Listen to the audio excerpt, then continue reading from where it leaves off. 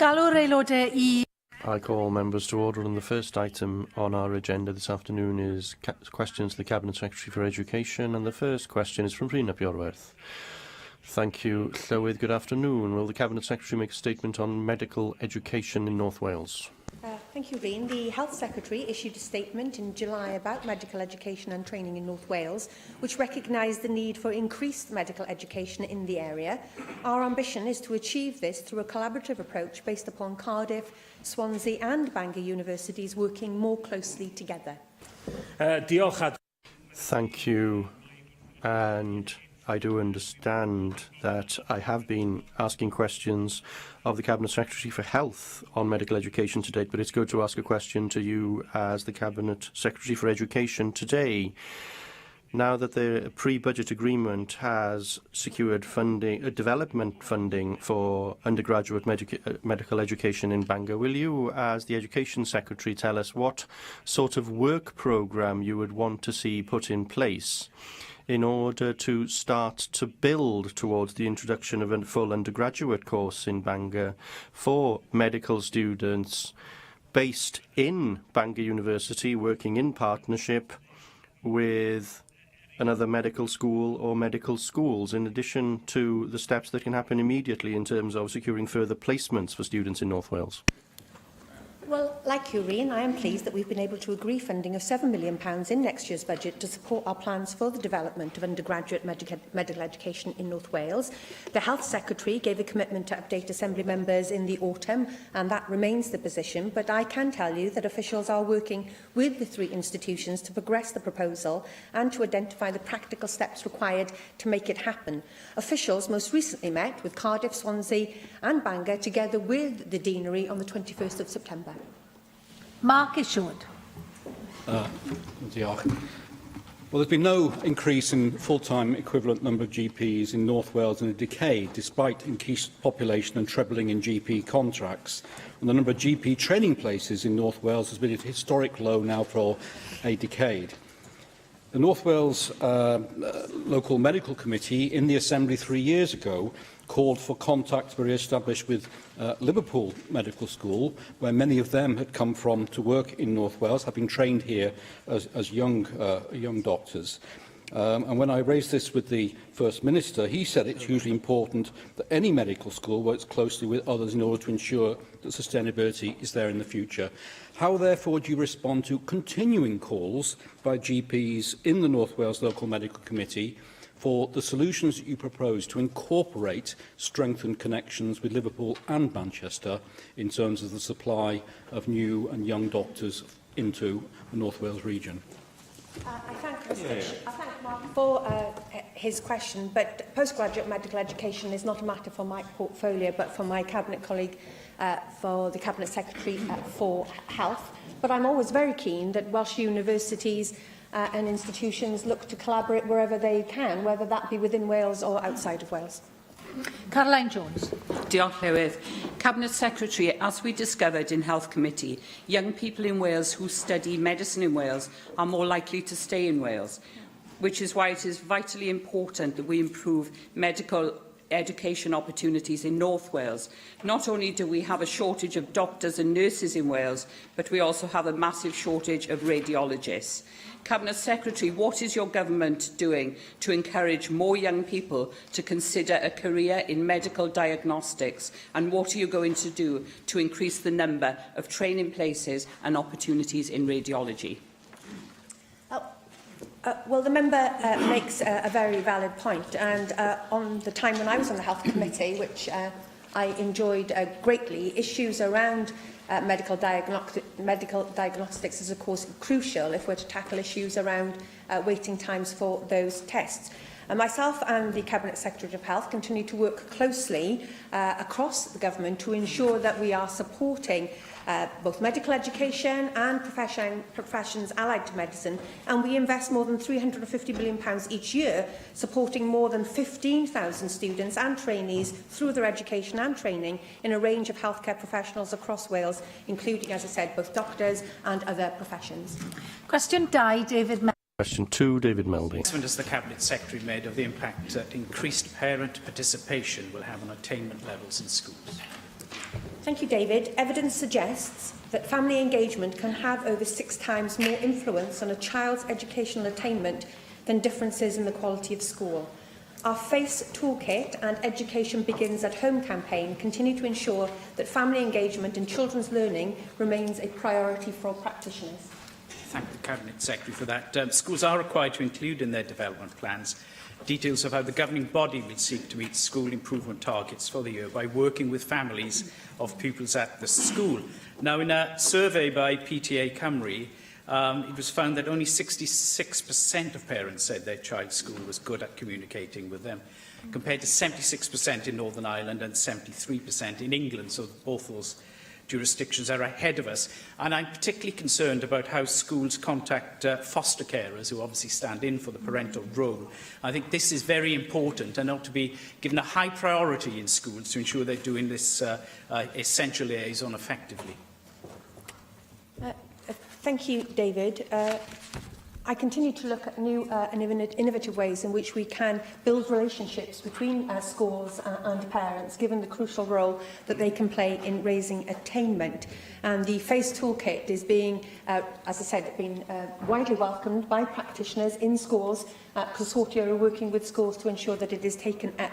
You raise a very important point about the issue of foster carers. I know from some of my own constituency casework how sometimes foster carers can find it difficult to obtain places for children who are placed with them if they've come from out of county. So thank you for raising this important matter, and I will investigate with officials further what more we can do in this important area for that important group of children and their carers. Hugh Ranka-Davies. Diolch, Llywydd, and I thank David for raising this, because I think the success of a school is integrally linked to the involvement of parents. Would she acknowledge, however, that there are some schools with more significant challenges in that engagement with parents and of parents with their children as well, generally? And perhaps she could comment on what measures she can take within the Welsh Government to overcome those hurdles. And she's visited some schools in my constituency, and I welcome that, where she's seen these challenges.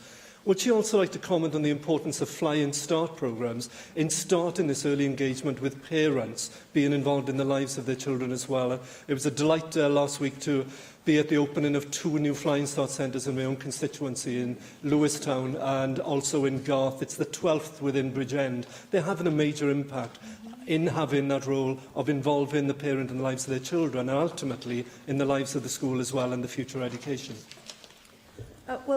Thank you, Hugh. Flying Start doesn't sit within my portfolio, but you're absolutely right to draw attention to its crucial role. I agree with you that the earlier that we can intervene in children's lives with positive benefit, the better chances learners from our more deprived backgrounds have later on in life. And that's why we introduced the Early Years Pupil Deprivation Development Grant now, in April 2015 to provide additional support for our youngest learners, including support around speech and language development and the early development of literacy skills, which sometimes can be challenging. And we augment that work, for instance, with supporting Book Trust Cymru to provide reading materials for families, as well as the Parent and Give It Time campaign and our Education Begins at Home campaign, where families have access to free resources to help them help their children.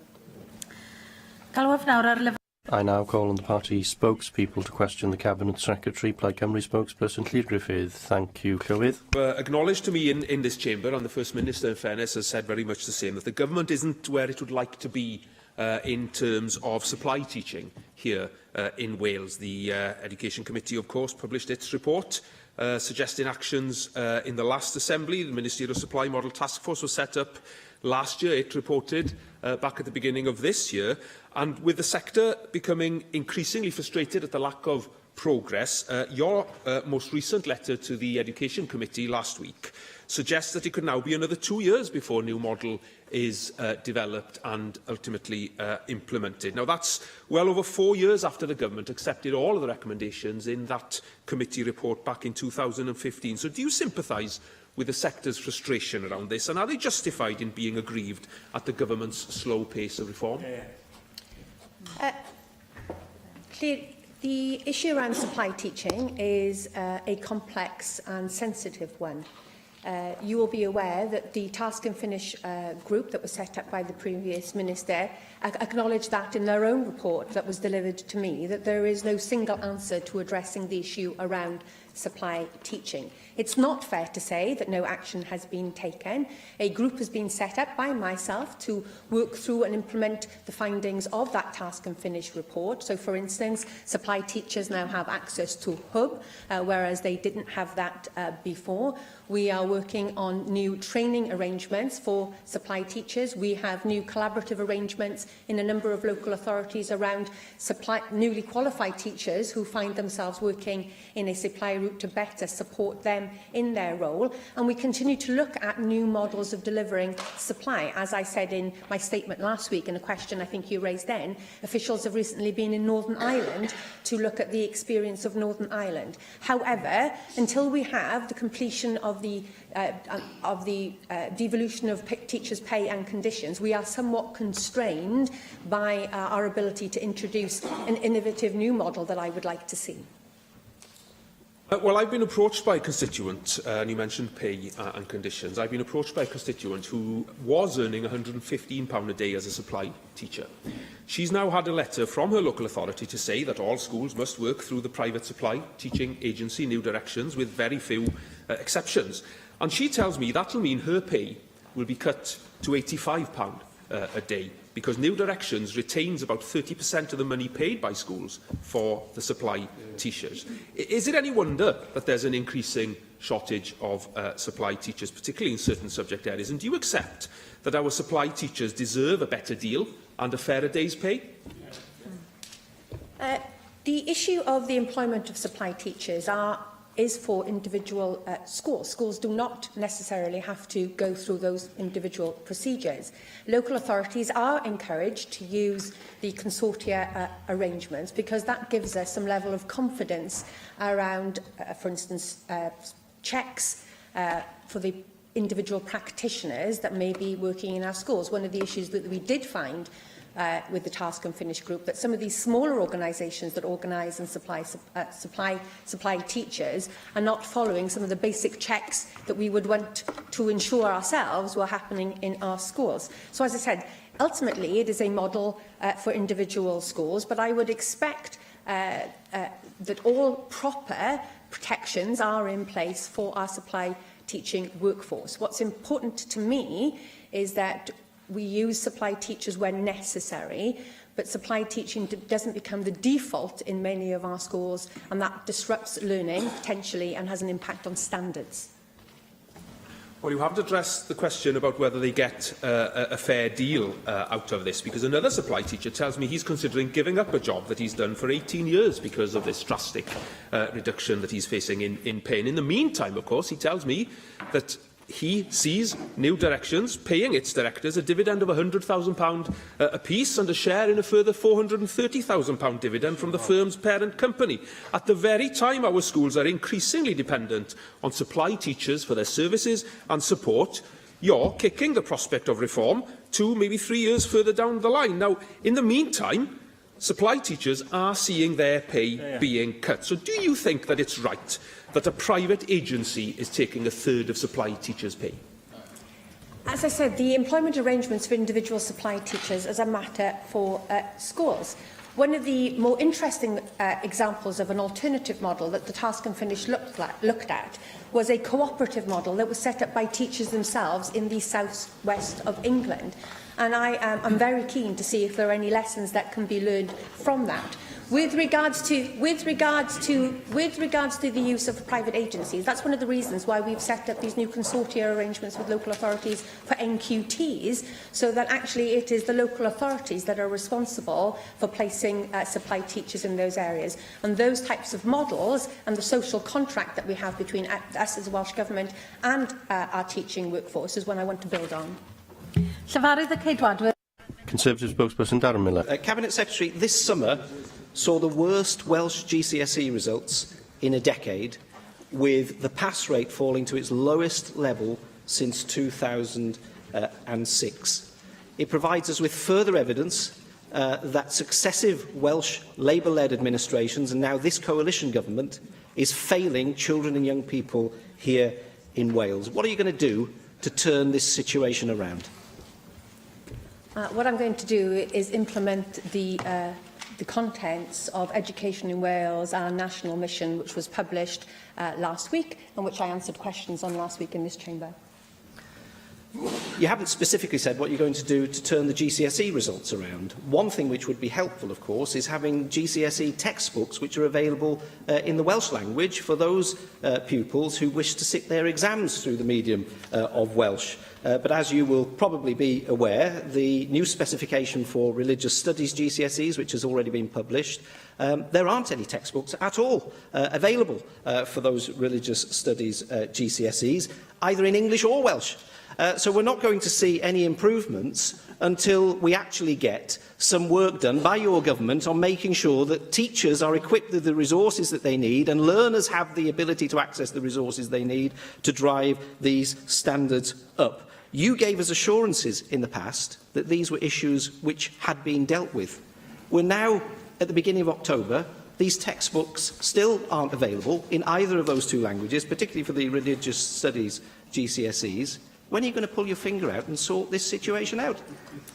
Can I be absolutely clear with the member with regards to GCSE pass rates this summer? For 16-year-olds, the pass rate was 66.7%, and that is consistent with historic high levels that we've seen over the last 3 years. Importantly for me, results at A-star level, the very highest performing students, have remained stable, and that there were improvements in the summer results at A-star to C in large subject entry areas such as better results in English literature, better results in history, better results in geography, and importantly, better results in Welsh second language. Now, the issue around textbooks is a real one.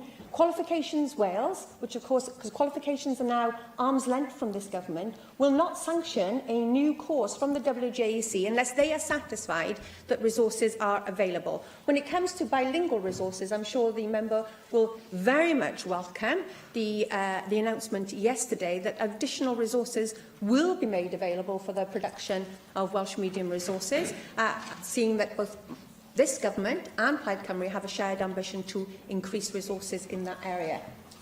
One excuse for the poor GCSE results that you didn't rattle off, of course, was, and you've tried to make this point on a number of occasions, is that these are new GCSEs. But of course we've got new A-levels and the results improved on the A-levels, whereas they actually, as I said earlier on, went backwards in terms of GCSEs here in Wales. We've heard promises about this issue of the Welsh textbooks being available from you in the past. We raised these issues earlier this year and you still haven't address them. Now, I appreciate you've made a similar commitment now, but if you didn't fulfil that commitment previously, earlier in the year, how can we trust you to deliver on that commitment now? We already know that there are Welsh learners who are unable to access psychology and economics exams this year as a result of the unavailability of examinations in Welsh because of cock-ups by Qualifications Wales and indeed your government in not holding them to account for that. So when are you going, I'll ask you again, when are you actually going to get a grip of this situation so that Welsh medium learners can take examinations in the language of their choice and have textbooks available to them? This is adding to the burden, the workload burden of teachers in our schools. You said that you wanted to cut it. This is adding to it because they're having to translate resources to dish out to the kids in their classes. It's unacceptable and we need some action, not just warm words. Action is needed. At the heart of my approach to education is the issue of equity.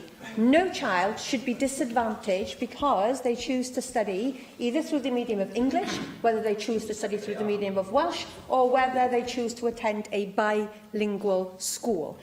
I held a summit back in the spring to address this issue around Welsh medium resources. You were invited and you didn't come, Darren, which perhaps shows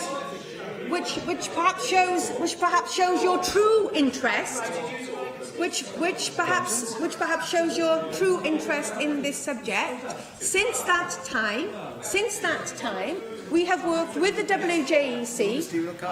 We have worked with the WJEC to provide online and electronic copies of Welsh medium resources to shorten the time that they have to wait for them.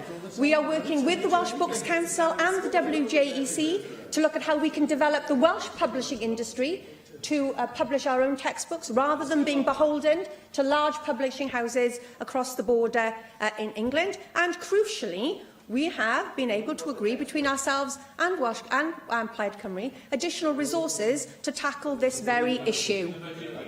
We believe the outcomes in UKIP, Michelle Brown. Spokesperson Michelle Brown. Officer.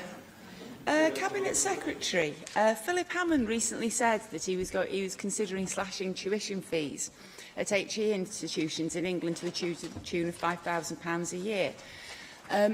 So we've got the situation where the tuition fees may be going down in England, and you've introduced new student loans in Wales. So basically, so that Welsh students are going to be looking at England, if they actually do this, and think, well, I'm going to be getting into less debt if I go and study in England. What's your assessment of the potential move suggested by Philip Hammond? And are you likely to reduce tuition fees here to get in ahead of the game to attract students back to Wales? The Welsh Government has been clear in its belief that the English and Welsh higher education system do not operate in isolation, and we must provide the financial and regulatory framework to allow our institutions to compete both domestically and internationally. And on that basis, I am watching the policy position in England very closely, and I will consider the implications of any changes before bringing forward legislation here in this chamber. For 2017 and 2018, the fee level in Wales is currently lower than the maximum allowed in England. Well, thank you for that answer, Cabinet Secretary. According to figures given by the BBC earlier this year, student debt in Wales is estimated to be about £3.7 billion, with the average graduate debt in Wales already approximately just over £19,000. That was before you effectively forced Welsh students to get into further debt. You can say that the debt's incurred in return for the so-called graduate premium, but let's remember that those graduates are going to be paying tax through the nose in later life, like the rest of us. So it's rather a red herring. As I said, you've decided to jack up the debts of Welsh students even further. They're going to end up with debts the size of a mortgage that it will take years to pay off just as they're starting out in life. Do you think this helps the Welsh economy, and if so, how? One announcement that has been made by the Conservative government in Westminster, which I welcome very much indeed, and that is that they have agreed to change the repayment threshold for student loans. In fact, I wrote to Joe Johnson, the Minister of Universities and Science, back in July and in September of this year, outlining my concerns about the amount of interest that was being paid on loans and the issue of the threshold. So I welcome very much the decision to increase the threshold to around £25,000, and I will work with the UK Government to ensure that that change can be implemented here in Wales first. But what the member does not recognise and does not acknowledge that the true barriers for people, especially from a poorer background, accessing higher education is not the issue around fee loans, it is the issue of upfront costs. How do you pay for your accommodation? How do you pay for your resources? And that's why this government is introducing the most progressive system of student support for undergraduates, part-time students and postgraduates anywhere in Europe. Well, Cabinet Secretary, you can call it progressive if you like. I call it saddling young people with debt. At the end, so we are where we are anyway. I mean, you're taking the position that you are.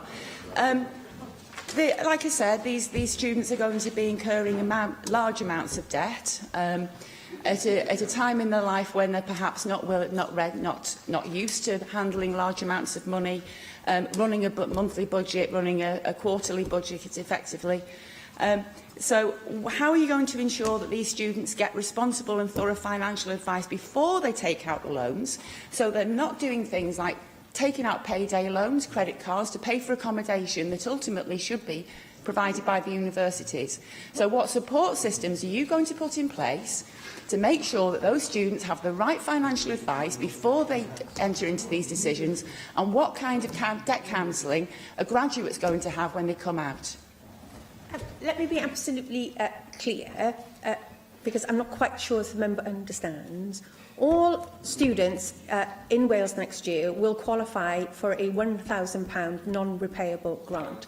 For students from our poorest backgrounds, they will have the equivalent of a living wage whilst they study to pay for the very accommodation that you just talked about. This is the most progressive system anywhere in Europe. And you are right, there are issues around how we can support students to use their resources appropriately. And that's why we are working with the Students' Loan Company to see whether we could introduce those grants on a monthly basis rather than having simply a big cheque at the beginning of the year.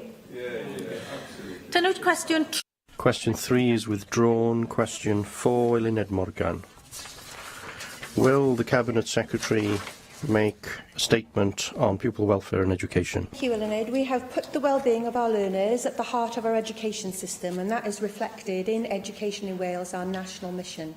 Successful Futures contains a specific health and well-being AOLE in recognition of its important link to increased educational attainment. Thank you, Cabinet Secretary. You'll be aware that choosing the right subjects to study will make a huge difference to the enjoyment of children in school, but also we need to be encouraging people to study subjects that will lead to good and rewarding jobs. Girls in particular are massively underrepresented in studying STEM subjects that lead to engineering qualifications. And this morning I've been training with the Scarlets team. And, yeah, I know, I look like a rugby player, don't I? Yeah. With the Scarlets team and girls from Pembrokeshire and Carmarthenshire, we were trying to draw attention to the fact, along with Valero, one of the largest engineering companies in Wales, to the fact that post-16, only 220 girls out of a cohort of 38,000, or 0.6%, took up engineering qualifications in Wales. For construction engineering, figures are even worse, with 0.2% of girls studying relevant qualifications. So can the Cabinet Secretary explain how we can further capture the imagination of, in particular, 12 and 13-year-old girls to ensure that they study STEM subjects not just at GCSE level, but at A level and at apprenticeship level? And will the Cabinet Secretary ensure that more women engineers are invited into schools to provide role models for girls to study those important subjects? Thank you very much, Eluned. You raised some really important points. What we do see, if we look at the patterns, are a drop-off at each stage of young women deciding to choose to study science. So it drops between GCSE and A-level, it then drops again when people go on to university, and drops again at postgraduate study at university. And we recognise that, and we are working with my colleague Julie James to look at what more we can do to promote STEM opportunities to young women, and making that crucial link for them between studying STEM at school and the prospects of a really well-paid and successful future for them. And that's crucial to make those links. And I'm always very pleased to utilise where we can role models going into schools. One of the other issues as well is to ensure that our teaching of science and STEM subjects is as engaging as it possibly can be. And you'll be aware that we've recently set up with new resources a new network of excellence for the teaching of science and engineering, so that people have a really positive experience, crucially, early on in their academic career. And that means a positive experience of science at primary school. Mohammed Ashkar. Cabinet Secretary, figure from Stonewall Cymru reveal that more than half of LGBT young people in Wales have experienced physical or verbal abuse in schools. Only a quarter of bullied LGBT people said that the teachers intervened, which I find very concerning and disturbing in the same time. Stonewall Cymru is calling for all school staff to be trained in tackling anti-LGBT bullying, and for STIN to play an active role in ensuring that schools play a safe environment for LGBT people. Cabinet Secretary, what action you are going to take to protect LGBT people in our school in Wales, please? Thank you very much. Let her answer. Thank you very much, Oscar, for that question. I want to make it absolutely clear, I do not accept and I take a zero-tolerance approach to any bullying within our education system. We cannot expect our children to make the most of their opportunities and to fulfil their potential if they do not feel safe and supported in our schools. You will be aware that the Welsh Government is currently refreshing its policies with regards to tackling bullying in our schools, as well as looking at how we can support teachers to implement that policy within their individual schools. One of the other things we also need to do is ensure that our children have access to the top quality sex and relationship education, because educating children is the best way to try and prevent bullying, and that's how we can make a real impact. You'll be aware that Professor Emma Reynolds from Cardiff University is currently chairing a specialist group looking at this issue, and her report is due to be delivered to me this month, I believe. Cwestiwn 5, Llyr Griffith. Question 5, Llyr Griffith. Will the Cabinet Secretary make a statement on the new professional standards for teaching and leadership? Thank you, Llyr. The new professional standards for teaching and leadership have been published on Learning Wales and in the Professional Learning Passport, which is, as you will know, hosted by the Education Workforce Council. NQTs, starting induction from this September, are using the new standards, and serving teachers and school leaders will adopt the new standards by September 2018. Diolch i chi. Thank you for that response. What I want to ask is, who do you now believe should take ownership of those standards? Who do you think should be driving them forward and ensure that they are used better than the previous standards? Will the Education Workforce Council, for example, have a role in that regard? Because in every other country, the corresponding body does deliver that role. Presiding Officer, the member asks who should own these standards. The profession. The profession should own these standards, and I'm pleased to say there is broad support from the profession for these new standards.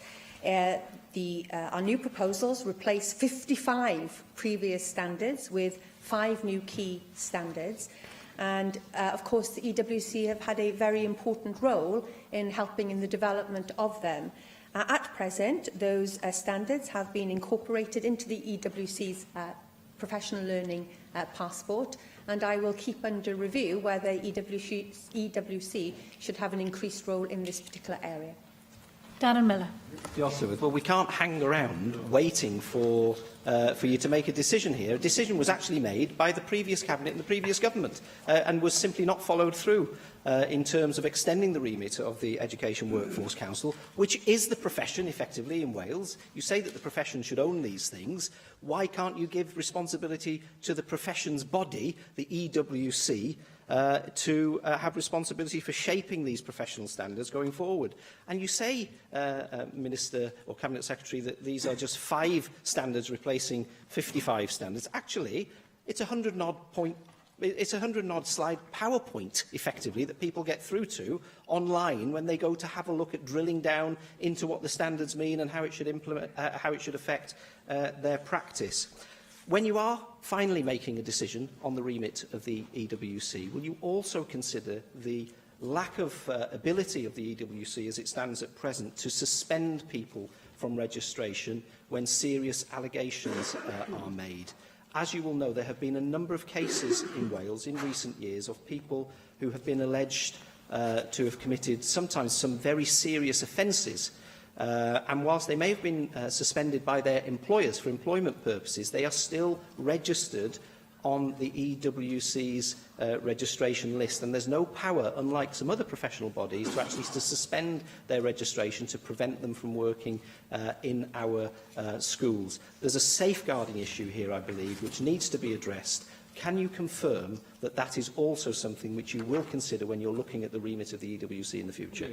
I want to be absolutely clear. The EWC has played a part in the development of the professional standards, and together with Estyn and the workforce unions, and they have been kept informed throughout the process. It is not my intention at present to extend their remit to professional teaching standards. With regards to the other issue you have raised, my officials have asked the EWC for hard evidence as to why the changes that they are lobbying you for should be introduced. And when I have that evidence, I shall reflect.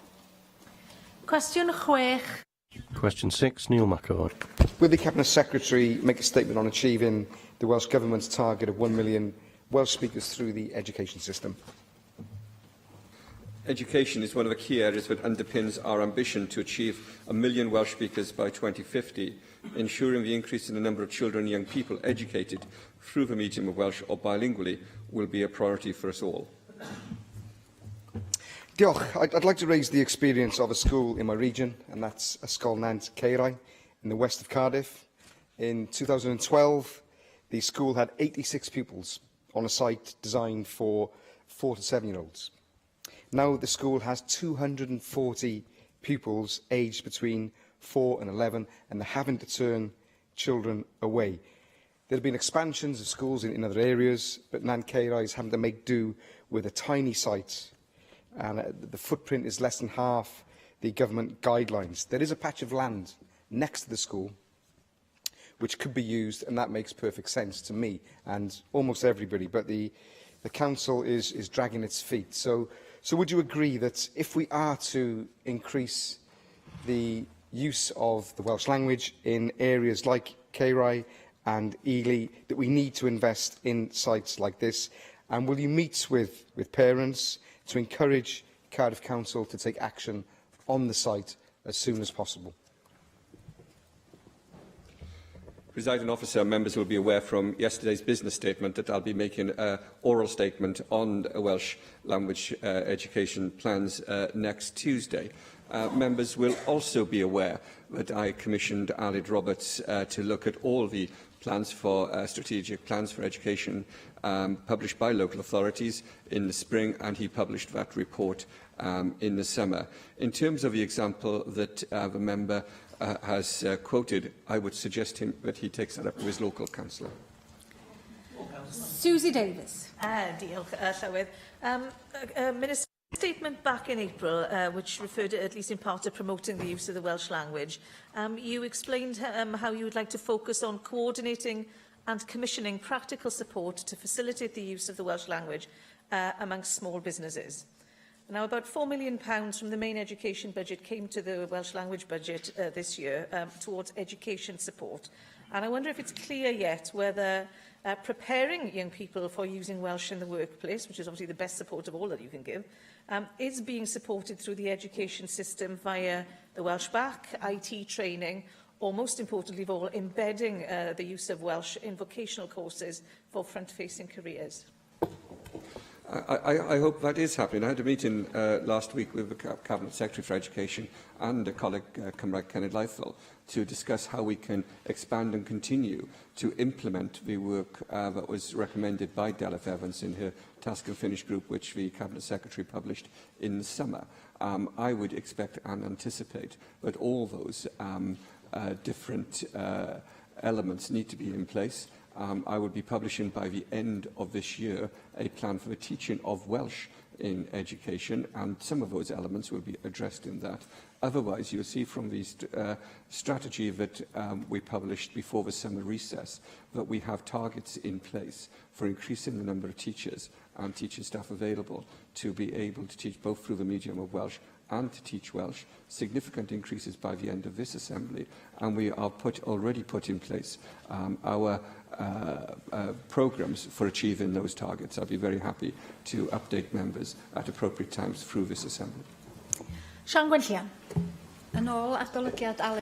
According to the Aled Roberts review of the WESPs, which was completed on behalf of government, Aled Roberts states that the plans show that much more needs to be done if we are to reflect the aspirations in the Welsh Government strategy for 2010, never mind the more ambitious requirements of the government's new strategy for 1 million Welsh speakers by 2050. Now, the majority of local authorities are eager to contribute to the government aspiration of securing 1 million Welsh speakers, but in looking at your language strategy, Cymraeg 2050, there are no targets and criteria for all local authorities in order to note how each local authority will contribute to reaching this ambitious aim. Now, you've mentioned that you're to make a statement next week on the WESPs. In your response to Aled Roberts' reports, will you introduce these targets and criteria for the government and local authorities? Mi fyswn i'n awgrymu I would very kindly suggest that the member once again reads the strategy that I published in July.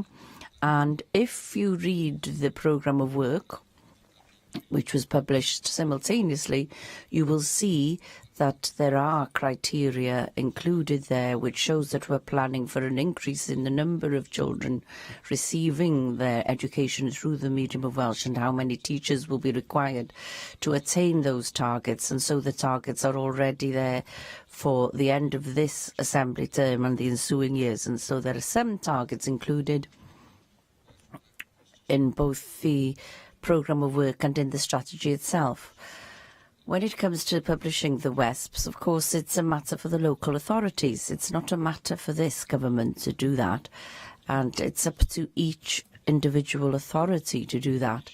And I would expect, and I've written to each one of the local authorities over the summer, and I expect the authorities to publish their plans, I would hope, before the end of this year. Cwestiwn 7. Question 7, Darren Millar. Arrangements are in place to ensure that there's adequate support for pupils facing or experiencing homelessness. Wales's progressive legislation on homelessness prioritises households with children and requires all local authorities to find them a home. Homelessness constitutes a significant adverse childhood experience. The establishment of the ACE Support Hub will help ensure that schools are equipped to provide the most appropriate support to these very vulnerable learners. Thank you for that response, Cabinet Secretary. You'll probably be aware that in 2016-17, 16 and 17-year-olds made up around 3.33% of households that were regarded as homeless in terms of the priority groups that we have. And of course, we know that that age bracket is it's a very tough time because they've got exams very often falling in that period. Can I just ask you whether you've considered actually issuing guidance to local education authorities and indeed to schools on how to support people in those sorts of situations? Because clearly they need some additional support over and above that which is provided more generally to pupils in their classes at that particular junction. So I wonder whether you've considered issuing statutory guidance on this particular issue. As I said, Darren, the establishment of the ACE Hub is there to help support schools, to support children who are suffering from ACEs, and homelessness is a significant ACE. I'll tell you what, Darren, maybe we could have a deal. I'll perhaps consider issuing statutory guidance when your government in Westminster stops taking such a draconian view of housing policy towards 16 and 17-year-olds, often which drives them into vulnerable situations because they are not regarded as having the same homelessness rights and benefit rights as older people, and you do something to pause universal credit. You've got the ability to do Bethan Jenkins. I was wondering how you could tell us more about how young people are engaged with the issues surrounding homelessness in school. I'm obviously aware of the Shelter Cymru toolkit, which is widely used across schools in Wales, but I wonder how that can be enhanced upon, because we had a debate only last week from young people in Wrexham, Ynys Môn, who came down to the National Assembly, and they were saying quite clearly that there are issues, if they are made homeless, that they find studying very difficult because they don't have an environment where it's comfortable. They often don't have Wi-Fi. So how are you looking at those potential issues from young people who are at the cold face of this? The member makes a very worthwhile point, and we need to consider always how we can break down barriers that affect people's ability to learn. We have, as a government, developed our youth homelessness pathway, which was launched by the Cabinet Secretary for Communities and Children late last year, which sets out a comprehensive approach for helping young people to avoid homelessness. And the Cabinet Secretary of Communities and Children has announced earlier last month an additional £2.6 million for new projects which will particularly focus on tackling rough sleeping and youth homelessness. Cwestiwn 8, Joyce Watson. Sinead Joyce-Watson. What is the Welsh Government doing to help reduce unnecessary burdens on teachers? Thank you, Joyce. Reducing unnecessary bureaucracy and enabling teachers to spend more time supporting people's learning is a priority for me and the Government. We are continuing to work closely with the profession to build capacity and reduce workload through reducing bureaucracy, improved policy delivery and better and smarter ways of working. Thank you, Cabinet Secretary, and I really do welcome that much-needed investment from Welsh Government. As I'm sure most of us agree, whilst non-teaching activities are critical to the running of the school, teachers' time would be far better directed at teaching activities, and reducing unnecessary burdens is essential to achieving that. So, Cabinet Secretary, as I understand it, there will be a pilot run in 11 local authority areas in groups of primary schools. Do you have any details on whether any of those are in Mid and West Wales?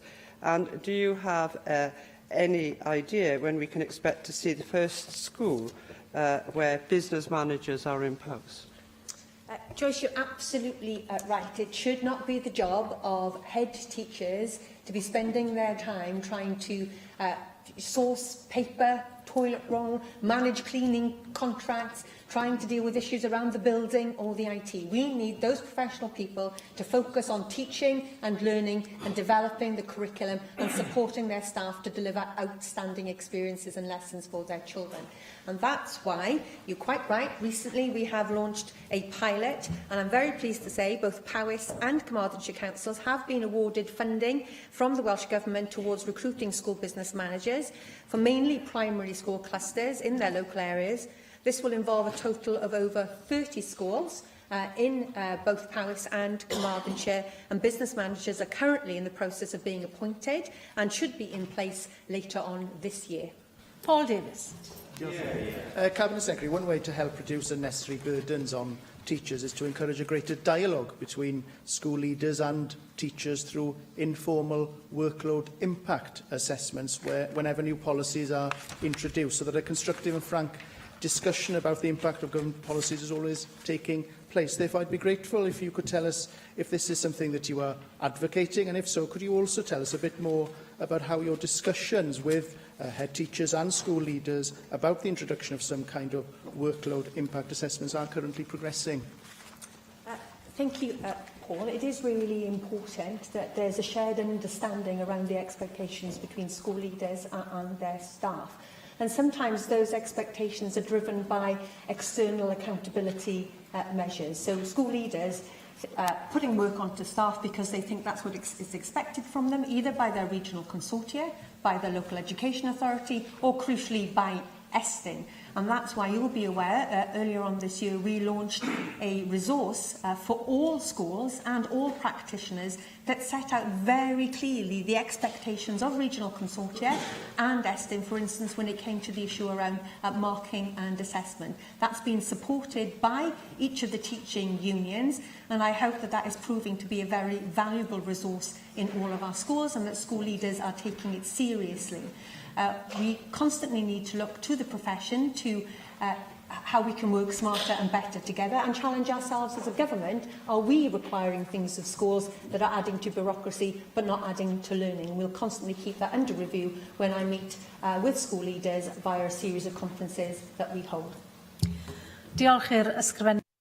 Thank you, Cabinet Secretary. The next item, therefore, is questions to the Cabinet Secretary for Health, Wellbeing and Sport. And the first question is from Mohammed Ashkar. Thank you, Madam Presiding Officer. What action will the Cabinet Secretary take to improve services for people with bladder and bowel problems in Wales in the next 12 months, please? Thank you for the question. Bladder and bowel problems can affect people of all ages for a variety of reasons. They can cause significant distress, inconvenience and impact considerably on the lives of those affected. These types of problems may cross a number of specialities, and I'm pleased to note that NHS Wales is taking action to coordinate services, for example, through the work of the Welsh Urology Board. Thank you very much for the reply, Minister. Sacral nerve stimulation is a therapy to help who experience the embarrassment, discomfort and pain of bladder and bowel problems. It is quite simply a life-changing treatment. However, funding for sacral nerve stimulation is limited, and there is no centre in Wales. to carry out the required procedures, with patient having to travel to England for treatment.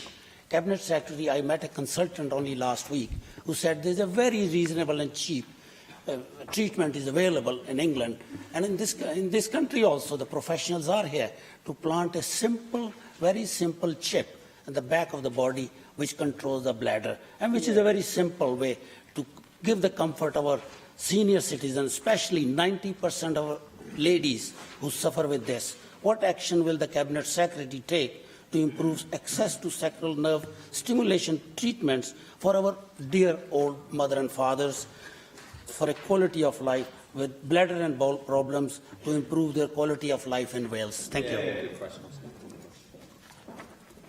Thank you for the follow-up question. I've actually had a number of meetings with my colleague, the member for Cardiff Central, Jenny Rathbone, on this issue because of the particular challenges about women who suffer fecal incontinence injuries during childbirth, where the significant problem is. I don't quite recognise the issue that the member raises about this being an issue that affects senior citizens primarily. But my concern is that in Wales we have a treatment that is NICE recommended. It is not consistently available within Wales at present. People are travelling outside of Wales on a commission basis to have the treatment made available. And so I have, following a meeting with Jenny Rathbone some months ago, I've indicated to the service that I wish to see a more consistent approach being taken. Previously, unfortunately, a number of people were being told to use the IPFR process. This is one of the issues where the IPFR process was being misused, because this is a NICE-approved treatment. It is not an IPFR treatment. It is for the service to develop a properly consistent approach to an issue that is relatively common. So I look forward to seeing the plans that will now come from the Task and Finish Group being set up, led by Julie Cornish, a specialist colorectal surgeon based in Cwmtaf University Health, who is leading that work. We should then have a plan to deliver a more consistent service for women in Wales who do deserve to have that treatment available on that basis. David Rees. Cabinet Secretary, obviously bladder problems can result in people being catheterised for a variety of reasons. In a recent coroner's report on a death in a nursing home within my constituency in Cymru, coroner's narrative has actually indicated that there was inadequate training of staff, and a person who was catheterised for long term suffered as a consequence and died. Will you ensure that health boards are fully aware of the training that needs to be put into place to deal with residents and patients who are catheterised for long periods, so that they're not put in a position where they may end up with infections and consequently septicemia, which causes ultimately death? Thank you for the question and raising the issue about care that's undertaken in residential facilities, not just within hospital or home care bases. Now, actually, there's a challenge here about what is a not unusual process that's undertaken. And actually, it's relatively simple, and there's a challenge here about how block catheters are not dealt with and the proper care. So I'll certainly take up a look again at the issue about how we try and ensure that when we're commissioning care in the social care sector, we understand what we're commissioning, the quality of care provided, but also that healthcare professionals understand their responsibilities by what is essentially a basic element of care and treatment for citizens in whichever part of our healthcare system they happen to be in. Question 2, Mark. Question 2, Mark Reckless. Will the Cabinet Secretary make a statement on the establishment of Health Education and Improvement Wales as a special health authority? In July, I issued a written statement detailing the plans for Health Education and Improvement Wales. The legislation to establish HEIW as a special health authority was laid on the 13th of September, and subject to the will of the Assembly, is due to come into force on the 5th of October. I note also that the Cabinet Secretary has been advertising for non-executive members of the board for this health authority, and did quite a lot of work in terms of this reports from Mel Evans and Professor Williams that we had before. And I just wonder if he can say what is he doing to ensure that the board will operate truly independently at arm's length from Welsh Government, and also to ensure that the various professional interests are properly represented within that board. I think at least 3 of the non-execs must be Welsh speakers. What is he doing to ensure that particular professions are considered properly by that board? For instance, nursing, where this Assembly has put such emphasis on the necessity of safe staffing ratios. Thank you for the question. I think it's a helpful opportunity to clarify the point and the purpose of the board, because the board isn't going to be a representational board made up of different interest groups. If we do that, we'll have different different groups fighting and competing with each other, rather than actually having a board with sufficient expertise to actually undertake the workforce planning function of Health Education Improvement Wales. If I have a nursing representative, I have a lobby for a doctor's representative. We'll have a lobby for consultants and primary care clinics, have different representatives, allied healthcare professionals and others. That's the wrong way to look at it. We'll quickly get into a position where to fulfil all those sections, we need a board that will be significantly bigger, and board meetings would be mini conferences. My expectation is that Health Education Improvement Wales will be able to acquire, in its chief exec, its senior officers and the independent members of the board, sufficient expertise to help the health service to properly understand workforce planning by bringing together the different disparate bodies that both the Evans and Willings report recognise exist into a more coherent whole. And that's the point of the creation of Health Education and Improvement Wales. It is being set up on a proper basis in which the chair, after my initial appointment, will go through a proper public appointments process, and that should guarantee for members on all sides the quality and also the independence of those members in undertaking discharging their functions for all of us. Cwestiynau nawr gan lefarwyr. Questions now from the party spokespeople. Conservative spokesperson Susie Davis. Minister, Phase 2 of the Regulation and Inspection of Social Care Wales Act is due to bite in April, and we heard in the cross-party group on nursing and midwifery last night that both commissioners and providers need to plan for this, and will actually need some planning. We also heard that while there had been stakeholder engagement, plans to dilute the presence of qualified nurses in nursing homes had not been shared with the public, who may now find themselves paying for a care arrangement which is not what they had expected. Can you commit today to publishing by the end of this month a roadmap, a sort of timetable of steps that you'll be taking between now and April, so that commissioners and providers have some clarity? And will that include information on when you will be launching a public information campaign? I thank you for that question, and I would be happy to provide the Assembly with a written statement in the coming weeks on the roadmap and the particular timescales that we have for implementation of this part of the Act. Well, thank you for that answer. Coming weeks can mean anything, so I'm hoping that there will be very few weeks before you're able to do that. As you know, the stakeholder consultation raised grave concerns about the effect of removing a 24-hour nursing presence in nursing homes and moving to a remote supervision of nursing care by a responsible person, who would be a nurse, who could be covering any number of homes. In particular, we were told that it would result in increased demand on district nurses and out-of-hours provision locally if the responsible person was some distance away when the nursing need arose.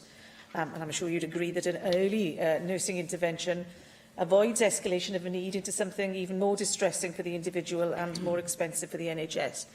Can you tell me about any assessment that you or the Cabinet Secretary may have done of this displaced demand, and what modelling has been done to establish whether there's any capacity for our diminishing number of district nurses and out-of-hours cover to meet that displaced demand? I thank you for that question, and we certainly were proposing to remove that 24-hour nurse requirement within the regulations, because it was very stringent and very strict, and actually didn't give residential homes the flexibility that they actually need, that we believe that they need to meet the needs of the people who they care for in the most appropriate way. So in future, the statement of purpose that care homes will provide will be absolutely critical in terms of setting out the care that they provide for the types of conditions that people will have and will require. So I think that that is a more appropriate way of taking forward the staffing structure within the care homes. I understand there is some nervousness about it, of course I do, and I recently went on a visit organised by David Rees to a care home within his own constituency, which was organised alongside the Royal College of Nursing. So we were able to tease out some of these specific issues and specific concerns that the nursing profession have raised, and we certainly will be taking all of those on board when deciding on the next steps forward. That's useful to know. So that's taking some evidence, but we haven't gone quite the full way to an assessment of the likely impact on district nurses, which I think is perhaps something you may want to consider. But you did allude then to the staffing needs of any given nursing home, and the makeup of any team in a nursing home is critical to the success of the care it offers. The removal of a nurse on site is one pressure on that team, but another is the replacement of skills which may be lost as people leave. And developing the skills of existing staff, whether they're nursing assistants or health care support workers, is good for retention levels and personal development.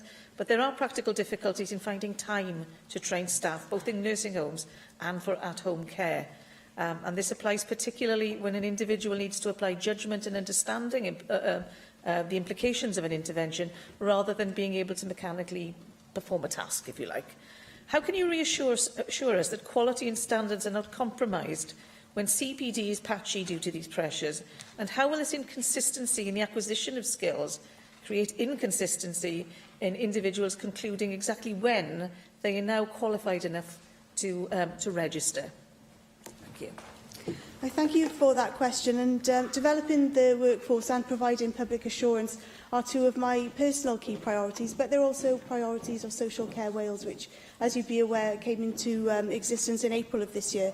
And those two issues, I think, are very much front and centre as well at their strategic plan for the next 5 years. And they're very much focused on what qualifications we'll be asking people working in the sector to have in future.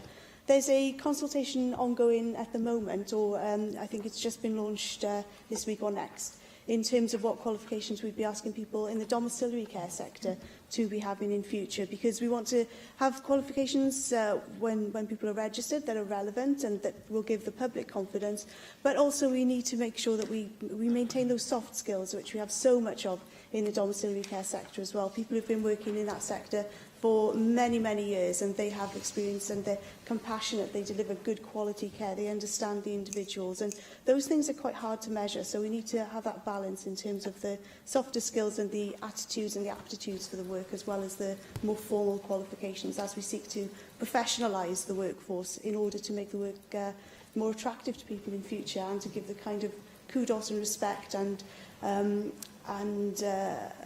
career structure that we would like to see in the workforce as well. Llyfarydd Plaid Cymru, Rhina Bior. Cymru spokesperson Rhina Biorwer. Thank you, Llywydd. Patients are still experiencing excessive waiting times for treatment, and I'd like to focus firstly on orthopaedic waiting times in Betsy Cadwaladr at Health Board. I have a constituent who's been clinically prioritised as needing urgent orthopaedic surgery. He has currently waited 66 weeks for this urgent treatment and isn't expecting treatment until March next year. In a letter I received recently from the Health Board, I was told that some patients were having to wait over 100 weeks, and this is not acceptable by any measure. Your predecessor was faced with a similar problem in the south of Wales regarding cardiac surgery and took the decision at that time to outsource surgery to bring those waiting lists down. Will you do the same for people in the north of Wales to address this crisis now? I recognise that some people do wait unacceptably long times, and there's a real challenge in long waiters in particular in North Wales, and the ability of the Health Board to have the appropriate capacity, including the ITU capacity, for those people who are more complex in terms of their needs. So it is not an acceptable position. It is a matter that I have taken up directly, not just with the Chair, but in regular contact now with the Chair and Chief Executive. I expect the orthopaedic plan that the Health Board are bringing to address matters this year, and not simply to look ahead to future years when they say the issue should be resolved. If that plan is not judged to be adequate, and I will take advice from officials here as well, then yes, I will have to consider other measures. But that must be on the basis of what the plan is, whether it's really credible, because I expect people in North Wales to have access to good quality and timely care, and I recognise that there are some people where that is absolutely not the case. Described there what you'd like to see happening in time, and you're waiting for reports, you'll consider reports. This is happening now, people waiting over 100 weeks, and my question specifically related to what could be done now in order to speed up the waits for people who have been waiting in pain, leading to further problems with their health. You often claim that waiting times are getting better. Some of them are. If you compare with 2014 rather than 2011, the long-term trend of ever lengthening waiting times is quite clear. You sometimes announce money for initiatives to tackle problem areas, but workforce planning failures undermine their sustainability. A year last August, you'll remember you launched a thrombectomy service in Cardiff to treat stroke victims, the highest quality of care. In May this year, the service was stopped because of staffing problems, meaning 500 patients a year won't now get the best treatment available. Why are other parts of the UK getting this right, but Labour-led Welsh NHS can't? There's more than one part to the constant questions that have been made, and actually in terms of improvement this year, I expect improvement to be made this year. I'm expecting the orthopaedic plan from the North Wales Health Board to be provided within the next month. That's what I expect, and I expect that to be properly judged then as to when it will deliver action. The additional monies that have been made available are to make improvements within this year for people waiting in the here and now. That does include commissioning capacity outside of North Wales as well. But it would be wrong for me to get ahead of actually seeing that plan and understanding how effective it is likely to be and giving a commitment when the issue may be resolved. But what I will say again is, if I don't have confidence that issue will be resolved, then I'll need to have a different discussion about how to actually deliver improvements for people in North Wales. On your points about thrombectomy, this is a relatively new treatment that is available, and it has a potentially significant impact for people suffering stroke. The service that was commissioned in Cardiff and became active with 3 consultants working together as a team, that was assessed to be the right number of people for the needs of people in this part of, in the whole South Wales area. Unfortunately, 2 out of those 3 consultants have now left for circumstances which are generally beyond the Health Board, and the challenge has been recruiting people to fill those posts. 1 person has been recruited and is starting this month. However, they will be undertaking a period of supervision for the first 4 months, which is entirely normal, and I do then expect further steps to be taken to make sure the service is back up to capacity. That does mean at this point in time we're commissioning additional capacity from within the English system.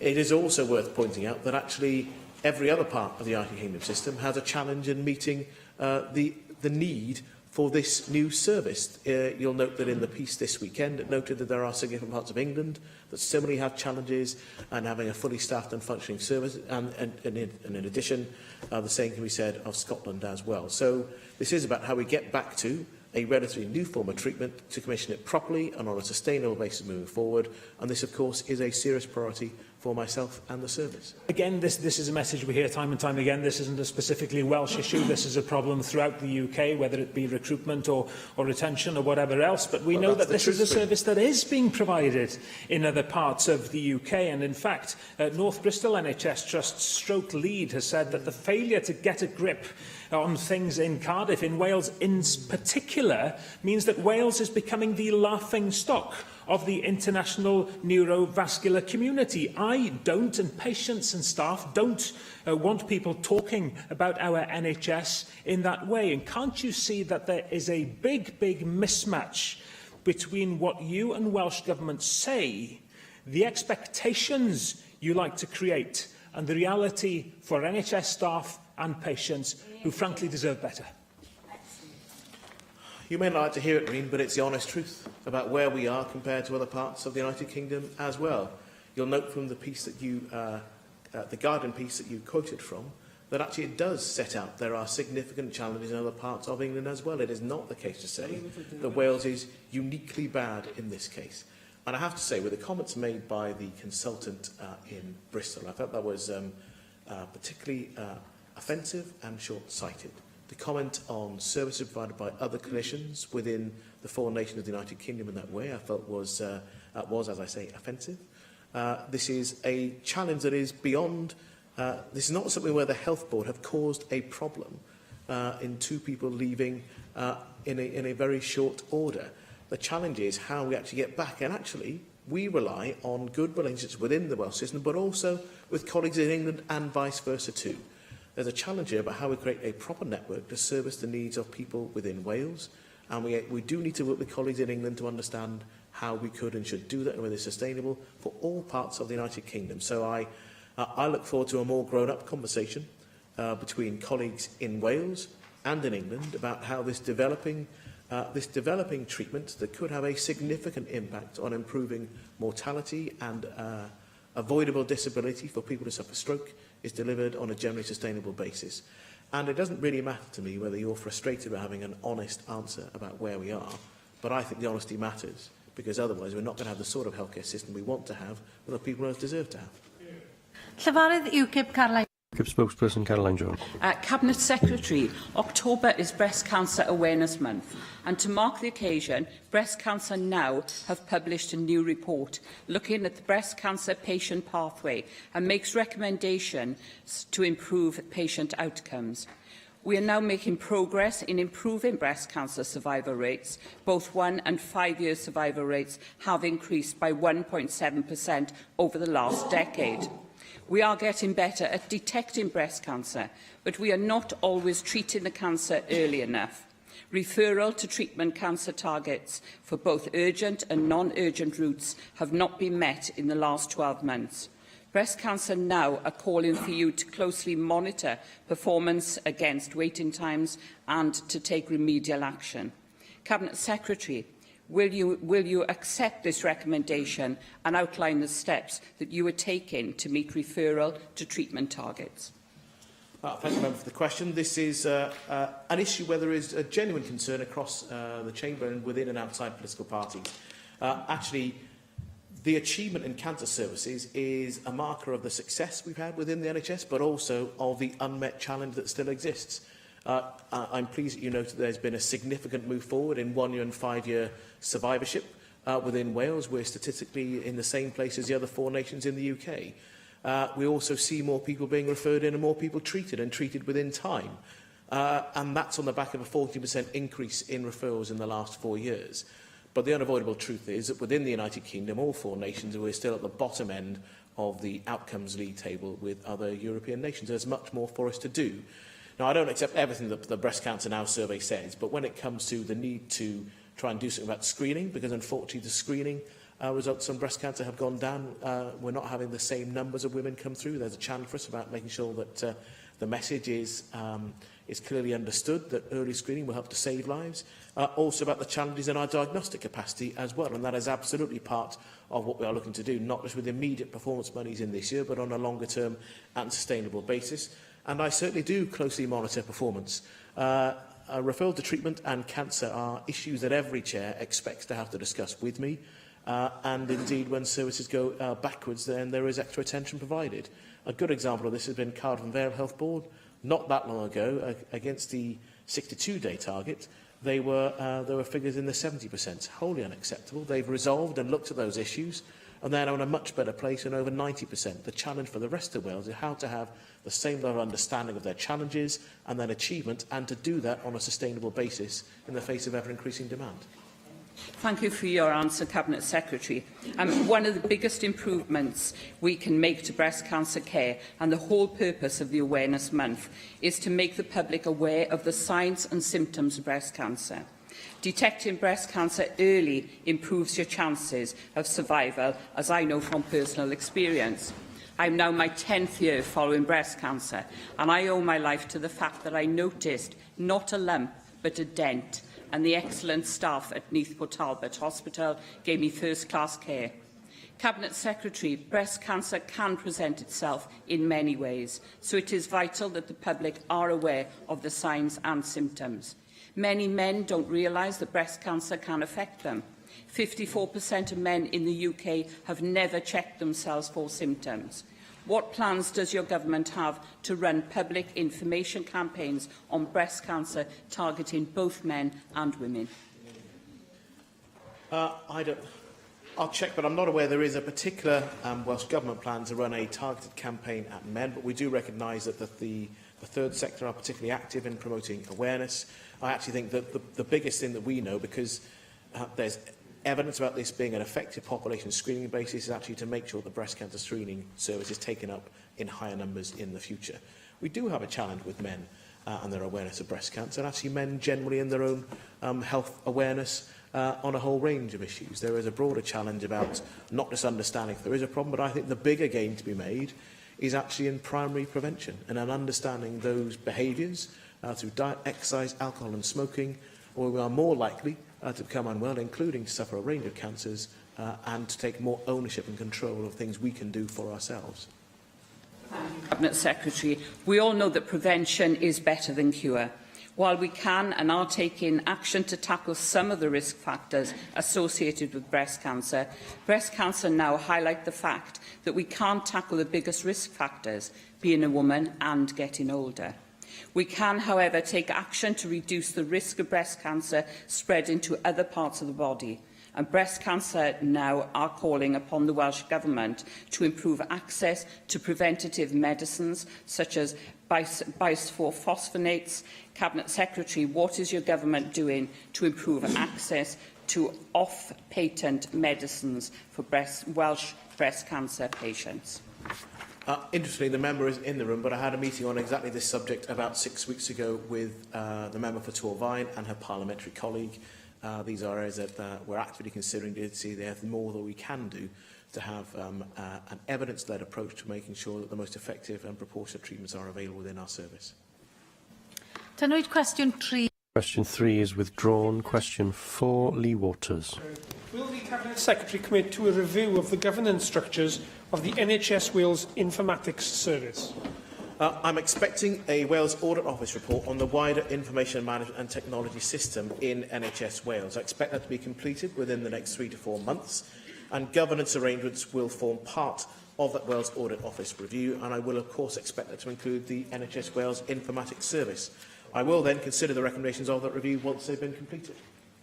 Thank you, Cabinet Secretary. That Audit Office report follows a number of criticisms by the Assembly's Public Accounts Committee into the performance of NWIS. This is an organisation with a budget of over £53 million and 500 staff, but there's no transparent way to be able to monitor their performance or hold them to account. They have no independent board and publish no annual report. So I would urge the Cabinet Secretary, when considering that report, to think with a reformist mindset of how we can bring some greater rigour to the system.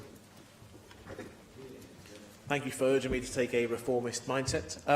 I recognise that the points that are raised, because they're hosted by Velindre, and the hosting arrangements are such, because I think there would be a challenge trying to set them up as a wholly separate NHS body.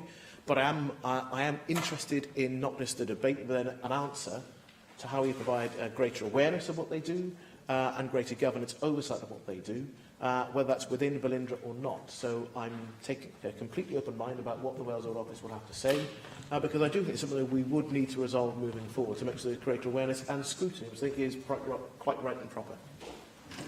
Janet Finch-Saunders.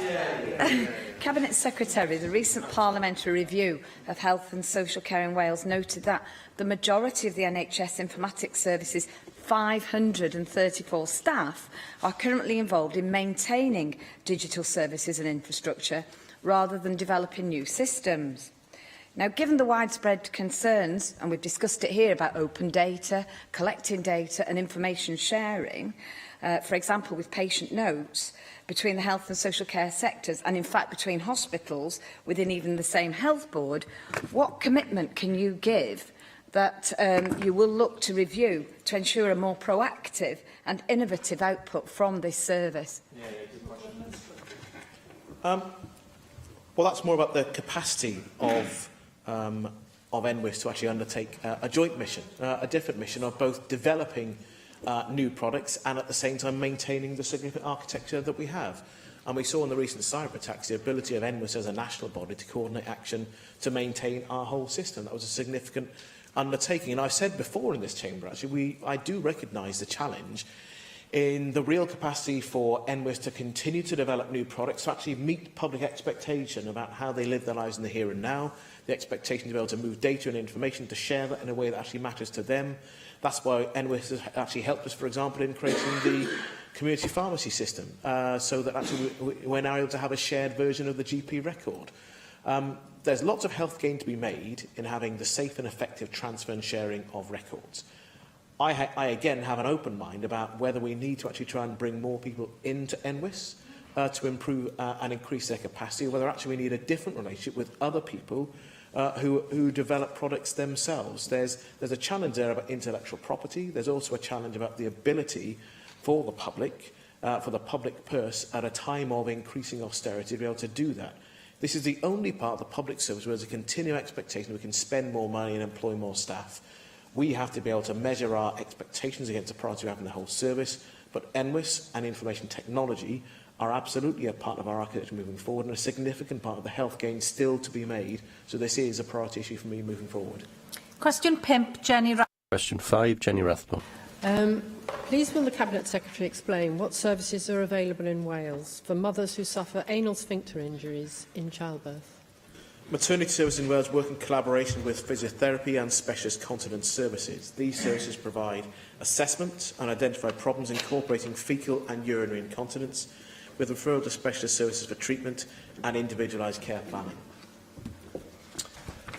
Cabinet Secretary, I took note of the comments you made earlier.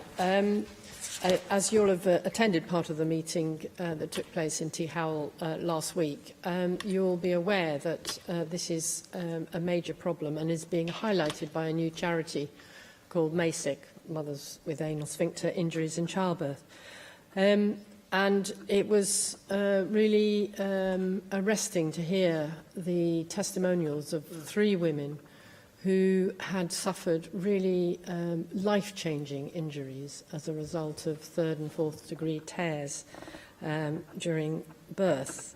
And their fetal incontinence has required them all to give up their careers. One of them was an accident emergency nurse, another was a microbiologist, and obviously has had a huge impact on everything in their life.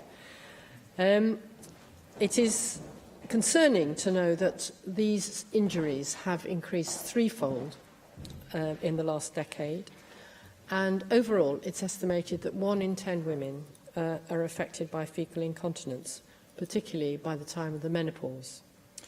So the problem's widespread. It's only now being talked about, and it's good that we had an earlier question on the subject of incontinence. We don't often talk about this sort of thing.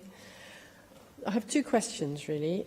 One is, why is physiotherapy not available to all mothers following childbirth? It is routine in places like France. And secondly, why is it that Wales is the only part of England and Wales where mothers cannot have a non-invasive sacral nerve stimulation, even though it's been NICE approved for over 10 years and is a successful treatment for faecal incontinence in 3/4 of cases where conservative treatment like physiotherapy has failed? Thank you for the follow-up question and the comments. And again, I acknowledge that this issue was first brought front and centre for me by the member for Cardiff Central. And I think we need to start off from where I'm generally very proud to have this job and to stand up and to work with the National Health Service. But I do have to balance that with the recognition that the service doesn't always get it right.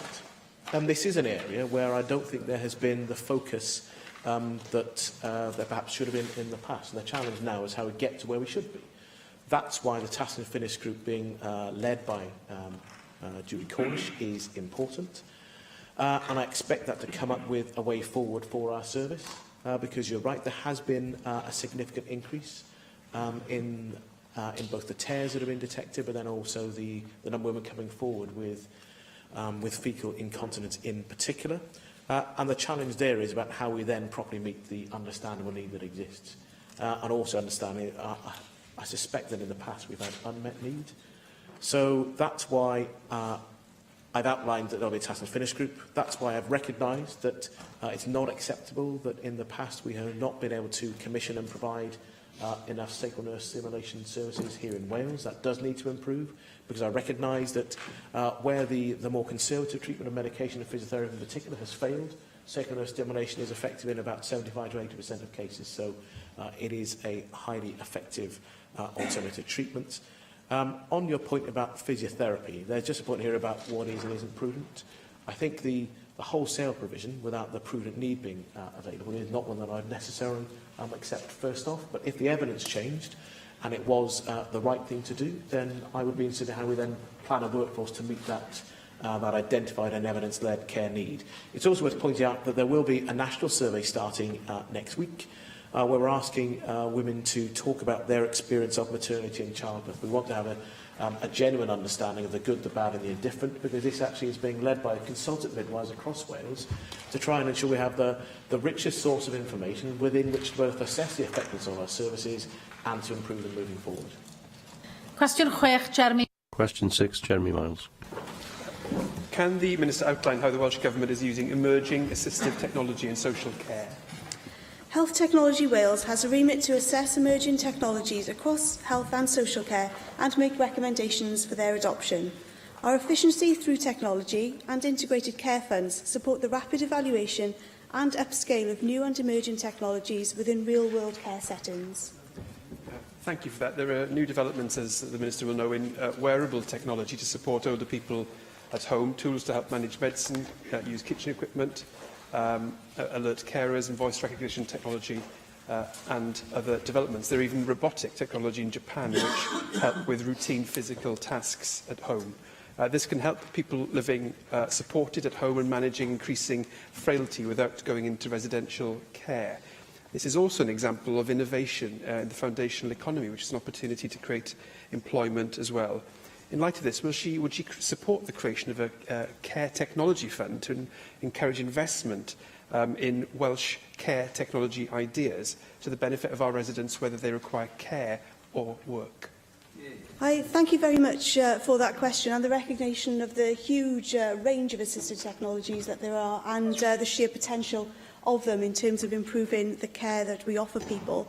There are already established funding mechanisms in place and established approaches with regards to the adoption and expansion of the use of assistive technologies. For example, our Digital Health and Care Strategy for Wales provides a roadmap for encouraging the greater use of technology to transform our health and social care services and achieve better outcomes for people.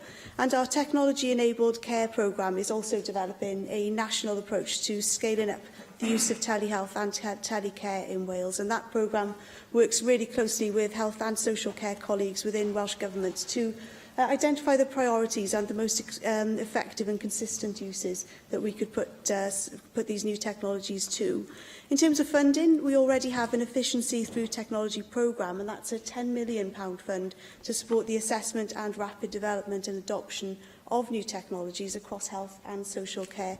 And also, of course, our integrated care fund that offers huge opportunities to use these new technologies to keep people at home rather than having unnecessary admissions to hospital, and obviously bring people home more quickly from hospital as well. And we've made £60 million of funding available across Wales for the ICF in this year. And there are some examples in our area of Western Bay where this funding is being used. For example, the region has just received funding for the purchase of Just Check-In assistive technology kits, and they'll be used in homes for supported living tenancies for people with learning disabilities.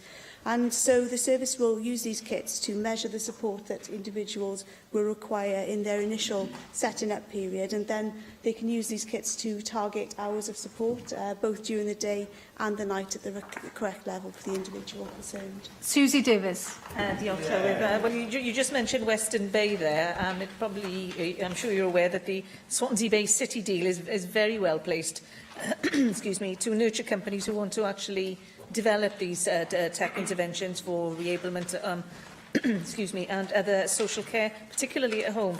And the opportunities already been spotted. I'm just wondering then what conversations that you might have had with the Cabinet Secretary for the Economy to ensure that any new companies showing an interest in this area of activity are looking favourably on the Swansea Bay City deal area rather than elsewhere. I think it would be a great comfort to us all to know that this isn't just the opportunity to benefit patients, but actually staff and the economy as well. Thank you.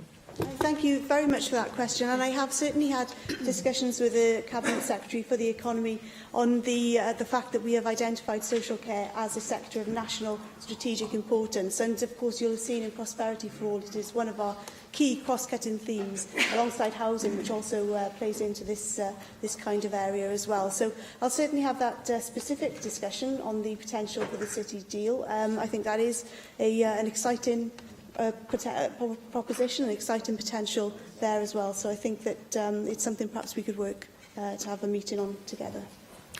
Question 7. Question 7, Gareth Bennett. What assessment has the Welsh Government made of the risk of injury to children and young people through playing contact sports such as rugby? Thank you. The UK Chief Medical Officer has commissioned the UK Physical Activity Committee to consider the evidence calling for a ban on contact rugby for school-aged children. The committee rejected the call to ban tackling and did not feel that rugby participation poses an unacceptable risk of harm. Yes, thanks for the answer, and that's quite an encouraging response. The question was posed in relation to a recent piece which appeared in the British Medical Journal, which was quite well publicised, so I'm sure you're aware of it. Of course, we do have to be mindful of the risks posed, but we also have, we're trying to encourage young people to get involved in physical activity, so I was just looking for some reassurance that we weren't going to overreact to this piece. So I think your response is encouraging in that light, and I gather nothing has changed as a result of this piece in the BMJ. Thank you for that question. No, we're very alive to the importance that we put on keeping children safe in school in all aspects, but particularly taking the issue of safety of school sport seriously. But it is important to put in place proportionate steps to create those safe environments for children to participate in sport. And injury, of course, can occur in any recreational activity, although clearly some sports carry a greater risk than others.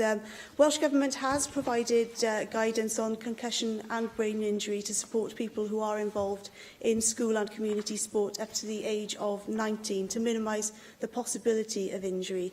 And that guidance was produced in partnership with and in cooperation with a range of partners, including the NHS, Welsh Rugby Union and the Football Association of Wales. So it's important to take a proportionate approach to this issue, making sport as safe as we possibly can, but also recognising the huge benefits that sport and physical activity bring to individuals. Andrew Arty-Davis. Thank you, Presiding Officer. Minister, thank you for your answers to date on this. I take the point that there's a body of evidence out there that is worth exploring, but I agree with the sentiments that you've put, that proportionate action is what is required. As someone who likes to think he's benefited from contact sport over the years and whose children have been involved in all sorts of sport as well, I see the wider benefits. But it does fall an obligation on us as politicians, and indeed you as a government, to work with the governing bodies in sport which are identified as contact sport, to make sure that the most up-to-date facilities are available where those sports are played. And I'd be grateful to understand what interaction you have with the governing bodies, because we see it at the Millennium Stadium, doctors on the pitch, on the touchline, if someone is concussed, etc. What facilities are available at the more community level to make sure that no one is exposed to unnecessary risk, and those proportionate steps that you talked about are adhered to at a community level where most people play this contact sport? Thank you. Sport Wales, my officials and I are in regular contact with the national governing bodies of sport, and of course responsibility rests with them as well in terms of making sure that individuals who participate in those sports do so safely. I know that the governing bodies have taken good leadership in this area. For example, the Rugby Union have published their own concussion guidance, and this is reviewed yearly by the WRU Medical Advisory Committee. And they've also said that concussion is a priority area for them, and they're working particularly with referees over the course of this year. There are also mandatory concussion protocols which are enforced in the international professional and the semi-professional game, and that again is delivered through the WRU minimum standards criteria document, and that is audited on an annual basis as well. The Welsh Football Trust is soon to provide their own concussion guidance because, of course, there have been some concerns raised previously about heading balls, for example. So concussion guidance is coming very shortly from the Welsh Football Trust, and that will be disseminated to all clubs in Wales with leaflets and posters available to assist with awareness raising of these issues. Simon Thomas. Thank you, Llywydd, and I'm pleased that the Minister's just mentioned other sports, because although rugby has been given a great deal of coverage, it's true to say that all sorts of team sport have some element of risk and contact, and of course we must safeguard children and young people who participate in those sports. So in that context, what tools and mechanisms does the Welsh Government have in order to weigh up the risk inherent in certain contact sports, but also the wider benefits that come from encouraging the next generation of children and young people to think in terms of keeping fit and active and being involved in sport as the wider benefit for the whole of society. Thank you. Welsh Government, as I say, works closely with the national governing bodies of sports, and actually they are best placed to understand the specific risk areas within those sports, and they do provide their own concussion guidance. And Welsh Government, when we've provided guidance, has worked closely with those bodies. I would absolutely be evangelical about the importance of encouraging children to find sports that they love and have as many opportunities as possible to try different sports. Because we know that people who do physical activity have 30% risk, lower risk of an early death, and I think that in itself is quite a stark figure, despite the fact, for example, a 50% lower risk of type 2 diabetes, a 30% risk lower of falls if you're an older person. So I think that we can see clearly the benefits of physical activity right across the lifespan. So it is important to take an informed and proportionate approach to the safety in sport as well. Diolch i'r Gweini. Thank you, Cabinet Secretary, the Minister. The next item on our agenda is the topical questions, and the question is from Bethan Jenkins. What assessment has the Cabinet Secretary made of the announcement that Ford Bridgend will lose contracts with Jaguar Land Rover post-2020? We are calling on Jaguar Land Rover to confirm the move will not sacrifice jobs in Wales. The First Minister and I recently met with Ford and with union representatives to discuss the long-term future of the plant, and I'm pleased to say a working group will explore all possibilities for the facility. Thank you very much for that response. The first clear signs that I got of trouble emerged in March, and on August the 21st, the workforce, as you will know, I'm sure, voted for industrial action, which has now been put on hold. It has been known and said by members of your own Welsh Government that working practices have been allowed to grow as an issue for a number of years. We did have a cross-party meeting in May with trade unions where such concerns were raised. Unions, the workforce, wanted intervention then, and they wanted help to diversify then, and mediation with the management then. So I'm just curious as to why it's taken to this particular point for the task and finish group to be set up. What other mitigating circumstances meant that this wasn't set up sooner? I'd like to understand who will be on it, how it will report to you, will it come to us as an assembly, and will it focus on diversification? Representatives from Ford have said the new Dragon engine could be used as a base for a hybrid power unit in Bridgend, looking at next generation cars.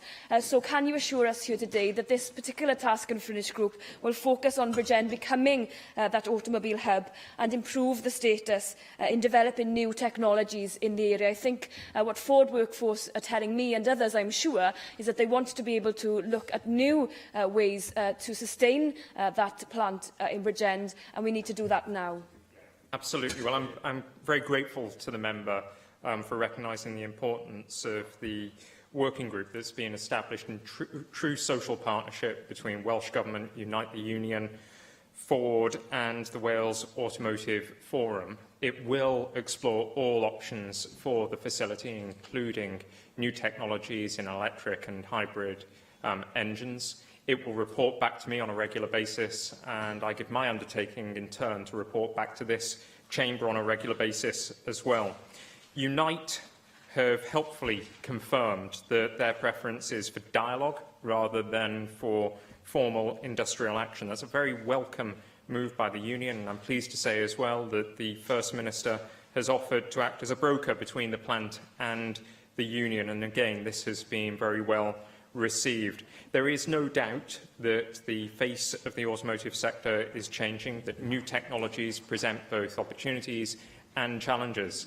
But with £100 million ready to be invested in the automotive and technology park in Abu Vale, there is a huge opportunity for companies like Ford to take advantage of those emerging technologies that will dictate the future of the sector. In terms of other activities in this area, I went to Cologne to meet with Ford's most senior officials in Europe in the summer, as pleased by the response Ford Europe and Ford of Britain have expressed their wish to explore all options for the long-term future of the Bridgend site, and there is a real desire to reduce reliance on the traditional engines and to focus instead on hybrid engine production and other emerging technologies. Deputy Presiding Officer, I'd like to say as well that we are calling on JLR to confirm that this move will not sacrifice jobs in Wales and displace them instead to the West Midlands of England. Thank you. Hugh Rankin-Davies. Diolch Pwyll Newydd, and I thank Bethan for bringing this to our attention today. It is very urgent, and it was very disappointing news that we had the confirmation that this production line would be ending, but not only that, ending 3 months earlier than had ever been discussed before. And it clearly shows that this JLR production line have an intent to get away as early as possible, and that's hugely disappointing. I am grateful for the positive way in which the Minister and the Welsh Government has approached this. We've met not only with the unions as Assembly members, but Chris Elmore and I met with Ford's representatives in Westminster a week and a half ago to lobby the case for future investment in the plant. They wanted to stress that they wanted to positively engage in dialogue not only with the unions, but also were very complimentary of the Welsh Government's role in investigating all possible avenues of bringing not only what we would call traditional drivetrain production to their new models, but also in things such as electric vehicle production or battery production and so on. And it's good, and I urge the Minister strongly to go ahead with that. But he finished on saying that point about where the JLR production is shifting to.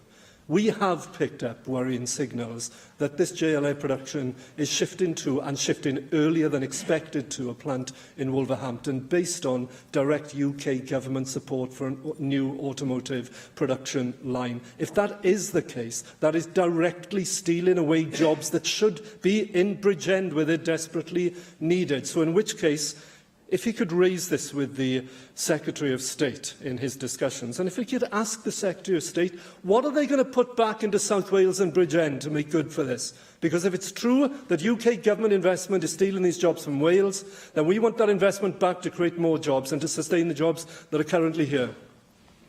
I thank the member for his questions and for the passion with which he asked them. He is wholly committed to the workforce of Ford in Bridgend, as is the local member and others in this chamber, and I'd like to congratulate him on seeking and securing that meeting in London, which I think, in terms of the briefing that he's offered to me, was incredibly productive.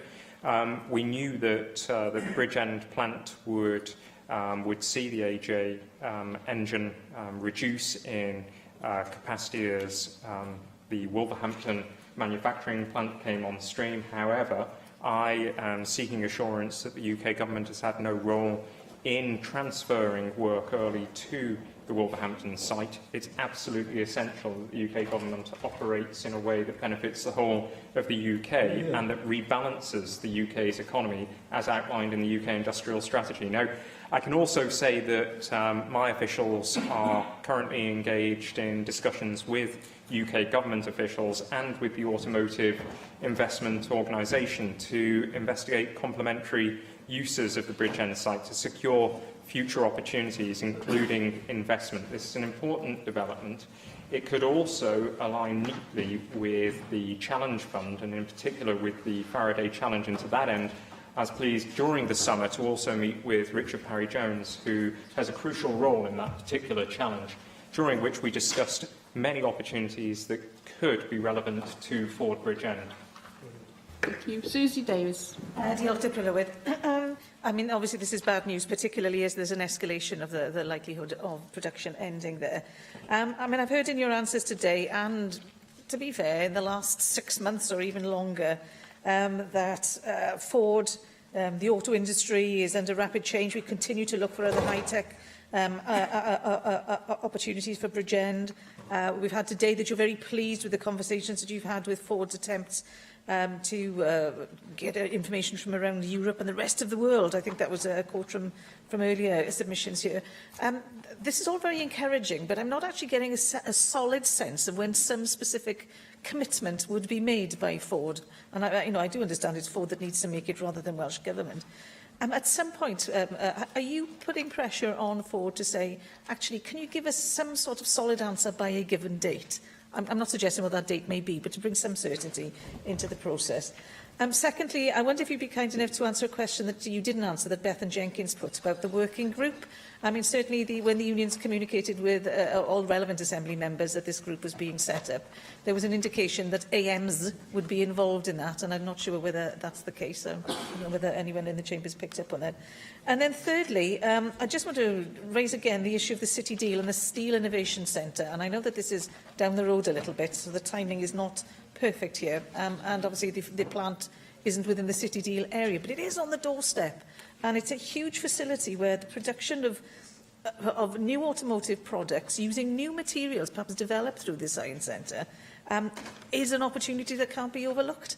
As I say, the timing isn't fantastic on that, but to lose the expertise of this workforce when that's on the horizon would be a serious blow, obviously, for those workers whose families are directly affected. And, you know, they've been treated very poorly during this process, but also to other families involved in the economy of this part of South Wales as well. So, even though we're talking about hybrid cars and so forth, there are other automotive opportunities that new materials can bring. Thank you.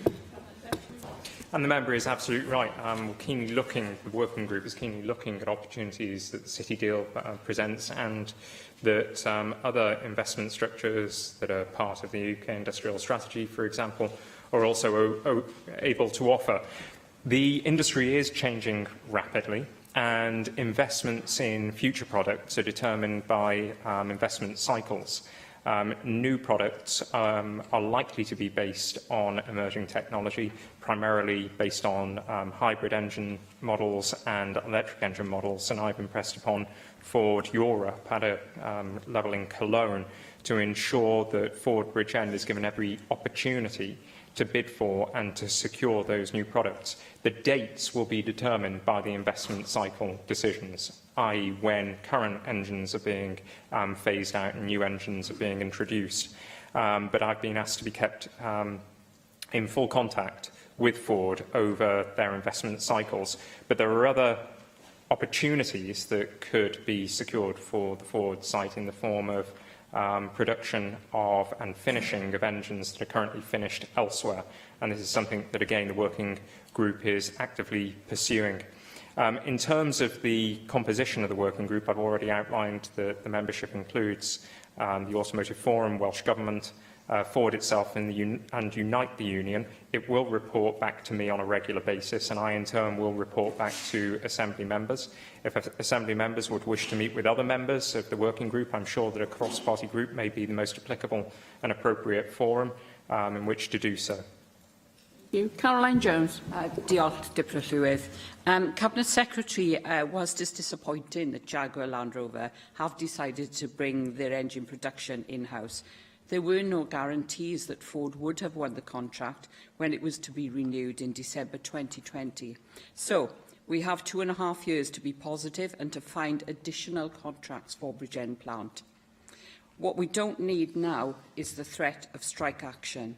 We need the unions, Ford and the Welsh and UK governments working together to find alternative contracts.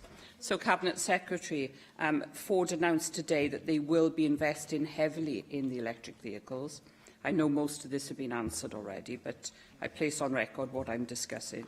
What discussions have you had regarding the possibility of the Bridgend plant providing the drivetrain for Ford's future electric and plug-in hybrid fleet? And also, I'd like to be invited to any forthcoming meetings, or at least to know about them, as Susie Davis has stated. Thank you. I think it is important that all members are kept fully abreast of developments in regard to Ford Bridgend, and I do pledge to make sure that regular updates are offered to members. And as I said to Susie Davis, cross-party group may well be the most appropriate time to meet with other members of the working group and to explore some of the opportunities as they are developed further. You are right that Ford at Bridgend has 2.5 years to secure new products to manufacture at the site, and we are doing all that we can to ensure that that happens. Unite the Union, I am pleased to say, have opted for dialogue rather than for formal industrial action, and leadership of that union are absolutely committed to ensuring that there is a long-term sustainable future for the site and for its skilled workforce. Many discussions have already taken place concerning the potential to attract electric drivetrains to the Bridgend plant. Those discussions will continue, and as I said to Susie Davis and to others, we are determined to take advantage of every opportunity that the new technologies that are emerging fast are able to present. Thank you very much, Cabinet Secretary. Move on to the next item, which are 90-second statements. And the first of the 90-second statements today is Ellen Jones. Artist Aneurin Jones was the artist of his people, and his people were the characters of his youth in Brecknock and later on in the countryside of West Wales. His canvas was the second half of the 20th century in these rural communities, and his characters can be seen standing and chatting in the mart, running Welsh ponies and cobs, singing or playing drafts, feeding the chickens, or standing by the chapel gate. Personally, as for many others, I'm sure, I see my grandmother's colourful apron or my grandfather's square frame in these images. Aneurin Jones was a popular artist with a stream of visitors coming to his home studio, and both he and his son Meirion had a gallery in Awen Tavy in Cardigan. Aneurin was just as much of a character as all those depicted in his artworks. He was a teacher, a leg puller, he was kind-hearted, and he was a proud Welshman. He was loyal to his people, and his work neither aggrandised or belittled his people, but recorded their lives in art. And that artwork was commended and praised by his fellow artists in Wales and beyond. Aneurin died last week, one of our country's great artists, an artist who knew his people and who belonged to his land. It is a privilege to acknowledge the art and feat of Aneurin Jones here today in our Senedd. Diolch. Susie Davis. Diolch Ellen am hynny hefyd. I agree with those comments too. Become the UK City of Culture for 2021 was finally submitted. There's more to Swansea than its culture from the past, although we shouldn't overlook the Dylan Thomas legacy, nor that of Kingsley Amis, Peter Ham, Kerry Richards, and of course this week's star, Vernon Watkins. Nor that it's 160 years that some of the earliest pictures of the moon were taken from Swansea by John Dilwyn Llywelyn. Swansea contributes to the culture of the world with the likes of Carl Jenkins, Spencer Davis, Glenys Corr, Hannah Stone, as well as well-known performers like Rhea Jones, Rob Brydon and Catherine Zeta-Jones. The city hosts cultural events like the Swansea Festival and Fringe, the Jazz Festival, BBC Proms in the Park and even the Wales Air Show. And while there are similar events elsewhere in the UK, much like the Swans style of football, Swansea does it in its own special way. This unique culture is reflected in its people. Warm and funny, together they are showing great imagination in reinventing this ugly, lovely town and creating a true city. From Swansea Business Club and the Ospreys to Klein Farm Centre, Swansea Tidal Lagoon and the universities, public and private bodies, this is a bid that represents the whole of the city and the whole of Wales. Disappointed last time out, Swansea is back on its feet and fighting once more. Northern Ireland at 2013, England is represented in 2017, so let's make sure it's Wales next. Thank you. Julie Morgan. Thank you. Mahatma Gandhi. On Monday, a statue of Mahatma Gandhi was unveiled in Cardiff Bay opposite the Wales Millennium Centre. This was the result of 3 years of hard work and fundraising by the Hindu Council of Wales, and I would like to pay tribute to that organisation and its chair, Vimla Patel, who's worked tirelessly to make this statue a reality. Hundreds of people attended the ceremony to view the statue, which was made in India by sculptors Ram Sutar and his son Anil Sutar. The 6-foot-tall statue, which many of you may have already seen, depicts Gandhi holding a stick and a Hindu scripture. And I think that this was a great day for India, a great day for Cardiff, and a great day for Wales. And for me, it was an honour to be a patron of this project. I hope that the children and young people of Cardiff and of Wales will learn about Gandhi and his values, which are increasingly important in such an uncertain and violent world. and I was privileged to sit next to the great-grandson of Gandhi at the ceremony at what would have been his great-grandfather's birthday. And it was very fitting to be unveiling a statue of him at this time, 70 years on from the partition of India. Gandhi was committed to Indian independence, and he was committed to non-violence. And the statue also recognises the strong links between Wales and India. I'll end with Gandhi's words. Non-violence is the greatest force at the disposal of mankind. It is mightier than the mightiest weapon of destruction devised by the ingenuity of man. Thank you very much. We now move on to item 5 on the agenda, which is a statement by the Chair of the Finance Committee on the introduction of a committee-proposed bill, Public Services Ombudsman's Wales Bill, and a call on Simon Thomas as Chair of the Finance Committee. Thank you very much, Deputy Presiding Officer. And I'm pleased to say that on Monday, the 2nd of October, I formally laid the Public Services Ombudsman Wales Bill before the Assembly. This is the first time that a committee has introduced a bill since the Assembly gained full primary lawmaking powers. The bill represents a significant amount of work undertaken over a number of years, and I would like to place on record my thanks to the 4th Assembly Finance Committee, chaired by Jocelyn Davies, for its commitment to developing the bill. The Ombudsman's role is currently governed by the Public Services Ombudsman Wales Act 2005. This bill restates that Act while also setting out a number of new powers, creating one piece of bilingual legislation that will form part of the Welsh Statute Book. The 2005 Act has facilitated public access to the Ombudsman Service. It has enabled the resolution of disputes and provided redress for individuals. In its focus on complaints handling in the public sector, the 2005 Act has also stimulated improvement in the delivery of public services. However, since the introduction of the 2005 Act, best practice and international standards for ombudsmen have moved on. Developments include the strengthening of powers of ombudsmen in Scotland and Northern Ireland. In the 4th Assembly, the Finance Committee undertook a public consultation to inform its inquiry into the proposals to extend the Ombudsman's powers. Following this inquiry, the committee drafted a bill. In early October 2015, that committee consulted on the draft bill. The responses were generally supportive of the provisions in the draft bill. Since there was not sufficient time in the 4th Assembly to introduce a bill, that Finance Committee recommended that the legislation be taken forward as soon as possible in the 5th Assembly.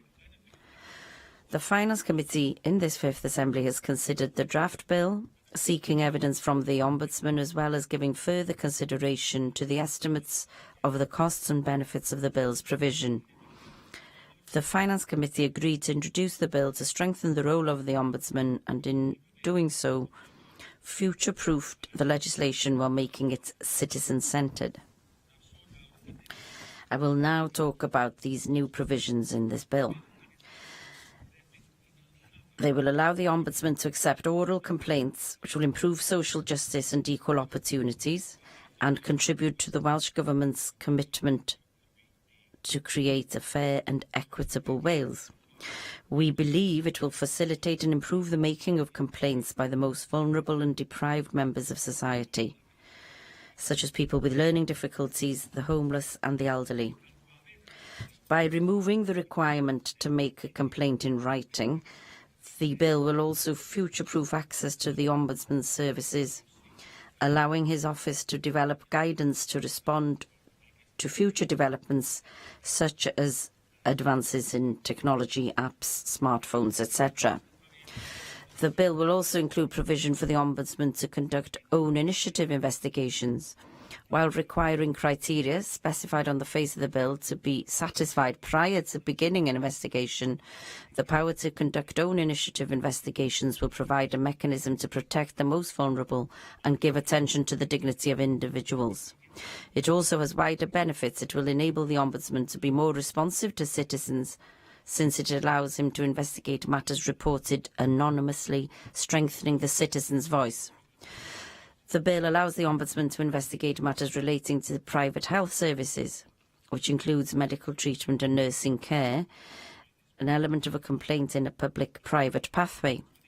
This will enable the Ombudsman to explore the whole of a complaint, meaning that investigations can follow the citizen and not the sector. Currently, under the 2005 Act, the Ombudsman has jurisdiction to investigate where the NHS commissions private medical treatment for patients, but not where such treatment is commissioned by patients themselves. Where patients commission private treatment, they currently have to make separate complaints for the public and private elements to the Ombudsman and the private sector provider, respectively. This is not satisfactory for the citizens in Wales. For example, in giving evidence to the Finance Committee explaining these problems, the Ombudsman noted a recent complaint. A member of the public had contacted his office in respect of the treatment provided to her late husband, who had received treatment in the NHS, then had private treatment before returning to the health service. The Ombudsman noted that the individual had to wait 5.5 years to get a response, which is clearly unacceptable. The provisions of the bill will also drive improvements in public services and in complaint handling. Currently, a model complaints policy is in place in Wales to help achieve consistency across public services. Evidence shows that while the position is improving, adoption across the public sector is not consistent. We hope that the bill will address this. The provisions in the bill for complaints handling and procedures propose a similar approach for Wales as that in Scotland. This means that for the first time, there will be regular, reliable and comparable data on complaints across the public sector. This hopefully will drive accountability and improvements in public services, transparency in reporting, and will empower the scrutiny process for which data and information are critical. As a committee, we believe it is more important than ever that public services should deliver for the people of Wales, and that the Public Service Ombudsman is empowered to ensure that our services are citizen-centred. The public needs to have confidence in the Ombudsman to investigate where they believe they have suffered injustice or hardship through maladministration or service delivery. And we believe that this bill will go some way to achieving this. It is for these reasons that the Public Services Ombudsman Wales Bill is necessary, and I therefore commend the bill to the Assembly. I now call the Cabinet Secretary for Finance and Local Government, Mark Drakeford. Thank you very much. May I just say a word of thanks to Simon Thomas and the other members of the Finance Committee for the work that they have already done in preparing this bill. The bill that we are discussing today. The Welsh Government appreciates the role of the Public Service Ombudsman. It provides an important service in being means to assist citizens who haven't received the level of service from the public sector that they have a right to expect. The Welsh Government will look positively at measures that will assist the Ombudsman to deliver his role. Therefore, for example, we would welcome the proposal that he should be able to take oral complaints. This could assist the most vulnerable people in our society, including those who have protected characteristics. I am sure that the committee with responsibility for scrutinising the bill will also want to consider how those people who do have protected characteristics will be supported in interpreting the proposed legislation. On the other hand, Deputy Presiding Officer, in relation to certain other aspects of the bill, the Welsh Government does have some concerns that expanding the role of the Ombudsman could lead to people believing that public services are being over-regulated in Wales, and it could lead to overlap or confusion in the various roles of regulators. We look forward to holding further discussions on these issues and some other issues contained within the bill during the scrutiny process. I'm sure you would expect me to say this as the Cabinet Secretary for Finance, but I should also add that we do have some concerns about the increasing costs that would have to be borne as a result of this legislation at a time when the rest of our public services have to tighten their belts. Every additional pound spent here, or any savings which aren't made, is a pound that cannot be transferred to frontline services. We will also need to look further at this aspect during the scrutiny process, but I do believe that we need to be entirely assured that Wales would get substantial benefit for the additional costs incurred. In the meantime, as the bill is formally laid, the Welsh Government looks forward to playing a constructive part and to take a full part in the scrutiny process. Thank you very much. Simon. Thank you, Deputy Presiding Officer. May I thank the Cabinet Secretary for his response to the statement and for stating that he will take a positive approach to this bill. He has put his finger on a very obvious element where the bill addresses current weakness, where that complaints cannot be accepted orally, and that he mentioned that people with the protected characteristics will also be safeguarded, and we need to make sure that that situation is resolved. And also, very appropriately, as the government representative, he talked about the range of other regulators and other people acting in this field, and and trying to avoid any overlap with the work of other regulators. The bill, as it's drafted at the moment, includes a number of provisions for ensuring that there is coordination on that, and I'm sure that as we scrutinise the bill, we will ensure that that is looked at and make sure that that is robust enough, and that it will be possible to avoid those concerns that the Minister alluded to. Finally, of course, the cost is a completely appropriate question to raise on this matter. I would just wish to remind the whole of the Assembly that it is you, the Assembly, who will be paying this cost, so that everybody is aware that any additional costs arising from this bill will come to you ultimately in the Public Ombudsman's estimates that are discussed by the Finance Committee and in turn will be approved here. But of course it comes from the block grant.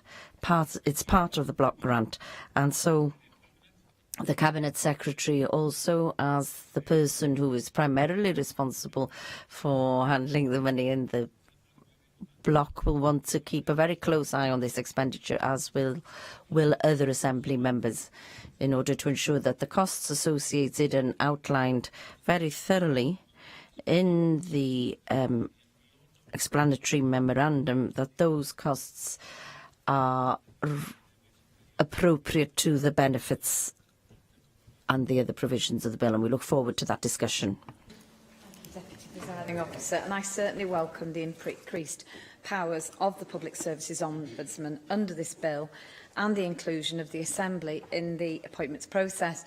I was very supportive of this when it came before committee last term, and I look forward to scrutiny in our committee when it comes forward. We firmly believe that the Ombudsman should be accountable to the National Assembly for Wales, not just the Welsh Government. So the Welsh Conservatives are pleased to note that the nomination for this role will be here through the Assembly. However, I'd like some further clarification as regards how members the National Assembly for Wales will feed into all levels of the nomination process for the Ombudsman, and not just the final stages of appointments. In terms of accessibility, we do welcome proposals to remove the requirement to make a complaint in writing, and for the Ombudsman still to be able to initiate investigations. Only other 5 members of the Council of Europe have Ombudsmen without this power, so this is in fact long overdue in terms of bringing Wales in line with the rest of the UK and Europe. In ensuring objectivity with regard to this power, how will the provisions in this bill draw a clear dividing line between the Ombudsman commitment to representation and the Welsh Government's priorities? And how will this bill ensure greater Welsh Government and public service acceptance of investigatory outcomes? Now, the current model complaint policy in Wales is voluntary, and the Finance Committee previously noted that adoption across the public sector is not consistent. So firstly, what consideration might be made for the statutory basis of guidance issued by the Ombudsman to apply to private health services as well? And following on from the open data debate last week, this particular new power will mean that we will be able to collate regular, reliable and comparable data on complaints across the public sector.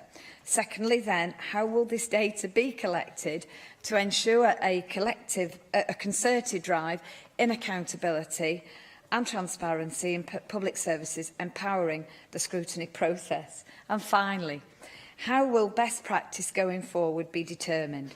Will we be able to scrutinise best practice examples from around the UK and further afield to ensure that public service complaints are efficient and effective as a result of this bill? And will this be reviewed as part of the 5-year review by this Assembly? I thank the work of thank the committee and the chairman of the Finance Committee, and I thank the Cabinet Secretary for receiving this in good spirit, and I look forward to working with everybody in my part on the committee and when it comes to scrutiny here to ensure we get this right. Thank you. Thank you. Chair. Yes, thank you, and I thank Jonathan Saunders for her comments and her broad welcome for what the bill proposes to do. Can I say at the outset that the bill is based on the current, does not change the current legislation in terms of the accountability of the Public Service Ombudsman to the National Assembly, not to the government. He currently is an independent ombudsman and appointed for, I think, still several years to go to the end of his appointment. I can't quite remember when he came into post, something like 2013, I think, 14.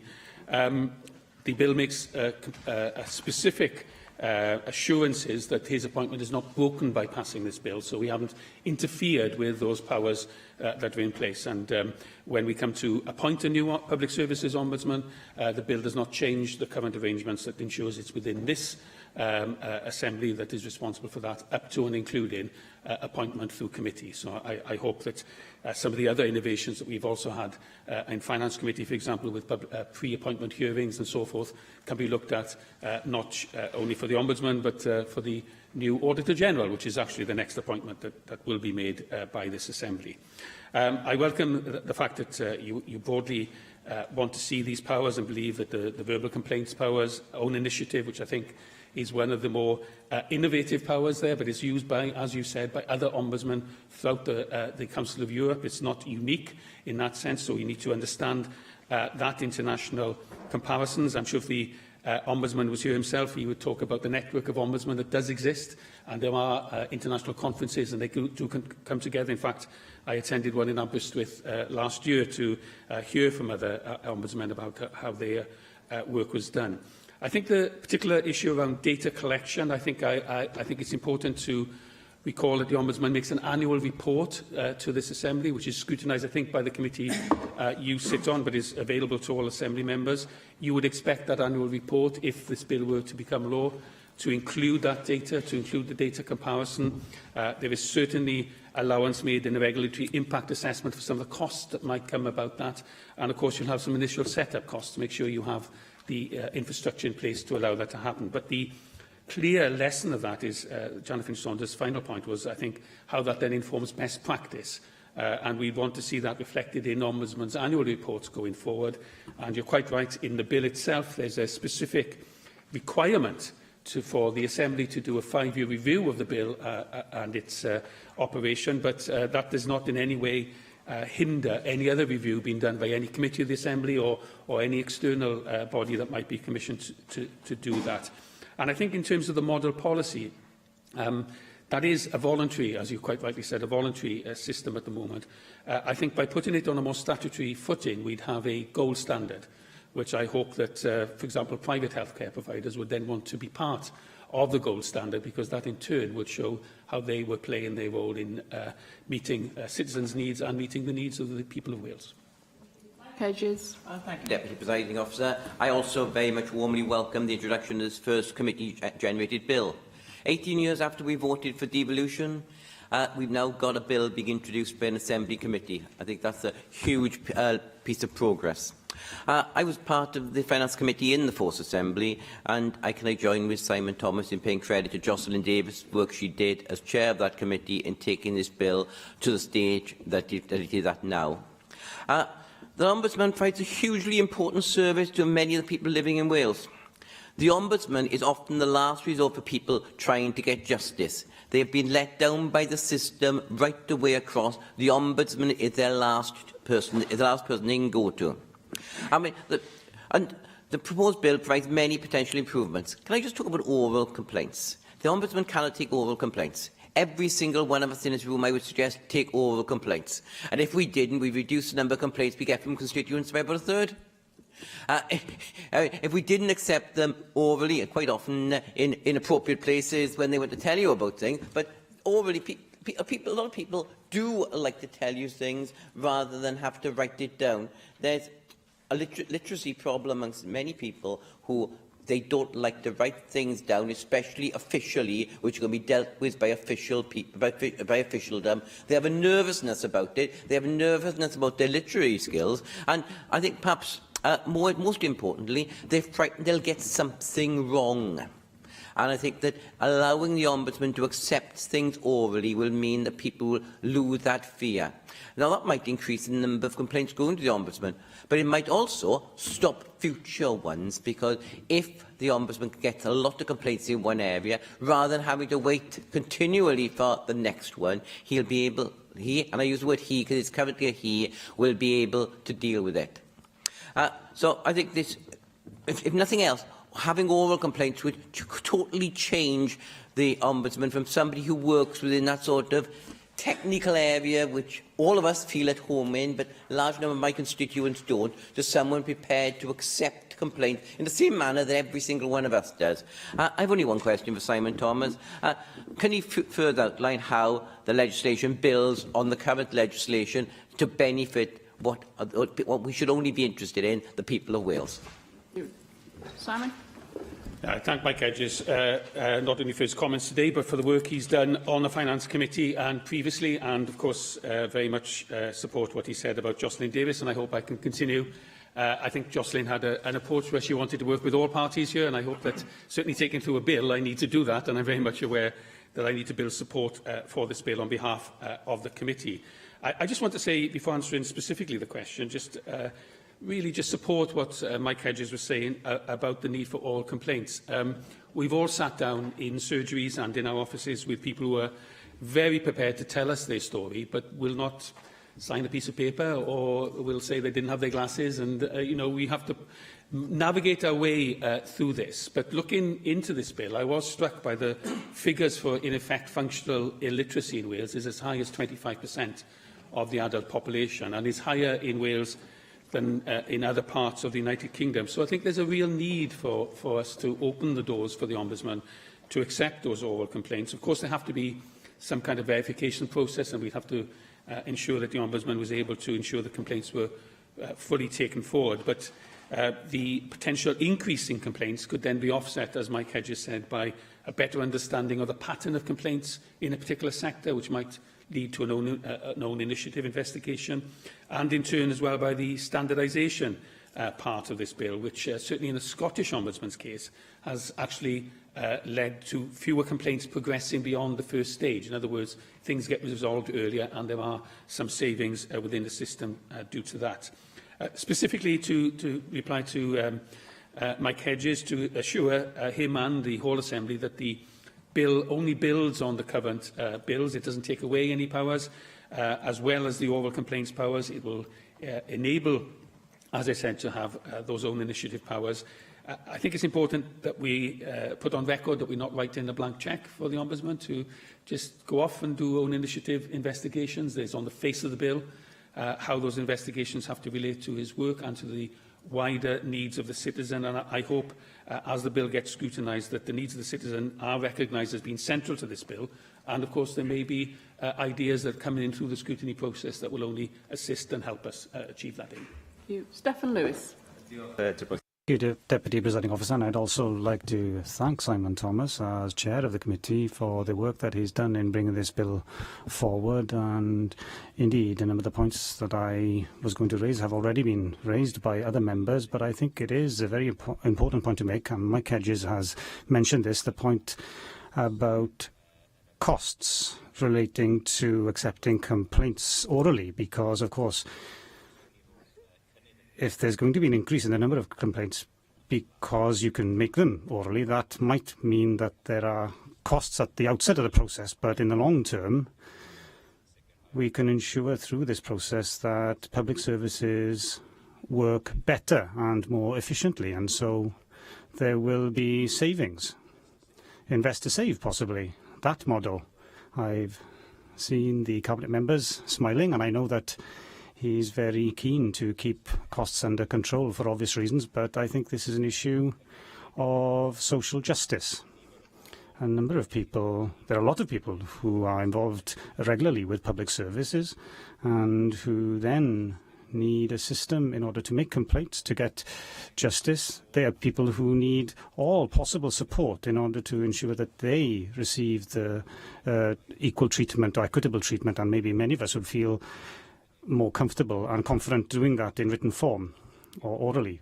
I'd like to ask the committee chair how he foresees it'll be possible to inform our citizens that this new process is available to them, and what kind of process will need to be put in place so that citizens know that they can make oral complaints. And the chair mentioned in his statement many times, for good reasons, about future-proofing. I'm not sure what that is in Welsh, but ensuring that things are future-proof for the future in terms of technology and so forth. And technology can be a good thing, and it can allow people to contact people in public office, but of course that's going to cause a lot of work. If you can receive complaints through Twitter, I could imagine that could have unexpected consequences or unwanted consequences. So I'd like to ask in the first place, how are we going to ensure that citizens, on the one hand, know that they have the right to make these complaints orally and have the support to do that, but on the other hand, how are we going to keep that balance, remembering that Mr. Drakeford is going to look at the costs? How are we going to ensure that costs under control and that we don't use technological opportunities to create situations that we don't want to see, perhaps? Thank you very much to Stefan Lewis for those questions. May I start by saying that there's some good news here in the wider context, namely, if you look at the reports of the Public Service Ombudsman over recent years, then the number of complaints, even without these proposed legislation, has been increasing regularly. Now, does that reflect on the quality of public services, or does that reflect on the improved information about the services of the Ombudsman? That's not a question that I can answer here and now, but what I can say is that as the number of complaints increases, the cost per complaint for the Ombudsman in dealing with those complaints has been decreasing. So it's interesting to see that the complaints are going up, but the cost per complaint is going down, which means that the Ombudsman to date has been managing to subsume those and absorbing those costs within the way his office works and provide enhanced services without necessarily engendering additional costs as a result of that. It's also true to say that the Ombudsman has set a voluntary ceiling. In coming to the Finance Committee, he committed that he wouldn't ask for more than 0.03% of the total block. So, although that is a voluntary agreement, it is something that the Finance Committee and in turn the Assembly can also insist upon. So, the management of costs, in a way, is in the hands of the Committee and the Assembly. So, as I said, this isn't a blank cheque to enable costs to increase. But it is true to say that more information about services and greater accessibility to those services could lead to an increase in the number of complaints. And if you look at the fact that we are discussing legislation based on the 2005 Act. Well, back in 2005, there was no iPhone, there were no apps, there was no way of making contact directly using those methods. There's nothing in the current legislation that allows the Ombudsman to actually advertise services in that way. Everything has to be done in written form, and the most electronic means is to receive an email. Now, perhaps we wouldn't want to go down the Twitter route, because we all receive complaints from Twitter and Facebook from time to time, but you would expect over a period of time for those interactive services through apps, smartphones or whatever else may be to be developed by the Ombudsman, but it's difficult to do that whilst the powers are so restricted in terms of only accepting written complaints. Thank you very much. We now move on to item 6, which is a debate by the individual members under Standing Order 11.21 on climate change, and I call on Simon Thomas to move the motion. Thank you. Quick change, Deputy Presiding Officer, and I'll just suggest to members, if you've had enough of me already, then consider having more members in the Assembly, so we can share around the work a little bit. But I'm delighted to introduce a backbench members' debate on the concept of our own personal carbon accounts. And the context of this, of course, is that the Environment Act here in Wales sets a target to reduce carbon emissions by 80% by 2050. And here in the Assembly, we talk a lot about what the Cabinet Secretary is doing, what the Welsh Government's doing. We talk a lot, perhaps, about what some private businesses are doing.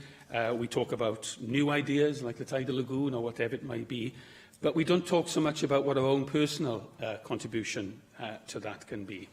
And so I was very struck when I met Martin Burgess, who's one of my constituents in Aberystwyth, but in this context is a researcher at Aberystwyth University and has been working on the concept of personal carbon accounts for about a decade now, and has helped develop within the university, but also more widely, how this concept may be taken forward. And I think at the outset I want to say that though there's a real concept here that could be worked on the ground, there's also a more interesting or as interesting discussion around whether we take any of personal responsibility for our carbon use, which I hope this debate will also enable us to discuss and trigger. Now, the concept has been almost came to fruition. David Miliband, as an Environment Secretary, commissioned independent reports on personal carbon accounts. That was reported in the end to Hilary Benn. He became Environment Secretary in 2008. It was, it has to be said, shelved, but I think it's an idea whose time is certainly come for discussion in the Assembly. So how would this work as a concept? Well, quite simply, each of us does have our own personal carbon use in the way we live our daily lives, in the way we shop, the way we drive, the way we travel to work, the way we purchase our goods, the way we have an impact on the environment. Personal carbon account or is a form of personal carbon trading, which means that that's transferred to you as a kind of bank account or a credit card or a debit card, but it's more of a credit card really because you get the accounts up front. And each month or each year, the government makes allowance for everyone's personal carbon use, a free carbon allowance, if you like, each month. And each time you use carbon, whether that's in terms of particularly carbon-intensive goods you might buy, or your use of fuel, use of heating, whatever use it might be, you are debited that from your account. So the idea is, of course, to make people think about their carbon use. And in this regard, I think it goes hand in hand with some other wider changes that we're already seeing. Smart metering is designed to make you think about your individual carbon use. We have apps now that we can use that tell us to allow us to turn down the heating at home when we remote from home, turn off the lights, tell us how much energy we're using. This integrates and brings it home much more at a personal level. And very importantly, you can always buy more carbon, but you do buy it, but you can also sell any carbon that you haven't used. In other words, it's a personal trading account here. Now, there's one important thing that must be stated right now, which is this is not a tax. The government doesn't get any money out of this. This is a personal relationship between yourself and your carbon use. You could do it as a carbon trading, as I said, so you could buy more or sell, but the government doesn't take a take from this. This is about ensuring everyone's carbon use is accounted for and bringing home to individuals how they might reduce their use of carbon. So there is a concept here that personal carbon accounts could play an important role in ensuring we meet our national and international targets to cut carbon emissions. And that's why I hope the debate will also be seen in the concept of the wider agreement of the Welsh Government and indeed the vote of this Assembly to support the Paris climate change agreements. There's a real personal effect on this as well. We've seen recent reports in the media of very poor air quality in London, but don't think that air quality in London is poor and ours in Wales is wonderful. There are 5 areas in Wales where we have excess of NOx, nitrogen dioxide, and the excess there is a real health risk. It's been called by Public Health Wales as one of the biggest health risks, I think the 3rd biggest health risk facing us. So there's a real need to address our use of carbon, the impact on the environment and the polluting impact of that. And you may think that people would be very reluctant to undertake or believe in this, but I think people who we didn't think that 5 pence in a plastic bag would change people's behaviour. It certainly did. Studies by Cardiff and Nottingham universities have found that 88% of people do want to see, do believe that climate is changing and do want to see more action by governments with regard to climate change.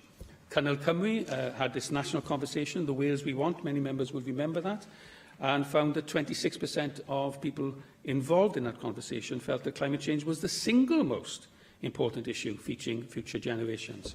So there's another aspect of this concept that fits not only with the Environment Act, but within, of course, the Wellbeing of Future Generations Act, which I think sometimes is an act casting around for an actual practical application. And I think this might be a practical application for that act. Now, personal carbon accounts should only be a complement to what the government does, but I think it's important that we share the burden, that we don't just blame government when they get it wrong, but we share with government how we might achieve that. I think it's conceptually very exciting that each of us might have that carbon account. I think it's also quite interesting to look at work by the Department of Human Geography and Aberystwyth University that showed that 58% of households currently emit less carbon than the mean. In other words, a carbon account would benefit 58% of the households and would have a disproportionate, not disproportionate, but have a disbenefit, if you like, on the 40% left. It would be progressive because, on the whole, those who use more carbon are the richer and better off in society. Now, there are, of course, particularly in rural areas, some examples of that not working, where you're reliant on solid fuel, where you can't afford to get your house properly insulated, where you cannot choose your fuel supplier. Those are issues that might be detrimental to personal carbon accounts. So they have to go hand in hand with wider investment issues around fuel poverty, around insulation, and around ensuring equity of access to new ideas, such as solar panels or electric charging or whatever it may be. But in the wider context, it undoubtedly, as a concept, fits in to our approach on cutting carbon. It undoubtedly fits into the targets the Welsh Government had set itself for carbon reduction in Wales, and it's something that can be delivered, at least on a pilot, here in Wales, and that's something that I think is particularly exciting. So I hope that this debate will allow people to at least debate the concept of personal carbon accounts, debate the idea of how we can make changes ourselves, and I hope to hear from the Welsh Government, as I'm sure I will hear some of the problems that such a project would have, whether, at least in the concept, it is something that we can discuss and take forward, and perhaps hold in mind as a particularly Welsh solution to an international challenge. Thank you very much. Jenny Rathbone. Thank you very much, Presiding Officer. I think that this is a very important debate because there's only so far you can go with legislation. What goes on behind closed doors is impossible to police. And equally, if you start charging people to do the right thing, it has a differential impact on those on low incomes, and people with lots of money can simply ignore it. people without a car can't take unwanted furniture to the recycling centre. They rely on the council or a charity to collect it for them. Personal carbon budgets would encourage people with cars to make short journeys on foot rather than always getting into the car. It would also prompt us to think about the carbon footprint of what we eat, and this is an area that we don't often talk about. Some organisations, the UN FAO, they calculate that a fifth of all man-made emissions are from meat, dairy and egg farming, and other organisations calculate that figure is nearer to half all emissions. So this is clearly a subject that we need to shine a much brighter light on. But I think we can agree that the food we eat has a major impact on our carbon footprint, and any personal carbon account would need to take that into account. Slightly more complicated than clocking up how much energy we're using in heating your home. But it's interesting to note that the greenhouse gas emissions produced by the combined growing, rearing, farming, processing, transporting, storing, cooking and disposing of the food on our plate is something we need to look at holistically. If we buy green beans from Kenya, clearly it has a much higher carbon footprint than if we grow it locally. The carbon footprint of just 1 kilo of lamb is 39.2 CO2 kilos in emissions, which is apparently equivalent to driving 91 miles in a car. And in comparison with that, fruit is only 1.1 CO2 kilos, equivalent to driving 2.5 miles. Milk is slightly more, but 1.9 CO2, equivalent to 4-mile drive in a car. So, meat and cheese have the highest carbon footprints. Fruit, vegetable, beans and nuts have much lower carbon footprints. And the Co-op has done some research on their farms, and they've identified that 54% of carbon emissions on their farms is from methane and nitrous oxide emissions from their livestock. And the methane is much more potent than carbon dioxide. So they've done a 6-year monitoring of their farmers to show that methane is 28 times as potent as carbon, and nitrous oxide is 260 times more potent. All these are big figures, but one of the things it highlights is that it's really important that people don't put food waste in with their residual waste, because then it goes into landfill and then, of course, it causes methane. But I know that this is heretic. This is heretical to even consider this, but if we moved away from a meat-based diet, you have a really significant impact on our personal carbon footprint. And 5 different diets compared showed that eating chicken instead of beef cut a quarter of food carbon emissions in one simple step. I'm not advocating that we never eat the wonderful Welsh lamb, but I am saying that we need to think carefully about how often we eat it and whether we eat it as our regular food. And I think these are really important issues that we need to bear in mind. So switching the foods you eat doesn't just improve your health. It also is going to improve your personal carbon footprint, and I think these are some of the things we need to consider carefully and understanding how we would do it in reality. But even knowing how much carbon it takes to produce any particular grocery item is a really important thing, and perhaps it should be on the labels. Thank you very much. Thank you. Neil Hamilton. Thank you, Deputy Presiding Officer. And I am grateful to my neighbour, Simon Thomas, for initiating this debate today. We've crossed swords on related issues many times in the year or so I've been a member of this Assembly, and I thought where argument has failed, possibly osmosis might have a better chance of arriving at a consensus. We'll see. But I've no particular objection to personal carbon accounts, and I certainly agree with some of the points that have been made today. about air quality. They're very important. And nitrous oxide and other gases are, of course, pollutants. But I think it's important for us to recognise also that CO2 is not poison gas and is not a pollutant as such. I know that theories of global warming are what lie behind this proposal, but it's important to recognise that current CO2 in the atmosphere, 390 parts per million. In a submarine, on average, it's 1,500 parts per million, and we know that up to 8,000 parts per million human health is not impaired. So this is not a danger to health in itself. And I strongly agree with much of what Jenny Rathbone has said on food miles, if you like. We grow a lot of our own vegetables and so on at home. I'm an enthusiastic gardener, and I wish more people would join me in that enthusiasm. I think we would all be better off.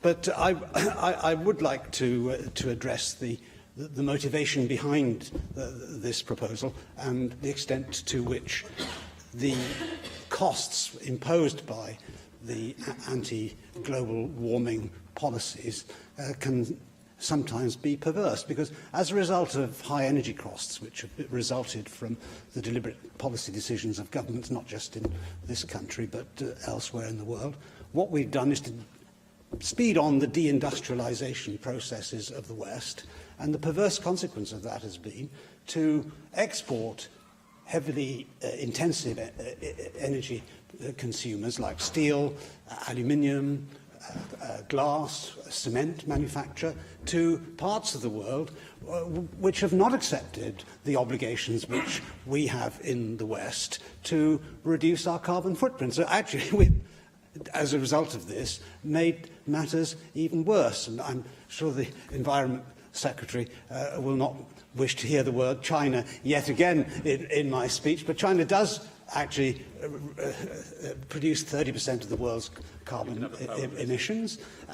India another 7%, and as I never tire of pointing out, the Paris agreements do not actually require them to reduce their carbon footprint. All they're going to do is to reduce the output of carbon per head as their economies grow. So China, in fact, has a green card in the sense that they'll be allowed to increase their carbon emissions for at least another 20 years.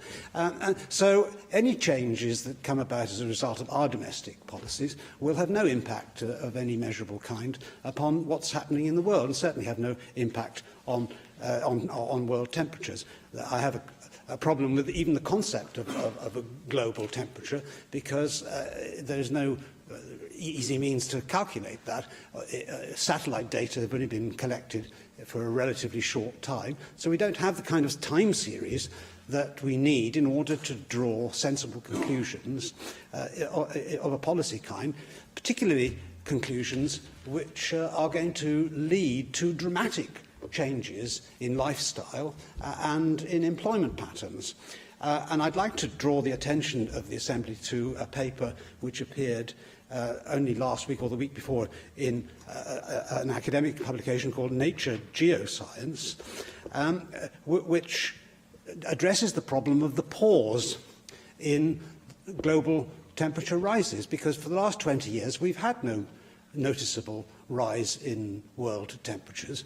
And this pause cannot be explained by the computer models upon which the dire predictions of doom and gloom have been based. And Miles Allen, who's a professor of geosystem science at Oxford University, says to The Times just a few days ago, we haven't seen that rapid acceleration in warming after 2000 that we see in the models. We haven't seen that in the observations. And his defence of these models is interesting. He said that they'd been assembled a decade ago, so it wasn't surprising that they'd deviated from reality. Yet those very same models are the ones which have been used to make predictions for 50 or 100 years ahead, which have saddled taxpayers with huge costs to pay for alternative energy sources.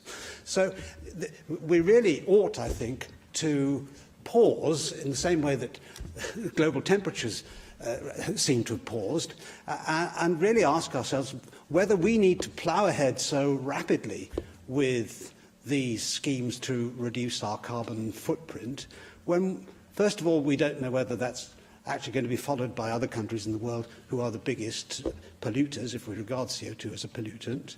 And secondly, we have to consider the impact upon the standard of living of our people, particularly those at the bottom of the income scale, who are the ones who are most clearly disadvantaged. Thank you very much. Now call on the Cabinet Secretary for Environment and Rural Affairs, Leslie Griffiths. Thank you, Deputy Presiding Officer, and thank members for their contributions. It's in this very timely debate, which I welcome.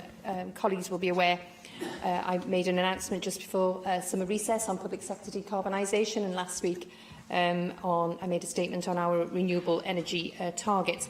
Next month, I will be at the United Nations Framework Convention on Climate Change, COP23, in Bonn to share Welsh successes and, of course, learn from others.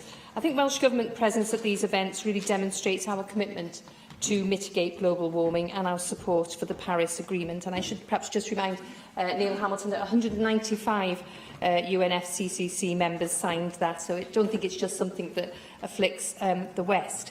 Of course, Wales is not a party to the agreement, but we know that action taken at state and regional level is critical in keeping global temperature rise this century well below 2 degrees. I think it's also an excellent opportunity to talk about the groundbreaking legislative framework and foundations we have laid here in Wales. And I'm very much looking forward to, again, talking and sharing our experiences in Bonn. Simon Thomas pointed out that we really need to share the burden in relation to climate change, and that's why you brought forward this debate on personal carbon accounts. But I did just want to outline some of the work that we are doing as a Welsh Government. So I mentioned that just before summer recess, I declared my ambition to achieve a carbon-neutral public sector by 2030, launched a call for evidence asking stakeholders to share their views on the opportunities and challenges, potential interim targets and monitoring progress, and we'll shortly be announcing the next steps in this area. Just last week, I announced challenging new targets for renewable energy production to focus action across the country and capture more benefits for Wales. We've also been working with the UK Committee on Climate Change to define the detail beneath the headline target. And I've accepted the committee's advice on how we will account for Welsh emissions and look forward to receiving the next part of their advice shortly. And this will inform our decisions on interim targets and carbon budgets. The committee has also involved stakeholders to make sure their advice represents a wide range of views. Of course, decarbonisation aligns very closely to the Wellbeing of Future Generations Act. We need to consider the long term and take an integrated approach across government and across society. We need to collaborate with others, as we can't do this alone, and we need to enable and support people to act. So cutting emissions now to avoid even more significant climate breakdown is perhaps the ultimate preventative measure, and there is nothing more important to the generations to come than having an environment to sustain them. So I'm working with my colleagues in the Ministerial Task and Finish Group to ensure our policies and proposals from across government will reduce our emissions and benefit our economy and health. And our work is focused on emissions by sector because this is how emissions are reported across the world. And I think this is a very helpful way of considering the problem and identifying policies. So turning now to personal carbon accounts, I'm obviously very well aware of the link between sector emissions and the choices that we make as individuals. Transport sector emissions are largely a product of millions of people choosing to fly, drive, cycle or walk. And as Simon said, our choices and the way that we live obviously affect our personal carbon use. So I think we really need to increase our carbon consciousness, our awareness of the impact of our choices, and think about our carbon use if we are to see the change that we need. Personal carbon accounts are, of course, one way of doing this. So as we will be setting national carbon budget, I think it seems quite logical to go one step further and apply those numbers at a personal level. Simon mentioned, and I was very aware of the UK Labour Government's work that was done in this area when they looked at personal carbon accounts and did indeed conclude it was an idea ahead of its time. And I know that 10 years ago, mate. 10 years ago, well, exactly, and things have moved on so swiftly in that 10 years. And I know that Martin Burgess, you referred to the PhD student, who's one of your constituents, I know my officials have met with him to discuss this, and we've looked at what legislation would be needed for a PCA, and I would say it's unlikely at the moment that we have those powers. Also, the pilot, you referred to a pilot, and again, I think the same basis around legislative competence could hinder that also. But as you said, it was 10 years ago, and I think our understanding of climate science certainly has increased dramatically, and also, and this is probably more important, the need for action has obviously become more. Yes, of course. I understand what the Minister is saying, and certainly regarding some of the competence issues and so forth, about a formal personal carbon account scheme. But the concept that each of us in Wales knows what our personal carbon is, how we use it, how we spend it, linking into Jenny Rathbone's points around food production as well. That concept is something I imagine the Welsh Government could do something with and could actually help the Welsh Government achieve its aims. Yes, absolutely. I was coming to that. Because, as I say, my officials are talking, or have been speaking to Martin Burgess, because you're quite right. Why those challenges that were identified a decade ago could remain relevant today, probably do remain relevant, and certainly around the legislation. I think we need to enable and inspire individuals to take that action. So I am really very keen to explore what could work in Wales within the boundaries that I've set out, with personal carbon accounting absolutely being part of that discussion.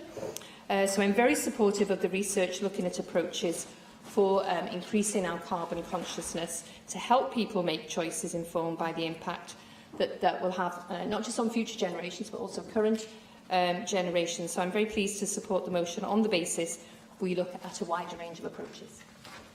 Thank you very much. And a call on Mike Hedges to reply to the debate.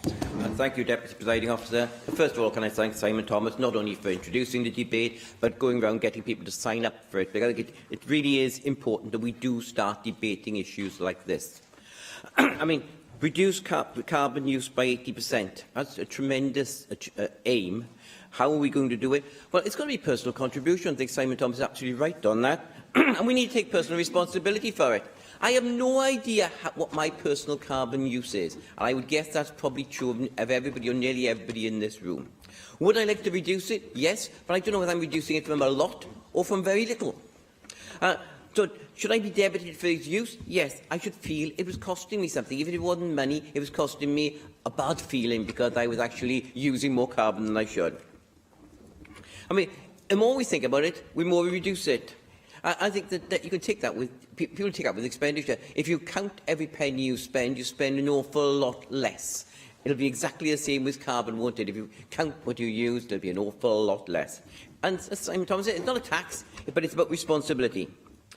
Jenny Rathbone is absolutely right. Legislation only goes so far. We all need an effort, make an effort to work at doing things to reduce our carbon use. And food. I mean, one of my rules in our house, we never buy any food that's better travelled than I am.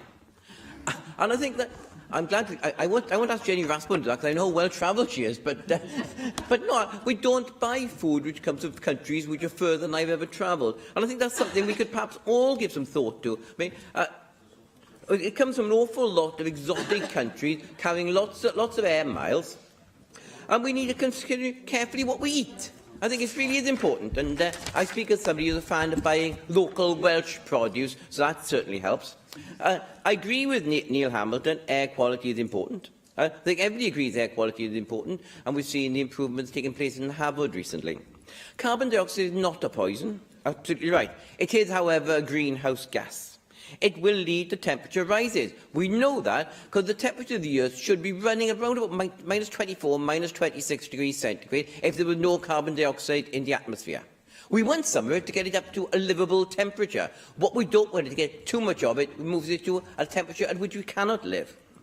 And I think that Neil, Conservatives in the 1980s forced up energy costs, which led to destruction of the aluminium industry across the whole of South Wales. You might have been a member of them in those days.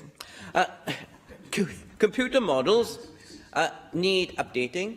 They always need updating. Pardon my a job many years ago was writing computer models, and you update it when you get further data. But we all know that the temperatures are increasing, they have increased, and the Americans are getting the benefits of it, or if you call it that, from the hurricanes they're getting. So keep going. Academics accept that the temperatures have risen by 0.9 degrees centigrade since the mid-19th century. We're not talking about game-changing figures here. Yeah, but it's an average, isn't it? And so you've only got to see how much ice is breaking off in both Antarctica and in the Arctic. I mean, that's going to lead to flooding in a large number of low-lying areas and possibly countries disappearing. The other thing I was going to say is, if we want to help the poor, better insulation. Many of us have visited people in their houses which are certainly not warm, and they probably spend more on keeping their house warm than I do. But because they've got they've got poor central heating, they've got windows which are single glazed, they've got gaps between the frame and the wall, they've got cold air coming in. That would make a bigger effect than any extra charges.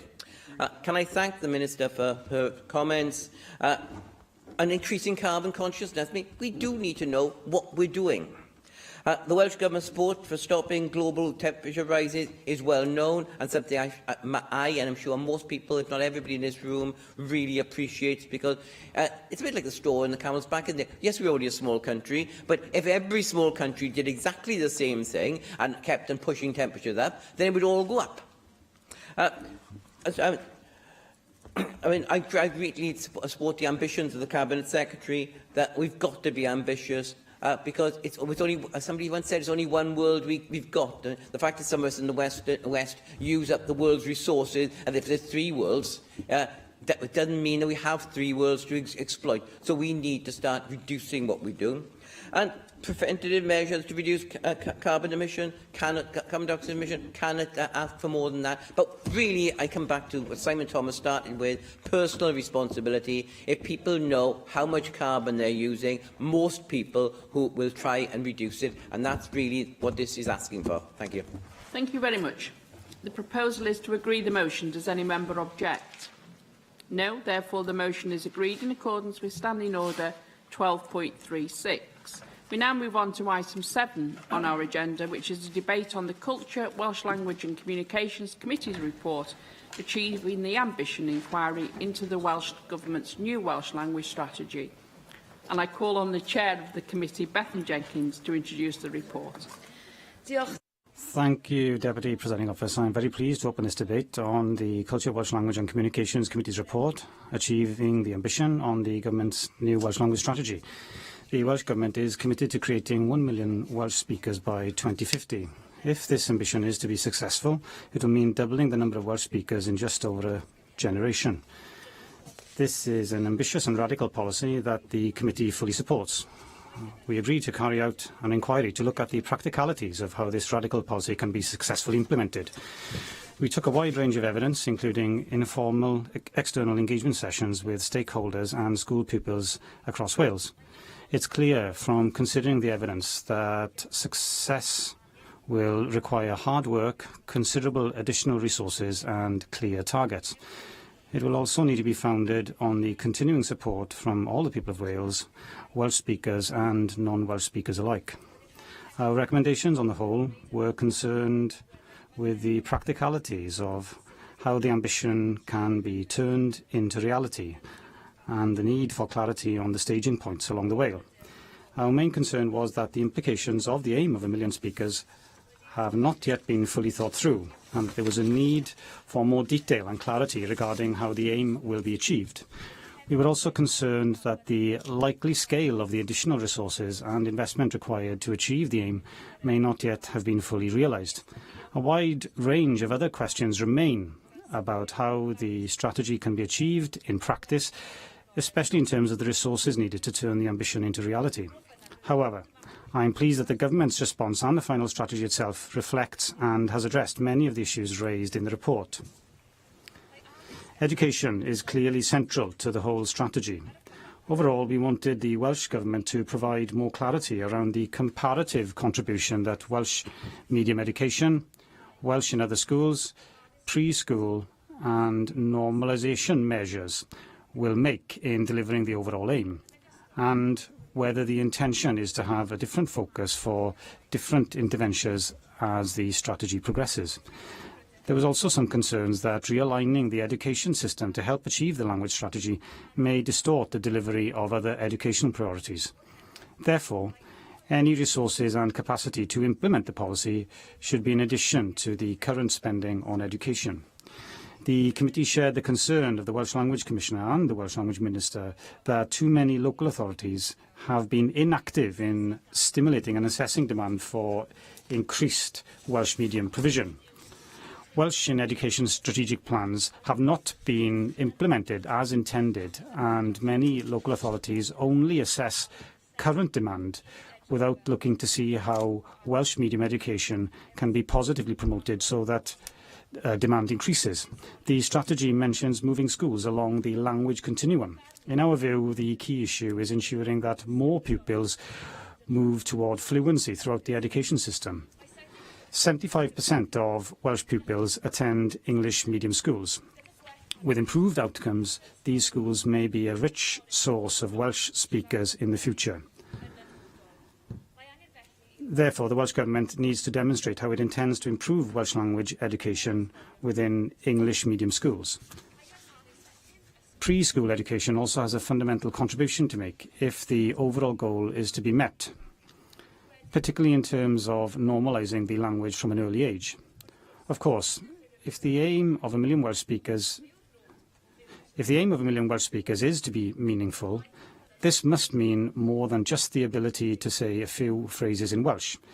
It must mean understanding and holding conversations naturally on most everyday subjects.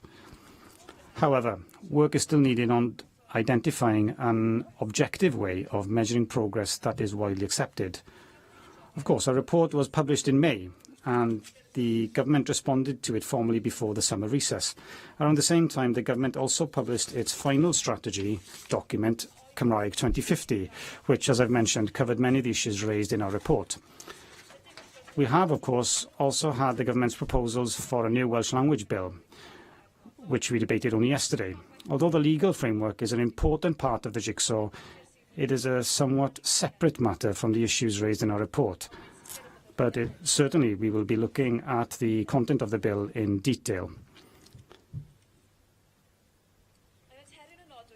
So the issues that were noted in significant recommendations that I would like to mention, and I hope that the Minister will respond to these in his contribution to the debate.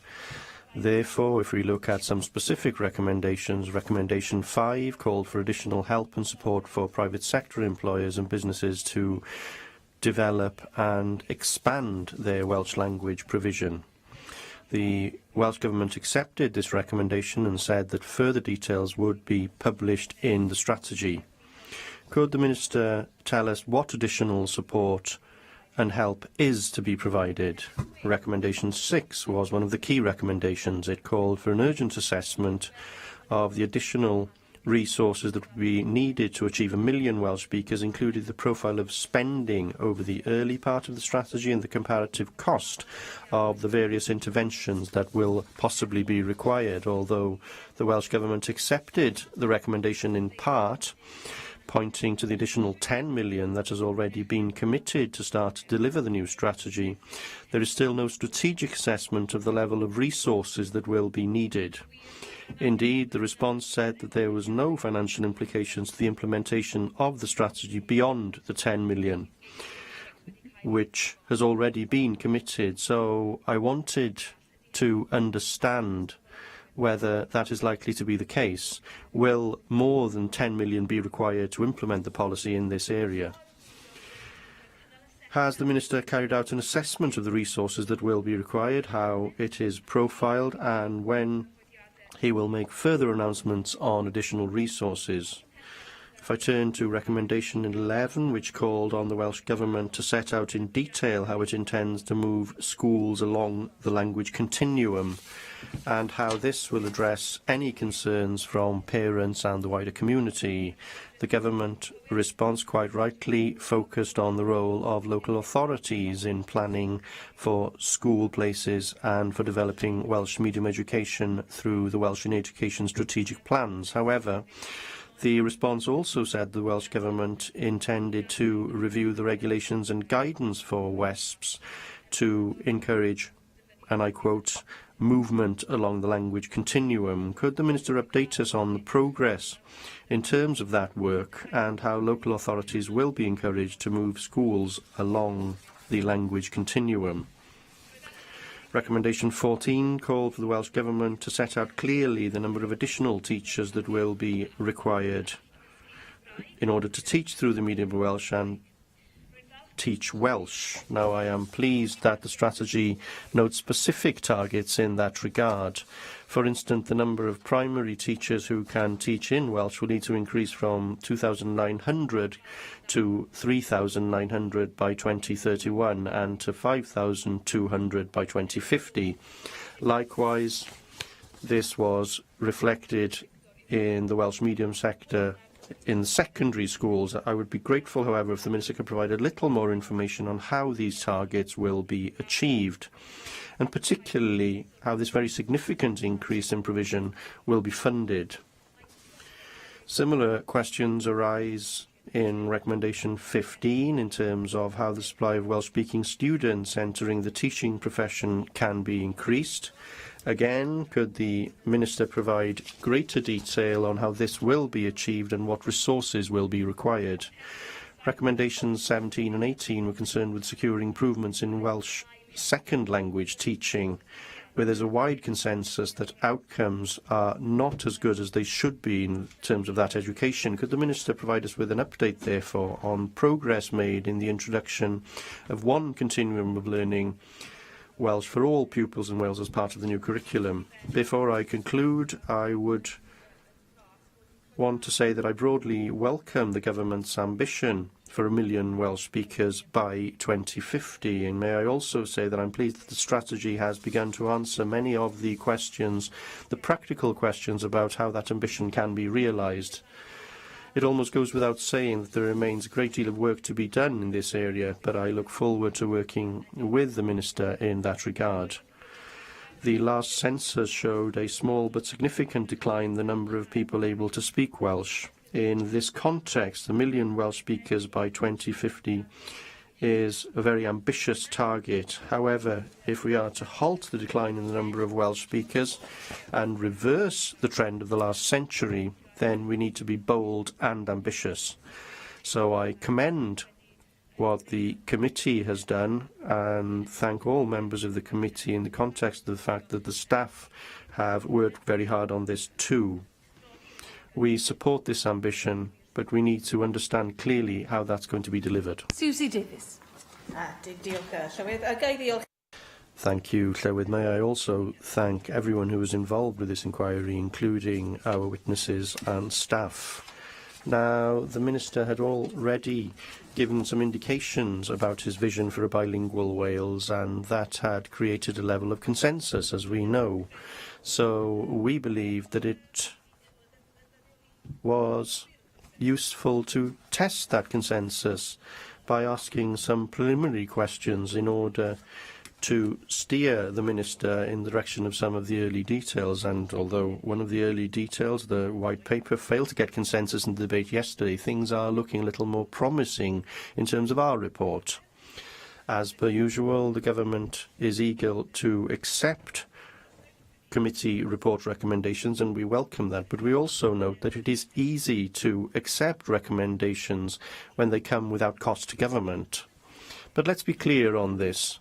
The cost implications of agreeing to these recommendations will be met by reprioritising budgets for current programmes, and I'm eager to understand what will change and over what period of time.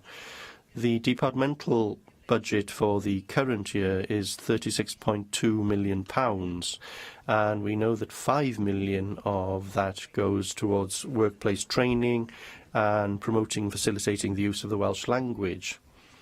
And I assume, although it isn't clear, that the 2 million referred to in response to recommendations 3 and 21 are part of that 5 million.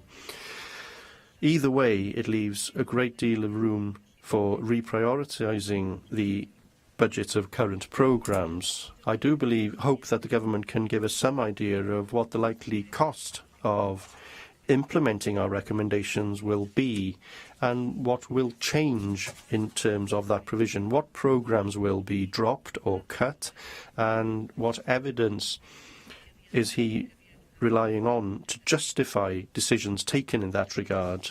I'd like these details because last year it's likely the traditional 10 million will come to the department for key priorities. Now, will that 10 million be used entirely in improving Welsh in the workplace, promoting the Welsh language and supporting the education sector, or will a penny of that be provided in terms of funding our recommendations to avoid relying on reprioritising those mysterious programmes? Now, some of the recommendations in the Cymraeg 2050 strategy are included there, and we will have to monitor provisions against our recommendations once the strategy is in place. But the action is needed, and workforce planning in terms of teachers will be a huge challenge. Minister, you recognise that in your response to recommendation 4, where you say that different strategies will be required to ensure a sufficient supply of teachers, and that sounds expensive, and expensive over a period of many years until we reach a critical mass of bilingual skills in the general population. And I would be most surprised if reprioritisation of programme budgets would provide that ongoing income stream to fund this. Only some of the 10 million for next year will go to supporting the education sector, and it isn't clear whether supporting the education sector even includes workforce planning. Now, I accept that you can't commit funding in the long term because of the annual budgetary cycle, but could you provide us with some indicative figures for this particular area of work, this key priority? Because we haven't seen that in response to recommendations 4, 6 or 14. Now, most of our recommendations related to education, as you might expect. That's the Minister's starting point too. So to conclude, I would like to highlight some of the recommendations at the bottom of our list, perhaps these that refer to promoting the Welsh language as a community language and the language of the workplace, and providing support for adult learners. Now, in future, these will be less of a problem because of a growth in bilingual skills in the general population. But we must reach that point, and a change of culture in that bridging period or transition period will require patience, determination and funding, and I do hope that the improvement process, rather than lowering aspirations, but making progress, may be slow, and that will make this work open to cuts or reprioritisation in ensuing years. And budgetary pressures will be there, whoever is in charge. So Recommendation 22 asks a very difficult question about the effort that should go into Welsh for adults. And is it a possibility that the government may have to actually close its eyes on today's adults to ensure that tomorrow's adults are truly bilingual? Diolch, Llywydd. I think Bethan Jenkins has very fairly summed up the recommendations of the report, so I don't wish to repeat what has already been said, so I will make just a brief contribution. First of all, to highlight the consensus there was in the committee and the way that we all worked together on a cross-party basis to reflect on the government's proposals and to point out what we thought are some of the practical points that now need to be addressed. I think it's worth stressing what a bold and radical cultural policy this is, set against the backdrop of 100 years or more of decline in the Welsh language. For any government to come and say it's going to attempt to double the number of Welsh speakers is a brave one, and I think that boldness should be applauded. But I think in doing so, we need to recognise that this is a stretched target. And also, it's a target that is evolving. You know, the government clearly hasn't come to this policy with a detailed blueprint in advance. It is something that it's thinking through as we go. And frankly, had it been done any other way, we probably may not be setting out on this course because it is so difficult. So I think it's right that we've taken the leap with the ambitious target, and we're backfilling as we develop. And the committee's report is a sincere attempt to try and suggest some things the government may consider as it comes up with this plan. I think we have, the thing worth recognising is we have in the First Minister and in the Minister for the Welsh Language two deeply committed politicians to seeing this through, and a Welsh Labour government that is making a bold commitment for many generations to come. And I think we do need to see this as a multi-generational project.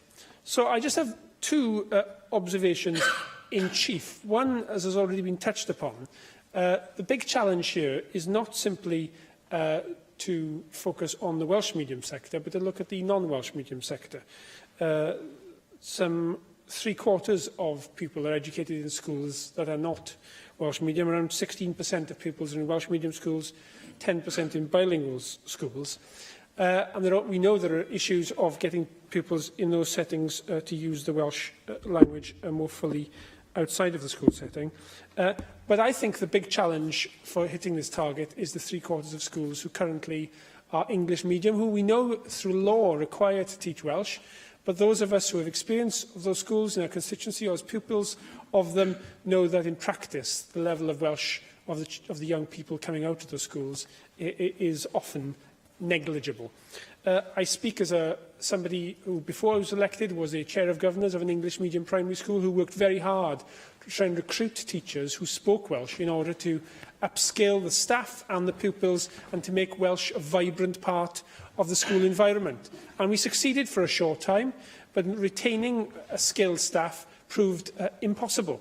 And there simply aren't the teachers available currently in order to make this aspiration meaningful. And I think we've had reference in Bethan Jenkins' speech to the fact that the number of students enrolling in Welsh PGC courses is declining. So we have a staggering turnaround job to do to achieve this. But I think our focus really must be on how can we get the continuum working in a meaningful way in schools that are currently English medium. And that is very difficult. I've visited a number of schools in my own constituency over the last year where the head teachers have varying levels of enthusiasm. I think it's to be fair. But even those who are fully behind achieving this really struggle in practical terms to know how to do it without the resource or without the staff to draw upon. So that, I think, needs to be our key focus. There's a temptation to go for quick wins, to try and show some progress in the short term. And I think that's understandable. When you look at the figures of the number of teachers in our classrooms who are able to speak Welsh, 33% currently speak Welsh, but only 27% of them teach through the medium of Welsh. And so our report talks about the temptation to look at that 5 to 6% who currently speaks Welsh to some degree but don't teach in Welsh in order to reach that target. And of course that's an understandable starting point, but that still leaves us with the problem. Having been to a bilingual junior school in the Welsh stream for the juniors, in the English stream for the comprehensive school, I know that a bilingual environment, even children who are taught in an English medium setting, are still exposed to a huge amount of Welsh. It's part of their awyrgylch. It's part of the setting of the school, and it imbues their feeling for the language. And I think we should be looking to see as part of developing the continuum, to spreading that spirit into as many English medium schools as possible, so that every school in the short and medium term aims to become a bilingual school. And that way, I think that we can achieve this target and bring the hearts and the minds of the people with us. Diolch. Dai Lloyd. Diolch yn fawr. Thank you very much, Llywydd, and it's a pleasure to take part in this very important debate and the committee report on achieving the ambition and the inquiry into the Welsh language strategy of the Welsh Government. Of course, the aim, as we've heard many times, is to have 1 million Welsh speakers. It is a very ambitious aim, as we note in this excellent preamble. by this excellent chair to this committee. The survival of the Welsh language is amazing, because the context is sometimes we become a bit depressed about the future of the language, but remembering that there are more than 7,000 languages on the face of the earth, one language disappears off the face of the earth every other month, and that's the reality of the situation. And in accepting that context, the survival of the Welsh language is amazing. And the fact that more than 500,000 people speak it today, that's amazing as well. And of course, the Old Welsh language is the original language of the Isle of Britain. Of course, the word Britain comes, Prydain becomes from Britain, because back in the 6th century, everyone from Edinburgh downwards could speak the Old Welsh language. That's why we all have those old Welsh names: Ystrad Clyd, Strathclyde, and Lanark, from Llanerch, and Eglfechan, Eglwys Fechan, and Dumfries, and Caerlyweddill, and that's Carlisle, and so forth. And so this is part of the history, not just of the people of Wales, but also the history of the people of Britain. Having said that, the aim of 1 million Welsh speakers is to be supported, and I welcome and I congratulate the Minister on that aim. And the Minister also knows that we've been here before. Over a century ago, we had 1 million Welsh speakers previously, and now we're talking here about regaining that territory, and that's what the aim of the committee was in putting together this report, was looking at how we all, it's not just a task for the government, but how we all can regain that territory of having 1 million Welsh speakers. And of course, a key factor at the outset is promotion. There's been a lot of talk in this report about the need to promote, as Sudi Davis notes, changing culture, a cultural shift in some areas of Wales, and changing attitudes or among some people who are against the Welsh language and who treat the Welsh with disdain. And there's a job of work to be done there, and there's a lot of work for everyone. This is a treasure, this language that we have. We've had growth, great growth previously, and we can have great growth again. But we need the territory and a landscape that understands the importance of this for our children and our children's children. And through promotion, we need to promote the advantages of Welsh medium education. Some people out there believe that if you send your school to a Welsh primary, they don't learn English at all. Well, no, that's nonsense. Naturally, you have a Welsh medium education, but you learn English as well. And so the excellence of the situation is when you send your child to a Welsh medium school from the age of 3 or 4, by the time they reach 11, they're fluent in 2 languages. And we need to have that fundamental information out there. You send your child to a Welsh medium school by the age of 11, they are fluent in 2 languages, and the children learn like sponges. They don't stop learning at 2 languages.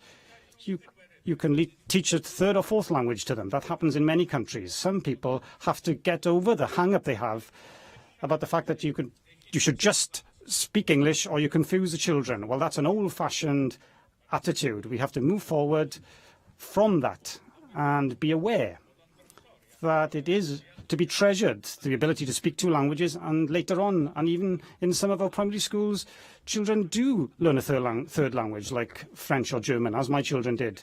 And my child had the opportunity to go to a Welsh medium school. I didn't.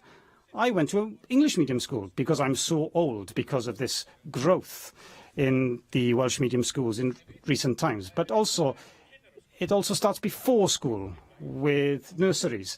And I had quite a lot of evidence about the importance of Mudiad Maithrin and Welsh medium nurseries, because to get that fluency in the language, you have to get our children as early as possible. And that's an element, and there was a recommendation 7, to that end. But of course, I don't think Mudiad Maithrin is going to get what they asked for in the short term anyway. But I do recommend, and I appreciate the efforts of the government to tackle this and to go for the 1 million Welsh speakers. But it's not just a job for the government, it's a job for us all. Thank you very much.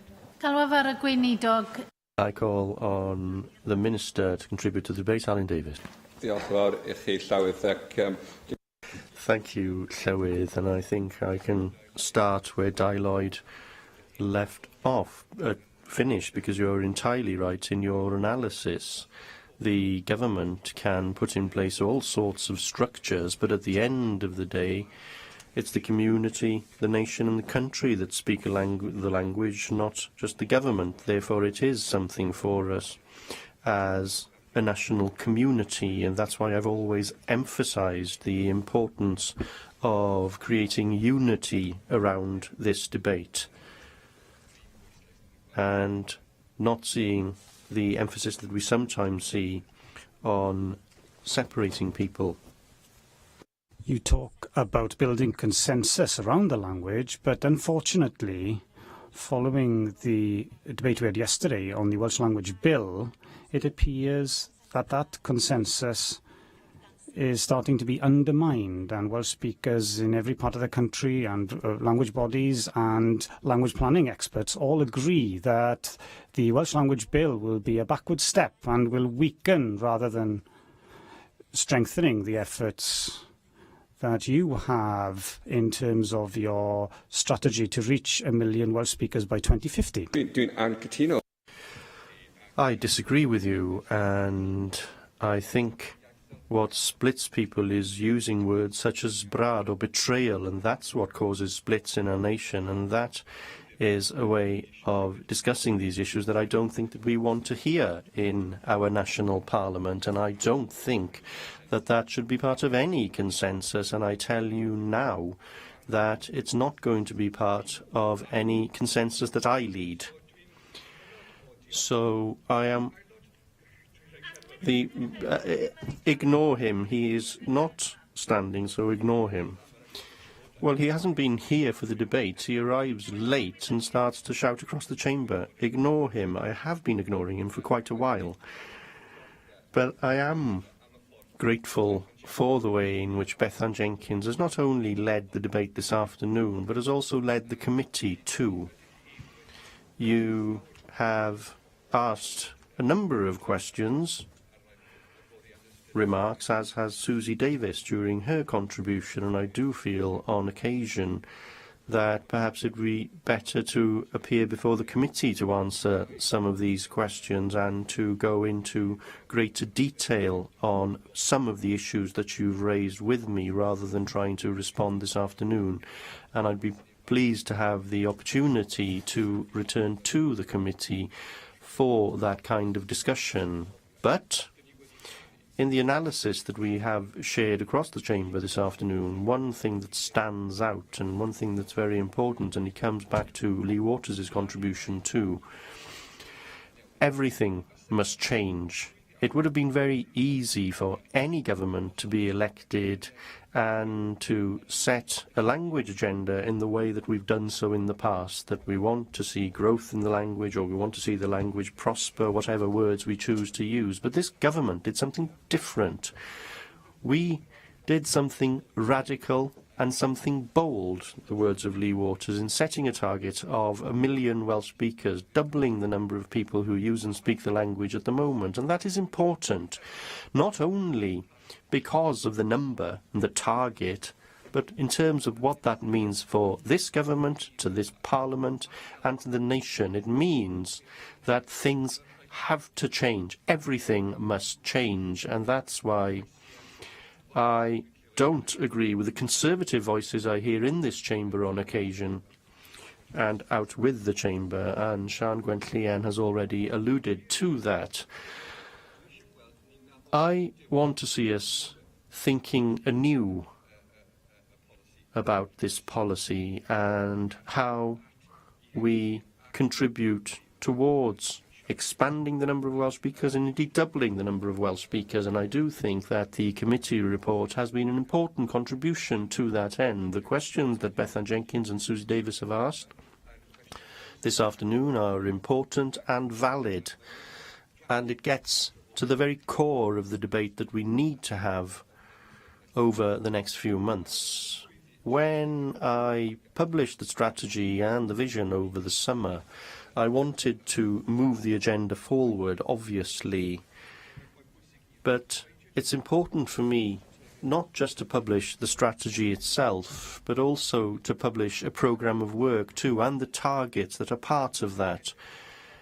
And the targets that we have set are targets for this Assembly, this Government and this Minister.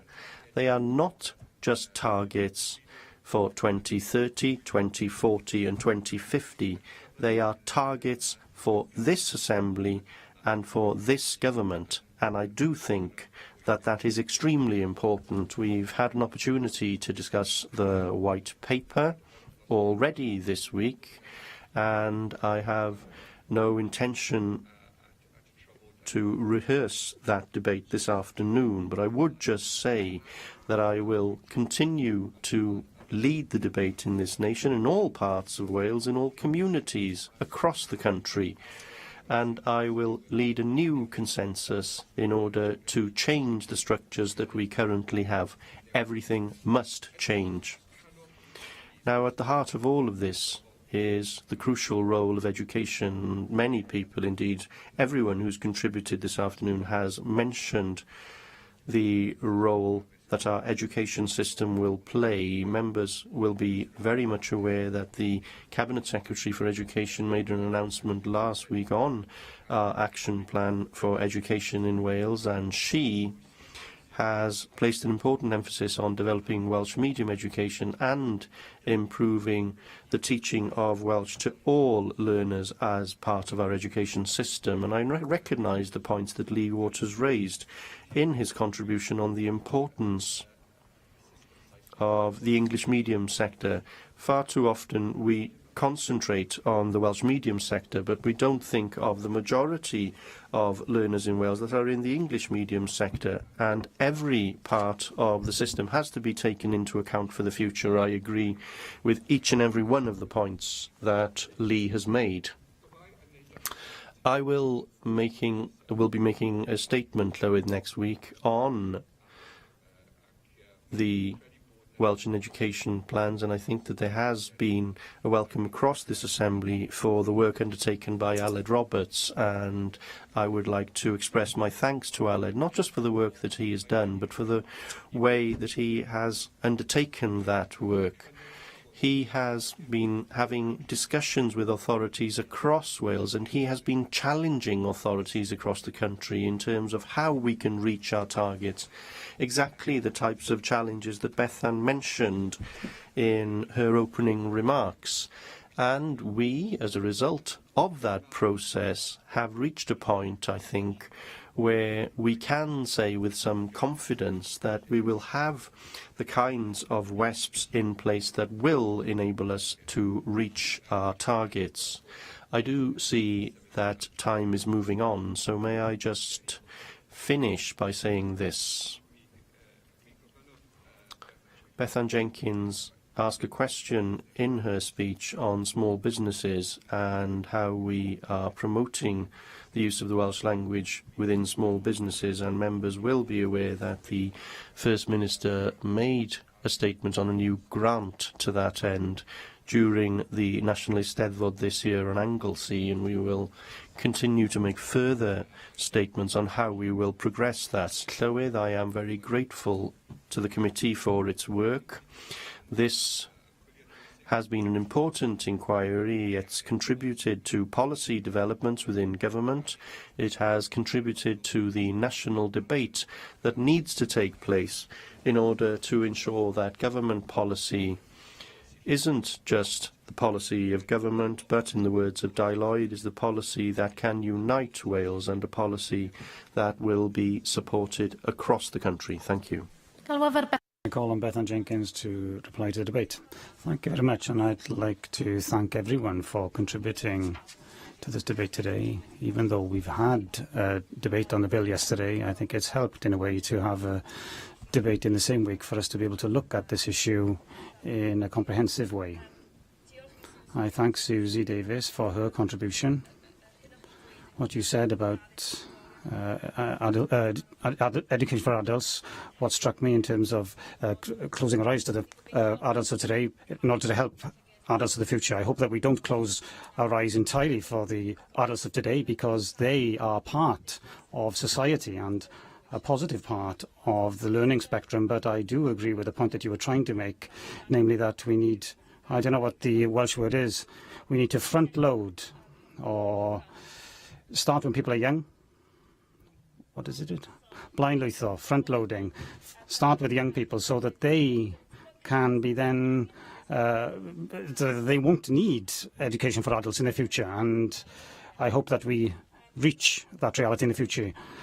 So Welsh in the workplace and in the community, very important, not only Welsh in education, that's not the only important thing here, and as Assembly members we all know the challenge on the ground to promote Welsh people to speak Welsh in their everyday lives, and I think that's an additional piece of work for us to do as a committee, I think, because there are lots of stereotypes out there and lots of concerns about people having the confidence to speak the language, and I think that that's something for us to look at in the future. But funding, in terms of our questions to the Minister, maybe that hasn't been answered in that sense, but we might have the Minister back at the committee to respond to some of those specific questions on funding for the plan. For your contribution and for your praise to the Welsh Government. I'm sure they'd be very proud of your contribution here today. I do agree with you when you... I do agree with you when you say that there's that critical mass already who are Welsh, competent to speak Welsh, but they don't actually teach through the medium of Welsh, and that's something that we could go for straight away in relation to encouraging them to move and to teach through the medium of Welsh. You were really passionate in the committee about English language education, and when we did do outreach, I went to the one in Swansea. You know, we were hearing that young people liked to learn, but they felt that sometimes the things that they were learning were not relevant to their everyday lives, and I'm hopeful that with changes to the education system that will be reflective in the comments that we get back from people as well. Diolch I Dai. I thank Dai for his contribution, and I think it's important for us to look at the fact that we still have the Welsh language here, and that lots of other countries don't have their indigenous language to use in their everyday lives, and we have to ensure that the language does grow. You made a very important point also, Dai, in terms of teaching the Welsh language, or learning the Welsh language and other languages is something that we should be promoting within our schools, and we've seen that non-Welsh languages, or non-English languages like French and German and so forth, have had a lower profile in schools, and that is something we need to look at again. If we have those linguistic skills, why don't modern languages prosper as they should? And I think that's something that's a very important thing we should look at. And I think in terms of other issues outside education, what we haven't discussed today, even though we discuss S4C very often, we need to normalise the language through the media and through channels such as S4C, and this isn't just a cheap shot. I do represent Port Talbot, but if you watch the programme Bang, you can see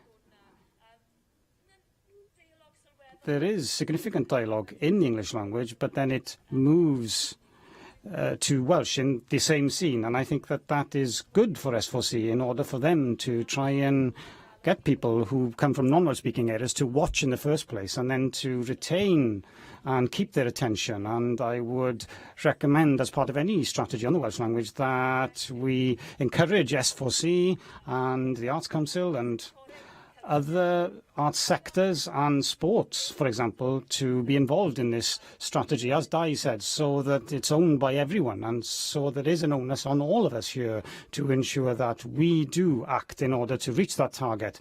Not only the target, this is not only a target for the Welsh Government, but for us as individuals to achieve as well. Thank you very much to everyone.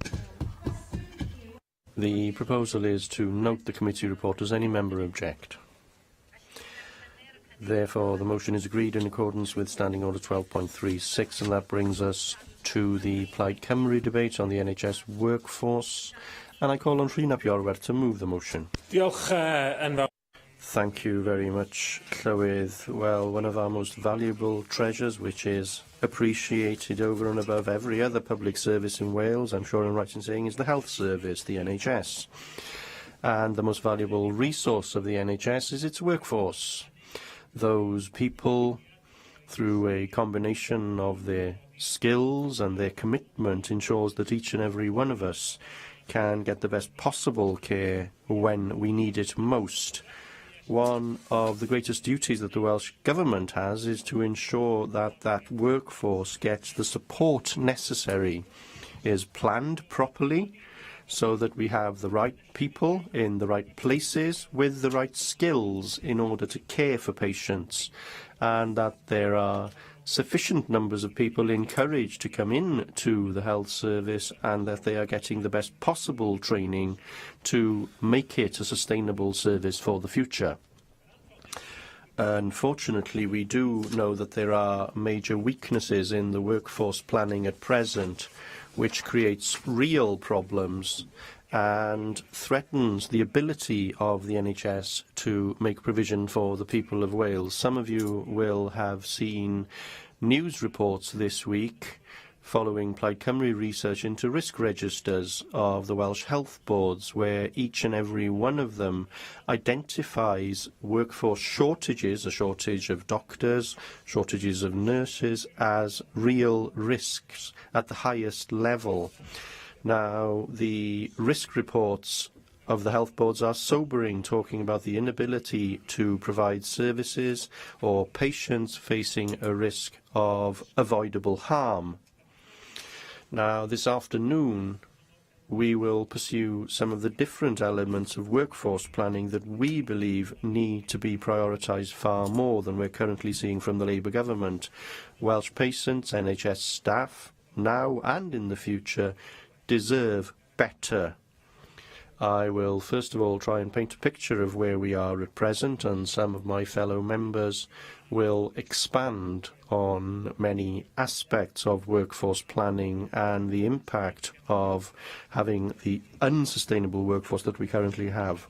Wales has one of the lowest levels in Europe of doctors per capita. A shortage in a number of areas of expertise, including paediatrics, obstetrics, has led to a loss of some of these services in certain areas, services being centralised in others and turning to nurse-led provision in other circumstances.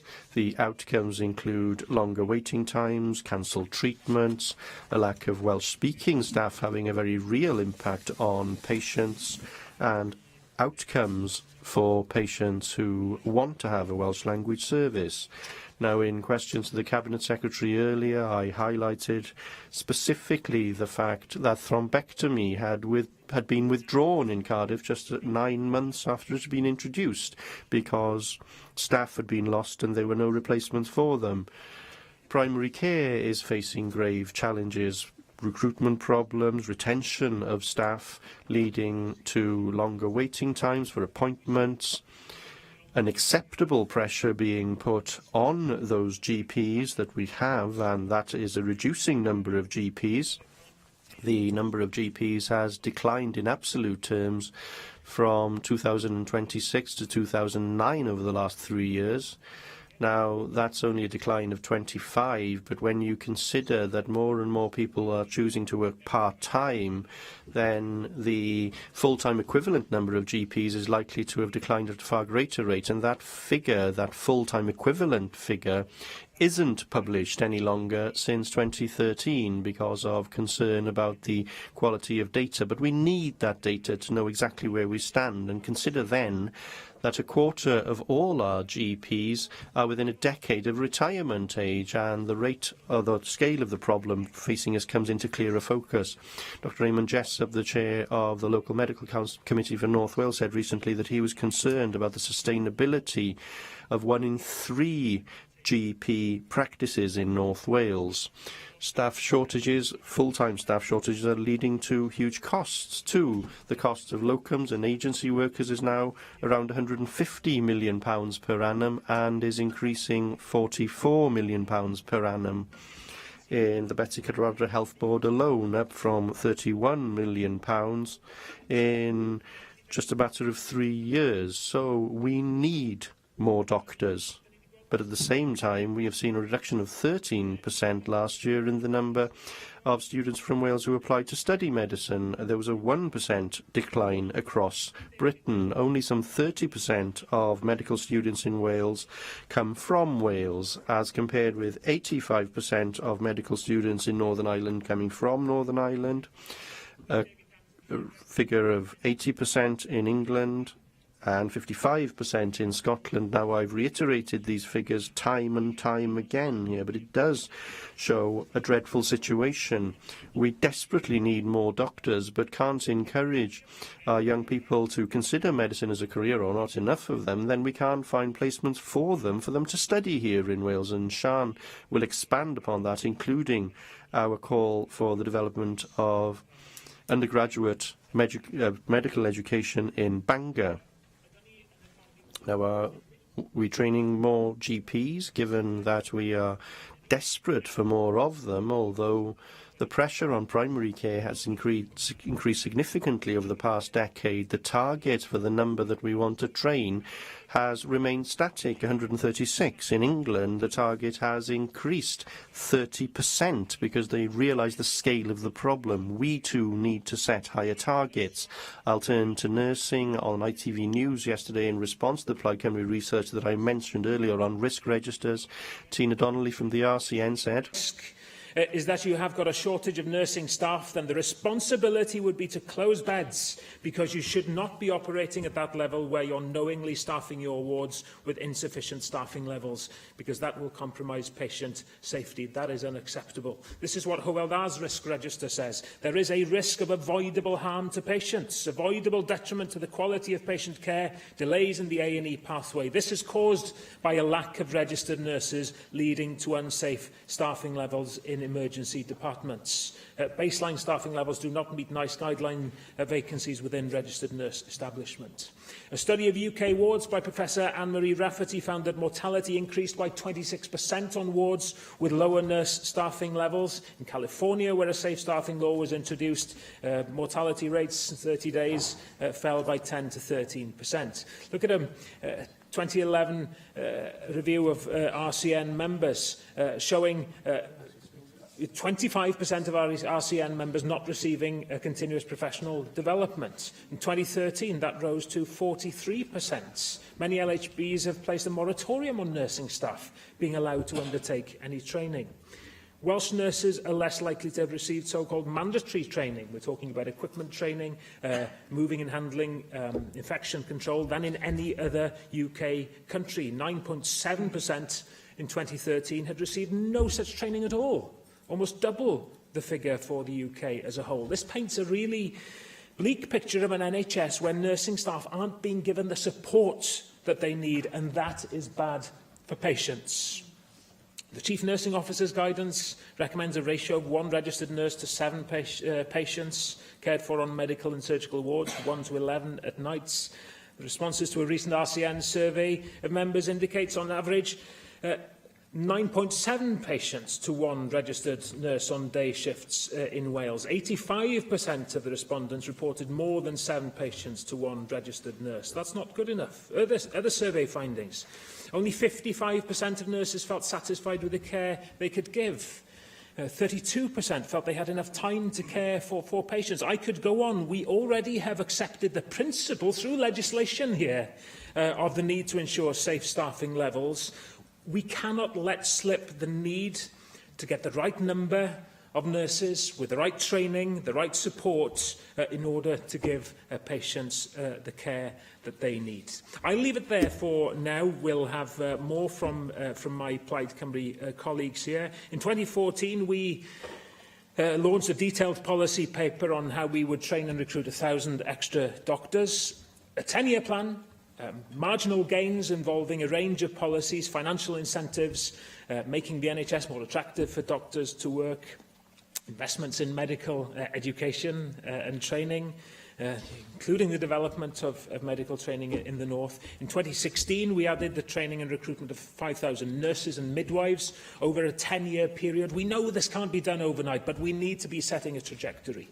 Now, This is a challenge, and these are challenges for government. I'm looking forward to the debate this afternoon, looking forward to the response from the Cabinet Secretary, because I can tell you lots of people working hard in the NHS in Wales are looking for far better from government on workforce planning that they currently see. I have selected the two amendments to the motion. I call on the Cabinet Secretary for Health to move formally Amendment 1, tabled in the name of Jane Hutt. I call on Mark Reckless to move Amendment 2, tabled in the name of Paul Davis. Mark Reckless. I move the amendment in the name of Paul Davis. When I raised NHS work planning 2 weeks ago at First Minister's Questions, I questioned why, after 20 years of Labour running Wales, there are still Welsh Government reports that say substantial work is needed for medical recruitment and retention to be fit for purpose. The First Minister didn't answer me then, and the Cabinet Secretary can say he's only been in post a year. But Labour can't say that they haven't had time to implement a plan. They've been in charge of Wales for 20 years. Powers were devolved by Labour to Labour. It is Labour in Wales which decided to prioritise their friends in local government instead of the NHS, and there's therefore no one to blame for gaps in the Welsh NHS except for Labour. Despite that, they'll no doubt try and blame the Conservatives at Westminster. Yet the youngest Welsh-trained doctor or nurse for whose training the Conservative Party would be responsible is now 38 years old. It's Welsh Government who must answer for why 187 more doctors and 287 more nurses have left the Welsh NHS in the last 10 months than have joined it. It's not enough for the Government just to note in its amendment shortage of health professionals. They need to accept they are responsible. For the first 4 years of the Assembly, the Welsh Government was directly responsible for NHS workforce planning. Since then, they've tried a variety of approaches and structures with an alphabet soup of different bodies that have been involved. I really hope that the approach now proposed by the Cabinet Secretary of a special health authority for workforce planning is more successful than what went before. I have 3 questions I specifically want to put to him if he is able to address at the end of the debate about those plans. First, when push comes to shove, will the Special Health Authority really be independent, or will it do what it's told by the Cabinet Secretary? Second, how will the Cabinet Secretary ensure that the Special Health Authority has the confidence of those who work in the NHS? Why is it, given the Mel Stride and Professor Williams reports, that there is such concern? I mean, I accept what he said earlier, that it will not be a representative body. But does he understand the extent of the concern, and not least from the Royal College of Nursing, about this that's referred to in our amendment? And what will he do to meet those concerns? Finally, how will we know at the end of the Assembly term whether NHS workforce planning is working? And will he accept responsibility if it's not? Di Lloyd. John Llywydd. Thank you, Llywydd. Take part in this debate about NHS workforce issues. And obviously, I'll concentrate on doctors and nurses, the parts that I know most about. And obviously, we're all very well aware of GP shortages. RCGP figures show about 400 vacant GP posts in Wales today. And whenever practices advertise for a new GP, sometimes they get no applications whatsoever. It's very difficult to fill posts nowadays. Now, it wasn't always like this. I'm significantly older than the medical student age quoted by Mark Reckless. And back in the day, being a general practitioner was a chosen occupation. In other words, there was a queue of people, and you'd really fight hard to get a GP post back in the early 80s. So it wasn't always like this. But lots of things have changed. One of the things that changed, obviously, was the Conservatives in 1990 brought in the internal market and completely wrecked the workforce planning we had in the NHS for the 60s, the 70s and the 80s. And we still haven't fully recovered the ground. Now, general practice itself has changed, obviously, is now relentless and unremitting. Again, back in the 80s and 90s, Mark, really saying that the entire problem we have with workforce planning and shortages in the NHS, including GPs in Wales, are due to a period of 7 years from 1990 to 1997? It's my second language, but I did not say that, all right?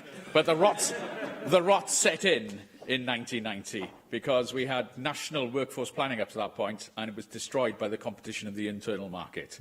We're regaining things now slowly, but we still haven't regained the lost ground. So now, general practice is relentless, unremitting, with complicated cases that need sorting out every 10 minutes throughout the working day. 50 or 60 patients, each with complicated problems. Because the simpler issues have been triaged out to be seen by fellow health professionals. So how does this affect patients who have great difficulty getting to see a GP then? Well, increasingly long waits for routine appointments, no guarantee of seeing your GP that you've been seeing for years. There's not always a practice nurse available because there's a nursing shortage as well. And that means, at the end of the day, increasing A&E attendances as well. And a lack of district nurses means usually as a patient you get to see several different nurses now, and not just the one or two familiar faces that used to be when each GP practice had a guaranteed district nurse attached. That is no longer the case because we haven't got enough district nurses. Now, our patients are very well aware of this overstretched situation. It transmits to our patients, and some of them don't call us when they should, and that is to their detriment as well. So what needs to happen? Well, it is about, as alluded to by Irene, it's about recruitment and retention. And if I go on retention of nurses and doctors, it is about those terms and conditions. It is about removing the pay cap for NHS workers, especially nurses. It's about recognising the commitment, altruism and hard work, going the extra mile, of nurses, doctors, porters, physiotherapists, OTs and all the rest, being appreciated and valued by human resources management in our hospitals, which is now not always the case, so that staff don't feel exploited, overworked, pressurised into working extra shifts to plug rota gaps, always having to fight for time off to study, to sit exams, to do research. Doctors have lost their doctor's mess, where they used to talk with colleagues about issues on call. They're no longer in fixed teams. The old firm has gone. They're always on call with different doctors. There are never enough beds. All of that sort of stuff builds intolerable pressure when you're making life and death decisions, which you've got no time to revisit. And with a duty of candour, excellent, to always tell the truth, fantastic. But how does that square with the treatment of whistleblowers, as whistleblowing, despite all the warm words, can still turn out to be career-ending? And that's one of the issues that also our juniors are telling us and our nurses are telling us. But even if we stemmed all that hemorrhage of highly qualified nurses and doctors from leaving the NHS now, have full retention, even if we did all that, we just don't train enough doctors and nurses in the first place. Even if every doctor graduating from Cardiff and Swansea stayed in Wales, stayed in the NHS, we haven't got enough junior doctors and GPs now. We need to train more in the first place. As well as sorting out the retention issues, we need to train more in the first place. That's why you need a new medical school in Bangor. That's why we could double the medical students graduating from Swansea. You know, spread the load around. We need to train more doctors, especially for rural areas, for Welsh-speaking areas, to augment the already excellent training at Swansea and Cardiff now. Diolch yn fawr. Rhiannon Passmore. Diolch, Mary. I rise to support the amendments to the motion that have been tabled by the Leader of the House, the Member for the Vale of Glamorgan. The National Health Service is one of the greatest creations of any democratically elected government in the history of humanity. It is globally recognised as the optimum model of care. We on these Welsh Labour benches laud the achievements of the 1945 Labour government in creating the National Health Service for succeeding generations to enjoy. I remember the story of my grandfather, a miner in the valleys, who told me that when he went to the Financial Assistance Board to beg for funding for his pregnant wife, he was refused and he went home and she died. And this was the days before the National Health Service. In the 2 decades since the Welsh people voted for devolution, the Welsh Labour Government has taken it as a solemn obligation to the people of Wales to ensure that the Welsh National Health Service stays true to the principles of Nye Bevan and those Labour visionaries who created it. We have put our money where our mouth is. Moreover, we also, though, fully recognise, as has the Cabinet Secretary today, that there are shortages in particular fields in a number of areas, reflecting the pattern across the United Kingdom's National Health Service. And it was once said, true perfection is imperfect, and those sages from Manchester, the Gallagher brothers of Oasis fame, were right. The NHS epitomises this. It is perfect because it is imperfect. The NHS serves human beings who all share one common feature, and that is their mortality. Sickness, illness and eventual death will be the fate of everybody in this chamber. Even the very strong and stable Theresa May today, at the end of the Tory conference, betrayed her humanity with an inept defence of capitalism that could just be deciphered through her repeated hacking and coughing, and I wish her a speedy recovery. Although you'll forgive me if I hope that she really does get a P45 as soon as possible for the health and well-being of the people of Wales. Thanks to investment by the Welsh Labour Government, there are now more doctors and nurses in Wales than ever before. Between the establishment of the National Assembly in 1999 and 2016, we have seen a 44% increase in the number of nurses, an 88% increase in number of consultants, and a 12% increase in the number of GPs in Wales. Thanks to Welsh Labour, more is now being invested in healthcare than ever before. Wales spends £160 more per person on health and social services combined than in England, and this investment has led to the NHS in Wales treating more than ever before, faster than ever before, as more GPs and other healthcare professionals fill roles across Wales. Claims about staffing issues in Wales are also very rich, coming from the Tory UK government, which has slashed the Welsh Labour government's overall budget by £1.2 billion compared to 2010-11, and has cut social care spending in England by £4.6 billion. Let us think about that cut to the Welsh Government's budget over the last 7 years of Tory failed austerity government. £1.2 billion to date, with more to come. It's a bit rich, isn't it? When needed, the Tory Chancellor spreadsheet Phil can suddenly discover a magic money tree and shake it for £1 billion to give to the DUP to keep a tired and failed government in office on borrowed time. And I know it's an inconvenient truth for some members here, but every time the Welsh people are asked who they want to govern them, the Welsh people speak clearly and they vote Welsh Labour. And it's a trust that we do not take for granted. That is why I know the Cabinet Secretary for Health, and who is a very talented Welsh Labour colleague, the member for Cardiff South and Penarth, devotes his energy daily to ensure that the Welsh National Health Service is agile to meet the ever-increasing demands of an ageing population. I am proud that Welsh Labour have invested in the nurse training bursary when England has cut this route to a very, very ancient and valued profession. I want to conclude by thanking the dedicated men and women of the National Health Service, the doctors, the nurses, the paramedics, who commit themselves to one of the greatest endeavours any government has undertaken, safeguarding the health and well-being of our people. And we in Welsh Labour will support them. Diolch. Siân Gwenllian. Thank you very much.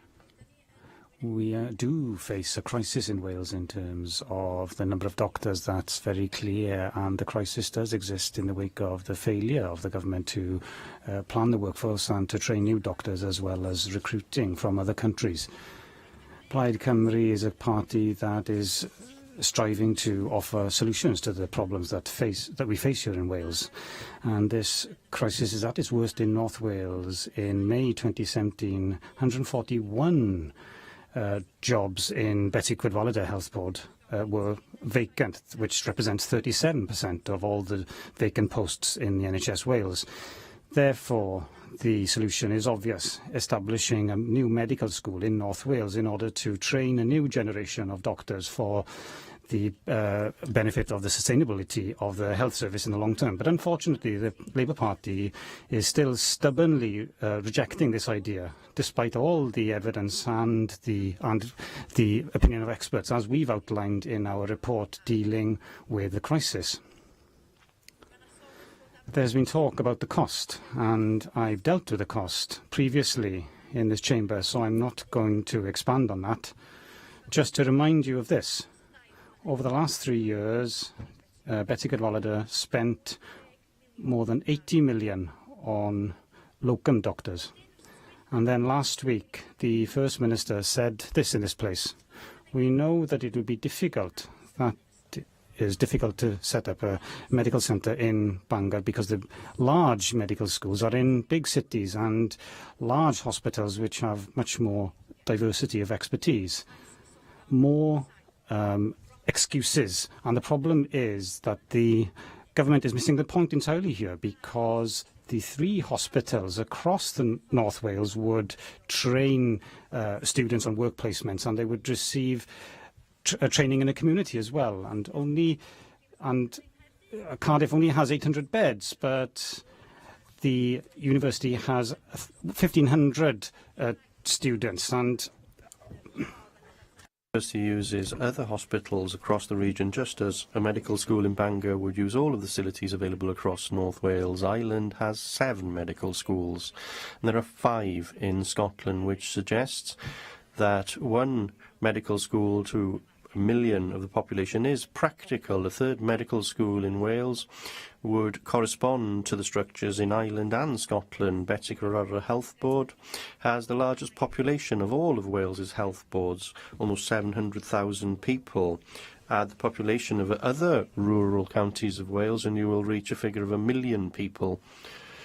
Now, the First Minister has also claimed that a lack of diversity and expertise in North Wales exists. Now, apart from extremely specialist work like cardiothoracic and neurosurgery, then we have everything else required in North Wales, and it would be easy to actually teach those 2 areas of expertise with some vision. Labour's support, or the lack of Labour support, is starting to become a joke, and the excuses are very poor indeed.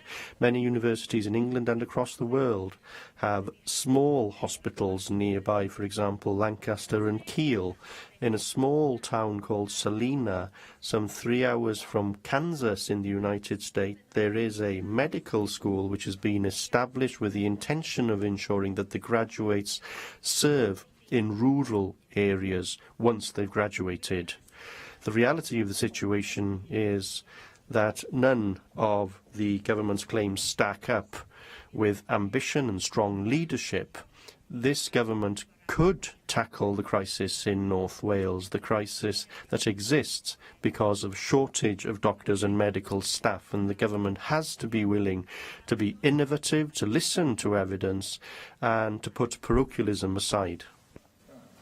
Caroline Jones. Diolch, Llywydd. I'd like to thank Plaid Cymru for bringing about this debate and the opportunity to speak in it. I agree with the sentiment behind this motion. Staff shortages within the NHS are detrimental to patient care. Not a day goes by when we aren't confronted by news articles outlining the impact that staff shortages are having on NHS Wales. We have seen a 400% increase in the numbers of patients waiting more than a year for surgery. 39% of Welsh people find it difficult to make a GP appointment. It's not just the impact that staff shortages have on the patient. We have to consider this impact has on NHS employees. Staff shortages put additional pressure on existing staff. My experience throughout the recess period, which I highlighted, of a hospital within my region where staff were extremely short on the cardiac unit, so much so that they were asking a member of staff to double back and do a double shift. So, in order to meet this demand on our hard-working and dedicated NHS staff are forced to work longer and spend less time with patients. This is affecting staff morale, and more staff are leaving the NHS, exacerbating the situation. Over 5% of hospital staff are on sick leave, and health boards are forced to rely on expensive agency staff to make up the shortfall. As a result, spending on agency nurses and locum doctors has skyrocketed and has forced many health boards to overspend. Lack of proper workforce planning over the last few decades have left us in a perilous situation. We have recruitment shortages in all specialities, and yet demand for services is rising. We are not yet in a situation where patient safety is routinely put at risk, but unless we can plug the gap, then that will become the case. According to the Royal College of GPs, almost a quarter of the GP workforce could retire in the next 10 years. They are calling for an increase to the number of GP training places to rise to 200% per year. When you consider we had only 127 training places this year, this shows the scale of the problem facing us. Yesterday we heard the news that stroke patients in South Wales, as has been highlighted by Rhyn, are being denied the best available treatment because of the 3 radiologists able to perform a thrombectomy. One has retired, one is on sick leave, and the third has accepted a job elsewhere. A shortage of radiologists means that we have more and more people waiting longer and longer for diagnostic tests. We also have to ensure that any changes we introduce to health and social care do not place extra burdens upon existing staff. Welsh Government's proposals for Phase 2 implementation of the Risk Act will see the removal of the requirement to have a minimum number of nurses in care homes which provide nursing care. This will have a detrimental impact on other services, such as district nursing, which are already struggling to meet demand, which massively outstrips capacity. We are approaching a crisis point, and I look forward to hearing how the Welsh Government plan to approach workforce planning in the future. We need a medical recruitment campaign that prioritises domestic students and encourages young people in Wales to become radiologists, psychologists, physiotherapists and the whole raft of healthcare professionals, not just nurses and doctors. We need to plan for an ageing population and an ageing workforce. And above all, we need to plan for a workforce that can meet future demand and deliver patient care that is safe, effective and affordable.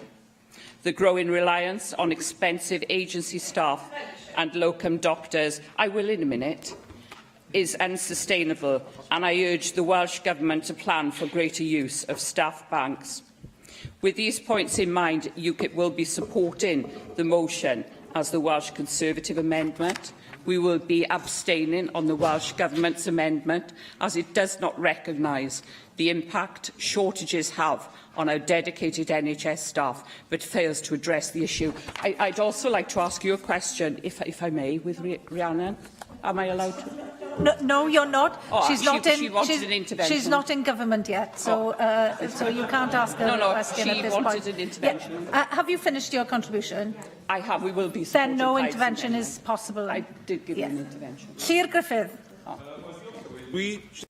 Thank you, Llywydd. I just want to spend a few moments talking about one important aspect of this debate, one that Rhyn made reference to earlier, the availability of services through the medium of Welsh, because if we think there is a problem, there is a problem in terms of the numbers of doctors and nurses and healthcare professionals, then you could just imagine how much greater the problem is in terms of the availability of those health professionals who can provide services through the medium of Welsh. And I'm sure that many of us will have dealt with casework regularly in my case, and I'm sure this is the case for others too, where parents are trying to access healthcare services for their children and can't get hold of the practitioners who can provide those services through the medium of Welsh. And as it happens, this very morning, the Children, Young People and Education Committee were dealing with Stage 2 amendments on the Additional Learning Needs Bill, and during the course of developing recommendations at Stage 1 proceedings, we had broad-ranging evidence on the lack of availability of Welsh language services in that particular area, and that is a very clear signal to us that the workforce planning, as it has been taking place over the past few years, has been a failure. And we as a committee are now finding ourselves in a position where we are proposing amendments to put on the face of the legislation some expectations in terms of workforce planning and the availability of Welsh medium practitioners. Now, that isn't the way to plan the workforce, but we find ourselves, to all intents and purposes, having to do that through the back door in order to meet the demand that's out there, and demand that this Welsh Government and previous governments have failed to address. Now, there are, of course, cases which have been raised recently and have been given some coverage in the press where there's a shortage of GPs, the Dolwenith surgery in Penygroes. We all heard of that story where the only doctor who was a Welsh speaker in the area was closing and there was no Welsh medium provision available. As a result, I want to mention rural areas too, because in rural Wales, GPs on average are older, are closer to retirement age, and recruitment levels are also lower. So the problem is exacerbated. Statistics, and they tell their own story. A total of 54% of core medical training places were unfilled in hospitals in Betsi Cadwaladr and Hywel Dda health boards, compared to just around half that level, 23.6%, in other Welsh health boards. And Sian Gwen Llian, earlier in this debate, referred to vacancy levels. 37% of all the vacancies listed were in Betsi Cadwaladr, despite Betsi, of course, only serving around 22% of the population of Wales. Now, as an Assembly member representing the North Wales region, then I am particularly concerned about the situation there. And the largest hospital in North Wales, of course, Wrexham Maelor Hospital. This is something I raised with the First Minister earlier this week. Currently, there are 92 vacancies for nurses in that hospital. And as a result, we're now seeing some specialist nurses having to work on general wards. And the Royal College of Nursing are concerned that wards might have to close. A growing number of those nurses that are working there are approaching retirement age. And just as we've seen with GPs in Wrexham and other places, actually, many are opting to retire early after many years of service. Betsi Cadwaladr Board have engaged a private agency to recruit abroad in Barcelona and in India in recent years, and many nurses recruited in Barcelona were unable to work for some time due to their language limitations, and they've largely now returned home. Only 4 nurses from India have passed the language test. And all of this feels more like a short-term panic measure and not the long-term, thought-out strategy that we should have in place for North Wales and other parts of the country. Now, Betsi Cadwaladr has been, for the past 2.5 years, in special measures, so the government has to accept responsibility for failing to adequately plan to ensure enough nurses are trained and recruited here in North Wales. And we also need, of course, to focus more on retention and returnees, as well as ensuring that new recruits come through.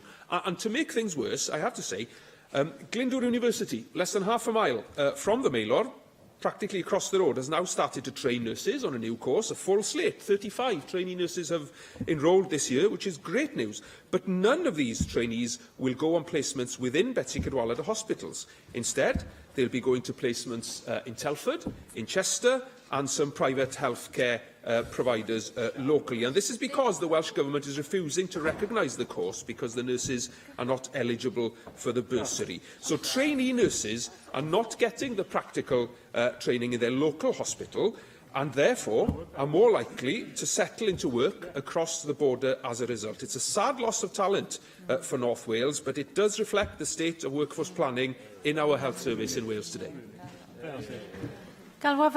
I call on the Cabinet Secretary for Health, Vaughan Gething. Thank you, Presiding Officer. I'm grateful for the opportunity to take part in this debate and the opportunity to highlight the significant amount of work already being undertaken by this Government and the National Health Service. I am sorry, though, that there won't be more time to answer and debate all of the points made in this debate, and I'm generally happy to continue a conversation with members who are interested in doing so about what we are doing outside of the formal business in the Chamber today. And again, I set out, as I have done in this room, in committee rooms and in other settings, that this Government recognises the very real recruitment challenges in a range of our professions and specialities, and recognises that they are more acute in some parts of Wales than others. I understand very well that these challenges can have an impact on the delivery of services. It is, of course, true that this is not a unique challenge that Wales faces, but these are challenges that we need to tackle. We have taken a significant step forward, both in taking Wales forward and in our Prosperity for All commitments to attract and train more GPs. That's why we developed the Train, Work, Live campaign, working with people across the service and within the profession. And that has been a successful campaign, resulting in an increase of our GP fill rate to 91%, a significant step forward. But we will relaunch that campaign later this month in time for the British Medical Journal Careers Fair, learning from what worked last year and also learning what didn't work as well as we wanted to last year as well. And that is part of the range of measures that we wish to take. We'll also be widening that campaign to take in other medical specialities where there are specific and acute recruitment challenges. We continue to invest in our future medical workforce with our commitment to increase undergraduate medical education in North Wales. We will stick to the collaborative approach between Bangor, Cardiff and Swansea universities, consistent with both my written statement in July, but also the budget agreement agreed with Plaid Cymru on taking this matter forward in practical terms. That will also be part of our commitment, not just to medical education and training in North Wales, but actually seeing a curriculum developed that encourages people and empowers people to go and spend more of their time in rural medicine, which won't just be an issue for the North. Thank you for taking an intervention. Perhaps now is a good time to say that you will look at developing, using the new funding that we agreed pre-budget, at exploring Year 1 to Year 5 undergraduate in partnership with Cardiff, Swansea, anybody else in Bangor, not just the additional placements for students from elsewhere in the North. Now, we'll be looking at the whole remit to understand where we get the greatest value to provide to train the greatest number of people. And of course, we want to make sure that that investment will lead to more people staying in Wales to serve here. Because that's the point and the purpose. We're investing more money to try and get more doctors to stay in Wales as well. And that's part of the deal, the quid pro quo we need with the university sector. There are challenges of what we can and can't mandate them to do. There has to be some understanding about the mission that myself and the Cabinet Secretary of Education are on in taking precious resources at a time of a falling budget to put into this area. Now, in addition to Train, Work, Live for doctors, we also launched a Train, Work, Live campaign for nurses. I was delighted to launch this campaign in spring this year, and it was very well received both at the launch and at the Royal College of Nursing Congress in Liverpool. English nurses were delighted to see a government generally on the side and trying to recruit nurses to be proud of who they are as well. And that campaign, again, is being successful. But we know that recruitment alone isn't the answer. We are, of course, implementing the Nurse Staffing Act in Wales, a first in the United Kingdom. We're first in Europe. We are also training more nurses here in Wales. 2 years ago, we invested in nurse training to increase the numbers by 22%.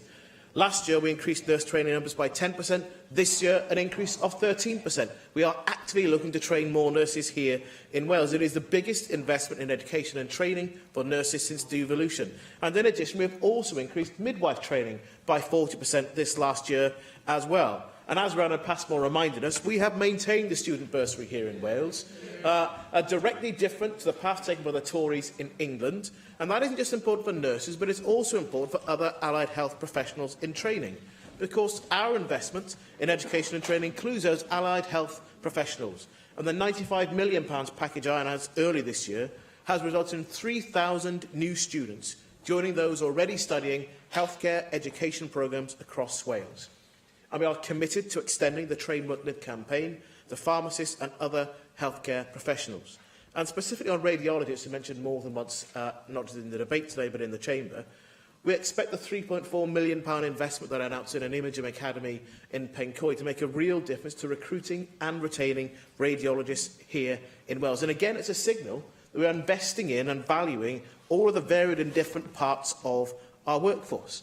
Because we do know that we need to increase the skill mix of the staff we already have and the different range of staff we have within the service, as they will increasingly work in multidisciplinary teams. So that £95 million package I referred to included an extra £500,000 to support local healthcare to develop advanced practice, education and extended skills within our primary care clusters. So we'll also support new and emerging roles, including the pilots for physician associates programmes in Swansea and Bangor. Social care roles with a specific focus on those which alleviate existing pressures and contribute to a better integration and outcomes for individuals.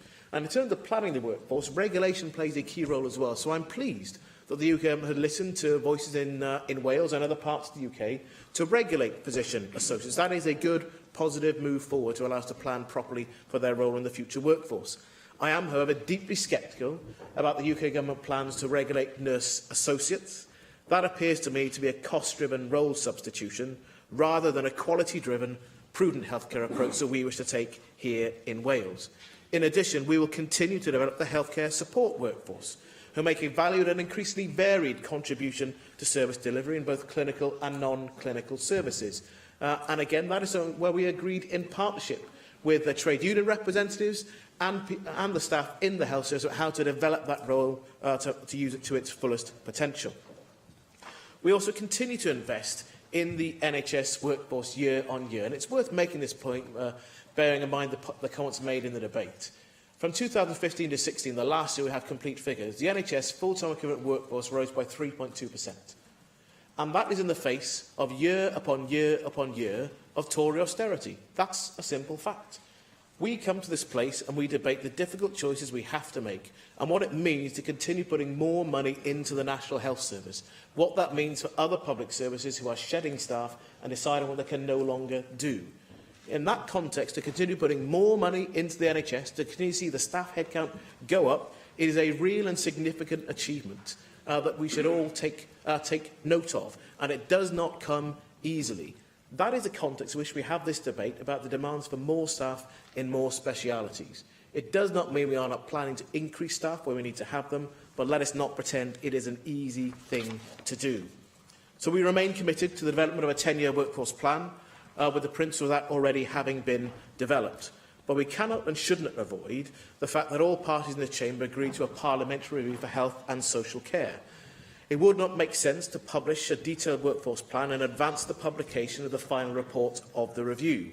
And that review will undoubtedly, as it properly should, it will affect our thinking and our planning of the services for the future and the workforce to deliver those services with the public. That does not mean the NHS here in Wales is standing still. Workforce planning is undertaken at all levels in our organisation, working collaboratively with partners to ensure we have the right workforce with the right skills, both now and in the future, and it is an essential part of the integrated medium-term planning process. So we continue to press ahead with a number of strategic actions for the NHS workforce. That includes the establishment of Health Education Improvement Wales from April next year, and that will of course maintain its independent approach. Now, crucially, Health Education Improvement Wales will be expected to work with other bodies, such as Social Care Wales, to provide a comprehensive understanding of the present and future needs of the workforce. I can see time is against me, so I'll finish now. I'll make clear that we will support Amendment 2, but in setting out our future direction, to restate that we value the resourcefulness and the commitment of our NHS workforce to deliver high-quality care. There are recruitment challenges that we recognise, and we're committed to work with our partners, with the service, to address those and make sure we have the service that everyone here would want and that the public and the people of Wales deserve. I call on Rhys Bjorworth to reply to the debate. Thank you, Llywydd, and I thank everybody who's taken part in the debate today. We all bring experience, don't we, to a discussion like this. Some of us, like Dr. Di Lloyd, brings professional experience, medical experience. And the majority of us bringing experience of speaking to health professionals within the NHS and the pressure that they tell us often that's on them and all of us, speaking to patients about the impact of the weaknesses with workforce planning on their treatment within the NHS. I am grateful to everybody for their contributions. I'm grateful to the Cabinet Secretary, certainly grateful for the confirmation that looking at training, full training for undergraduates from the first year to the fifth year will be part of the study for developing medical education in North Wales, and I'm looking forward to seeing that process continuing in accordance with the agreement before the budget. What we've had, in all seriousness, is a repeat of what we hear from the government time after time, generally, about what is already being done. From the Cabinet Secretary of what the government is already doing. You can't continue to keep on doing the same thing time and time again and expect to get different outcomes. And I understand that the Cabinet Secretary is trying to manage the NHS within very difficult constraints, not least because of policies of Tory austerity. I absolutely recognise that. But it's not a management that we need because of the deep problems that we have within the NHS in Wales, but a real vision about a way forward. And I'm afraid the member for Ysgwyn epitomises much of the problem that we have, in that, yes, she paints a rosy picture of what Labour has done for the NHS, that she dearly loves and we all dearly love. But when you have a party that has been running the NHS in Wales for 18 years, the failure to be able to admit the depth of the problems shows that, that is because to admit to those would mean they are your problems and problems that you have created. Unless we recognise the depth of the problems, we cannot move forward with visionary changes that can lead to a more sustainable NHS for the future. And yes, you praise the Cabinet Secretary, and I don't doubt for a second that he is a very, very hard-working Cabinet Secretary. But you know what? I'm not interested in how many hours he puts in his work. He may be here first thing in the morning before anybody else. He may be the last one out of the government offices at the end of the day. I'm interested in how high he sets the bar, how ambitious he's willing to be, how innovative he's willing to be for the NHS and for patients in Wales. I want to see that. The NHS needs to see that. Question. The proposal is to agree the motion without amendment. Does any member object? Object. I will defer voting, therefore, until voting time, and that brings us to voting time unless 3 members wish for the bell to be rung. Therefore, a vote on the Plaid Cymru debate on the NHS workforce. I call for a vote on the motion tabled in the name of Rhun ap Iorwerth. Open the vote.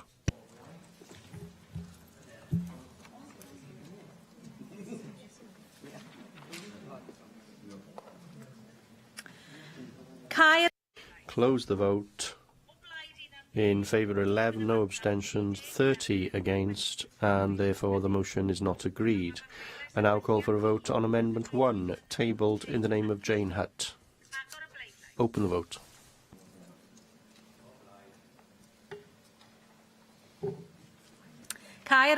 Close the vote. In favour 23, 4 abstentions, 14 against, and therefore the amendment is agreed. I now call for a vote on Amendment 2, tabled in the name of Paul Davis. Open the vote.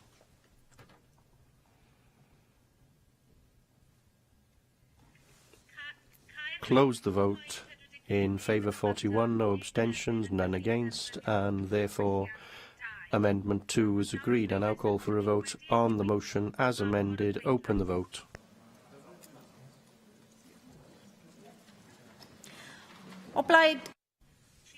In favour 33, 9 abstentions, none against, and therefore the motion as amended is agreed. The next item on our agenda is the short debate, and I will call the short debate once some members have left the chamber. Lee Waters. Diolch, Llywydd. I've agreed to give a minute of my time to my colleagues Mike Hedges, Jenny Randerson and David Melding. Jenny Rathbone, I do apologise. Let me start by saying that the M4 can be horrendous. At rush hour, I have regularly been sat in endless queuing traffic. And this isn't just a problem at the Brynglas tunnels, but at several points along the motorway. And if there's ever an accident, the whole thing can grind to a halt. And people are rightly fed up with the situation, in particular the fact that we've been talking about taking action for 15 years and yet nothing ever seems to get done. I share the frustration. But we need to fashion a solution that will last, an M4 fit for future generations. And I just don't believe that the proposed relief road will be anything more than an expensive stopgap.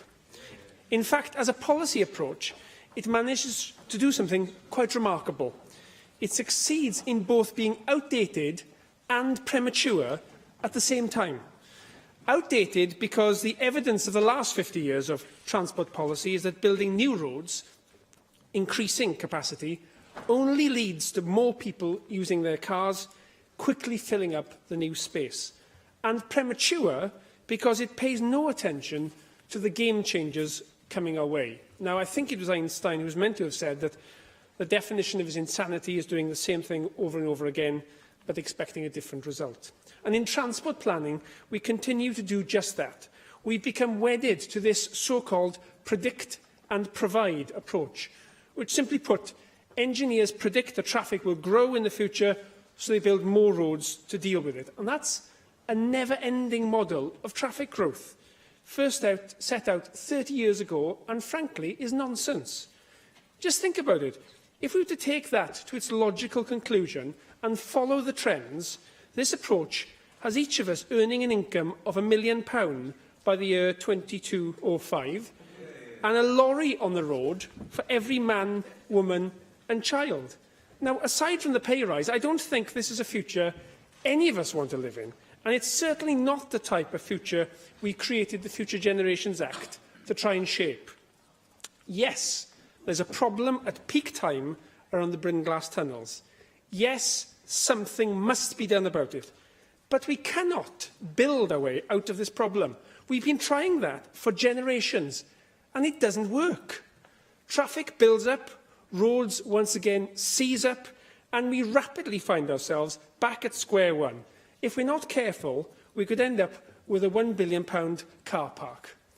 Already, the Freight Transport Association, the haulage industry lobby body, are saying that a new 3-lane motorway at Newport will be inadequate to meet demand, and we ought to be creating 4 lanes. Trying to relieve congestion by engineering ever bigger roads is no more than a short-term fix, and an expensive one at that. The new stretch of M4 is currently estimated to cost £1,100 million for just 15 miles of tarmac. And bearing in mind 2 years ago, people were insisting that the cost would be way below £1 billion, it may go up even further. Yesterday, the Finance Secretary outlined the grim economic picture we face and how money will get even tighter in the coming years. Is it wise to tie up all of our borrowing capacity in one scheme in one corner of Wales? I ask my fellow Assembly members if the government was to offer any one of us £1.1 billion to spend on something that would make Wales better, how many of us can honestly say that we would build a 6-lane motorway over a protected wetland? Our entire line of new credit will be blown on a project that, in economic terms, will barely repay the investment over 30 years, even using a formula that has been manipulated to exaggerate the benefits of road schemes. We'll only see a return on investment of just £1.60 for every £1 spent, which the Treasury classes as low value for money. And in that 30-year timeframe, rapid technological development and a fully functioning metro project may well transform the way we travel. Which brings me to my second point. We are trying to fit a fixed solution to a rapidly evolving problem. We're so blinkered in our approach to transport management that we're failing to look at the bigger picture, and there are substantial changes coming at us fast. If you speak to business people, they acknowledge the world of work is changing quickly. Soon, we won't need to be shuttling people back and forth between desks every day. Rapidly evolving technology means we need to be developing digital, not transport infrastructure. But roomfuls of highway engineers in Cathays Park are never going to voluntarily face up to that. The formula used to justify a road as the best way to deal with congestion at the Brynglas tunnels takes the most optimistic view of the possible benefits. Meanwhile, the projections of the Cardiff Metro take the most pessimistic view. Transport officials have suggested to the public inquiry that of the 11,000 journeys made every hour in peak times on the M4, the Metro will, at best, only take 200 off the roads. I just don't buy it. But even if this really is the case, if it will only have a minimal impact on rush hour traffic, why are we not setting out to develop a public transport system that will tackle peak hour M4 demand? I fear this project, the Metro, is being set up to fail, It's been starved of investment by the UK government, cancelling electrification, and by the disappearance of EU grants because of Brexit, and by the road-building lobby who are trying to minimise its impact. It's for policymakers to tell engineers what society needs, not the other way round. The other innovation that is upon us is the development of autonomous vehicles. We simply don't know yet what the impact of driverless cars will be, but it is highly likely that this new technology, which will see cars driving side by side and bumper to bumper, will allow us to use existing road space much more efficiently, making the extra capacity unnecessary. But perhaps the biggest development this approach fails to factor in is the law that this government and this Assembly passed just 2 years ago, the Wellbeing of Future Generations Act. On the 13th of September, the Future Generations Commissioner for Wales, the person this Assembly empowered in law to be the independent watchdog of the Act, made a significant intervention. She said the Welsh Government, in its approach to the M4, was setting a dangerous precedent in its interpretation of one of our newest pieces of legislation. In its evidence to the public inquiry, the government admitted the new motorway will cause harm. But, it argued, that harm is justified because of the immediate economic benefits it will bring. A good old-fashioned trade-off, or as the government QC beautifully put it in a way that only a QC would, a balance between different desiderata. This, Llywydd, is the standard line. There are 4 elements to sustainable development, the argument goes. One of them is economic, and so a project that brings economic benefits is, by definition, helping to bring about sustainable development. Sophie Howe's challenge to the government is that this is wrong as a matter of law.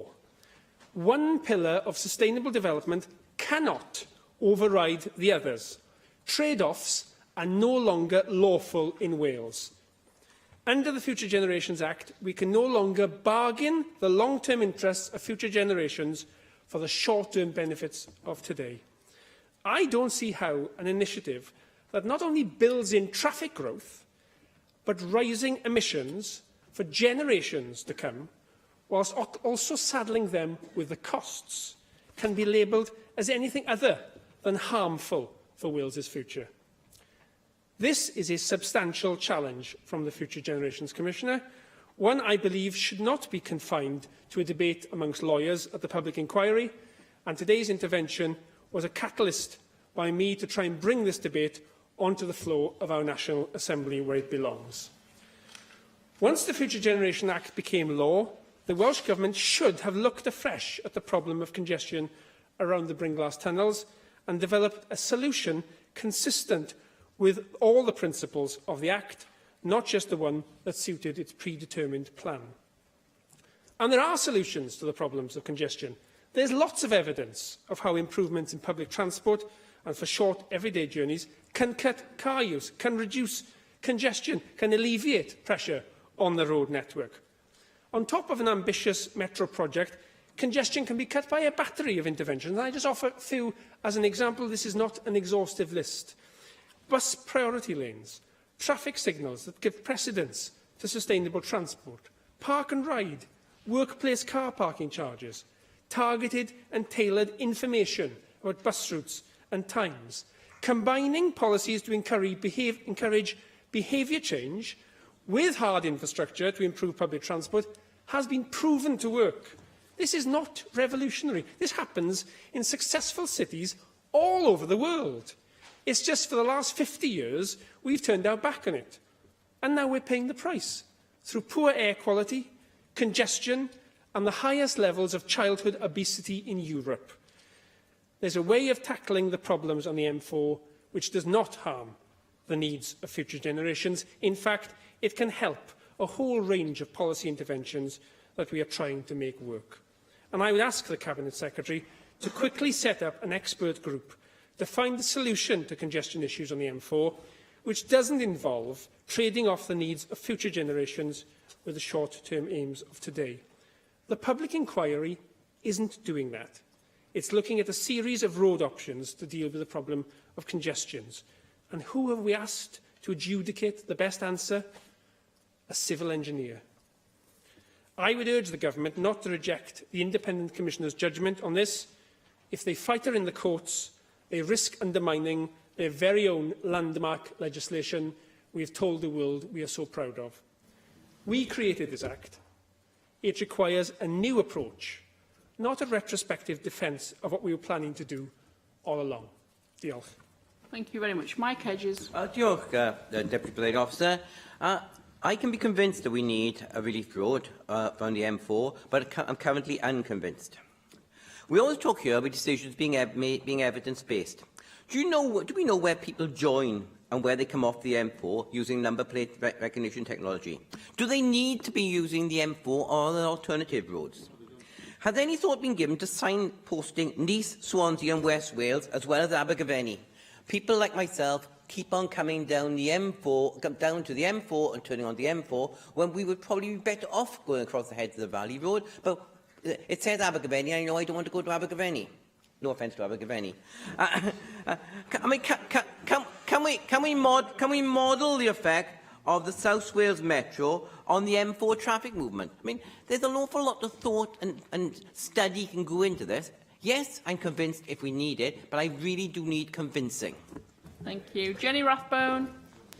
There is a role for the M4. If I'm travelling to West Wales to go camping with my kids, my cat and my canary, I'm going to obviously go by car. I'm not going to go by public transport. But if you're travelling to parts of Wales that are not connected by the rail service, you are obliged to go by car. So obviously we need the M4 to connect that east-west part of South Wales. But the M4 was not intended as a bypass around Newport or a commuter route into Cardiff.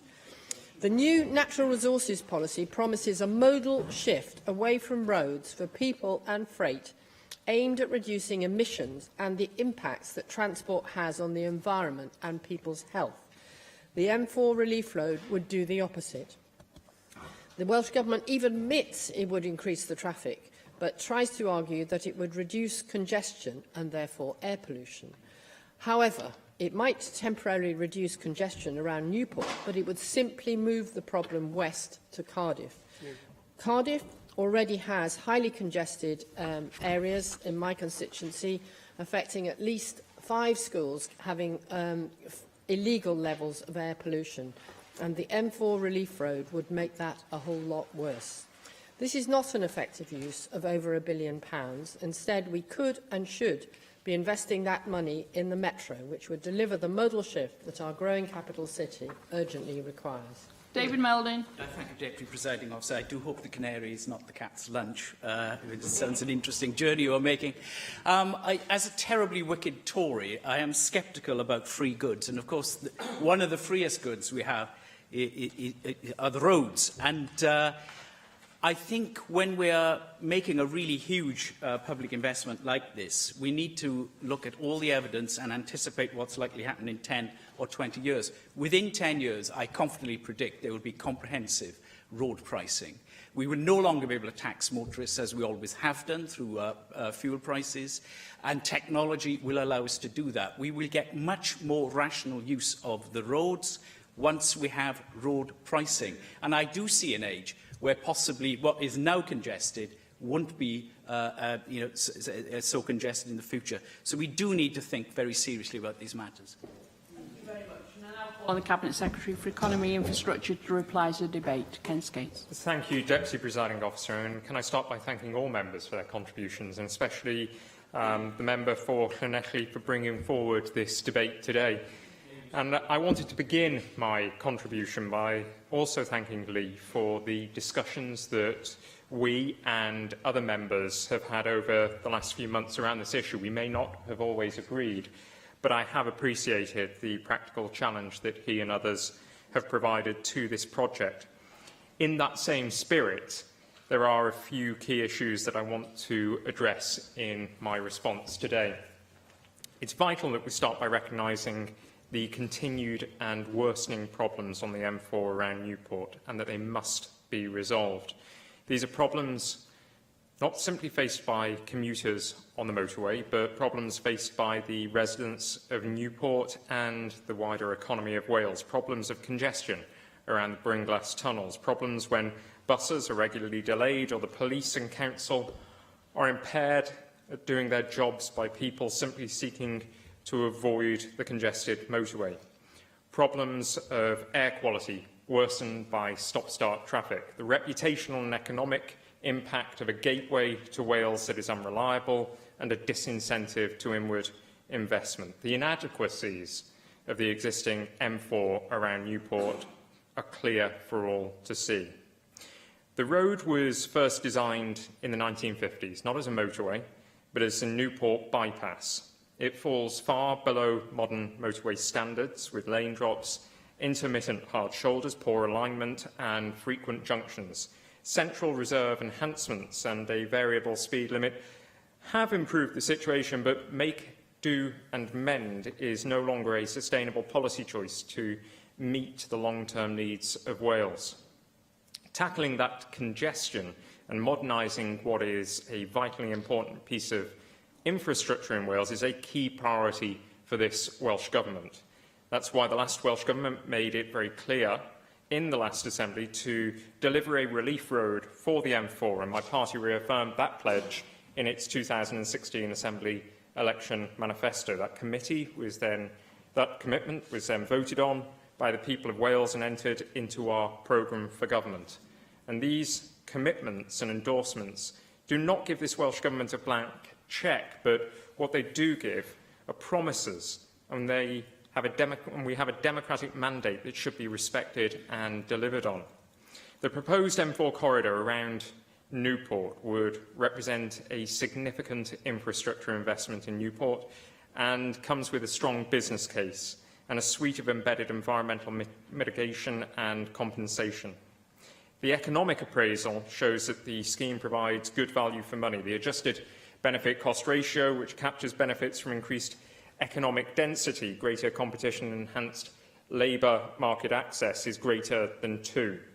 That means that over the 60-year appraisal period, there is more than £2 of benefit for each pound spent on the scheme, without touching on the wider economic benefits likely to flow from the scheme, such as a stronger perception of Wales as a place to invest, which cannot be captured. It would complement and integrate with our plans for the Cardiff Capital Region Metro, providing a holistic transport network fit for the future. The public inquiry into this project by independent inspectors is allowing open and robust scrutiny as to whether it is the sustainable long-term solution to the serious problems associated with this gateway into Wales. The rigour of the inquiry process is appropriate to the importance of the subject, and the outcome of this inquiry really does matter for Wales. The Future Generation Commissioner's input to that inquiry is to be welcomed. I want to make that point very clearly. The role of the Commissioner in ensuring that the interpretation of the Wellbeing of Future Generations Act is robust and hugely important. I think it only fair, however, that I correct what I feel to be a misinterpretation of the Commissioner's recent letter in the press. The fact of the matter is that the Commissioner has expressly not commented on allegations made by others that the M4 project is not compliant with the Act. I can assure all members that the principles, the ways of working and the goals of the Act have been considered in the development of this project and will continue to be fully and equally considered in the final decision-making on this project. As part of the evidence submitted, an evaluation of the overall sustainability of the scheme has been presented to the inquiry. Undertaken by John Davis, that review was a thorough, evidence-based assessment of the scheme in the context of relevant legislation and policy, including the Wellbeing of Future Generations Act. His conclusion is that the scheme is essential to the well-being of the people of Wales and should proceed. The Sustainable Development Principle, first enshrined in the Government of Wales Act and then reinforced in the Future Generations Act, precludes decision-makers from taking a short-termist approach at the expense of future generations. The 5 ways of working set out clearly the obligations on the Welsh Government to avoid compromising the interests of future generations. The ways of working acknowledge the fact that there may be trade-offs between desirable objectives and goals. The Sustainable Development Principle involves striking a balance. The principle clearly states that public bodies must take account of the importance of balancing short-term needs with the need to safeguard the ability to also meet long-term needs. Now, recently, Deputy Presiding Officer, the Welsh Government stepped in to provide financial support to help the steel industry in Wales when Tata put its UK sites up for sale in 2016. The support we have provided has been vital in keeping steel jobs and steel production in Wales at its sites in Port Talbot, Shotton, Llanwern and Trostre. The decision we were faced with was a trade-off. Steel as an industry today is not the low-carbon industry we want it to be. But our decision to provide financial support to save jobs at the plants in South Wales and in North Wales in the short term was a trade-off to give us the time to plan for more energy-efficient future techniques and a future for the industry that I'm sure we all want to see have. An outcome more sustainable for future generations than putting thousands of Welsh workers out of work in the short term. The Sustainable Development Principle requires that these difficult decisions are made in light of their social, economic, environmental and cultural implications in both the short term and the long term. That case is very different to the one we are discussing here, but it is another example of the balancing act that must be struck. Now, I've heard those who say that the funding allocated to this scheme would be better employed expanding public transport options in the region. In developing detailed traffic modelling for the project, we have anticipated the impact of scrapping 7 bridge tolls and examined the impact of implementing our metro vision. We've taken a long-term view of what is required to prepare the South East Wales transport network for the future. However, there is a limit to what an expanded metro would do.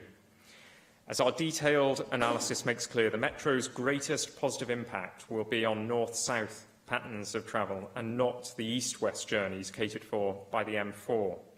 The Public Transport Overview Report has assessed the impact of all the rail elements of the metro up to 2037 and of the proposed Llanwern Park and Ride station, and it found that less than 4% of traffic on the M4 would be extracted from the road, even on the set of assumptions most favourable for modal shift. The outcome of the M4 inquiry will inform a decision on whether to proceed with construction next year. I'm unable to comment any further on the ongoing statutory process, other than to say that the final decision will be made with a fully informed view based on all legislation, including the Future Generations Act. Looking more widely than just the M4, I am keen that we see that particular road in the context of the wider ambitions we have as a Welsh Government to decarbonise the transport system. One of the key developments in this work will be the National Infrastructure Commission, which we are setting up to play a key role in planning Wales's infrastructure needs. Needs planned over the long term, independent of government, and helping to prioritise strategic investment decisions. We are continually developing our transport planning so that it can plan for growth in a sustainable way. And the Future Generations Commissioner has herself welcomed the new WellTag model we have developed for planning transport projects. Deputy Presiding Officer, we must continue to strive to achieve modal shift in our transport system and to ensure more balance in the way we plan transport solutions. However, I do come back to the central issue at hand. The existing infrastructure on the M4 around Newport is not fit for purpose. That has been our conclusion for some time. Piecemeal and useful improvements have been undertaken over time, which have improved the position, including a variable speed limit and modernisation of the Bringlass tunnels, but they've only postponed the issue. This piece of infrastructure needs a major long-term upgrade. The inquiry will conclude soon, and I will commit to keeping members informed of progress. Thank you. Thank you very much, and that brings today's proceedings to a close. Thank you.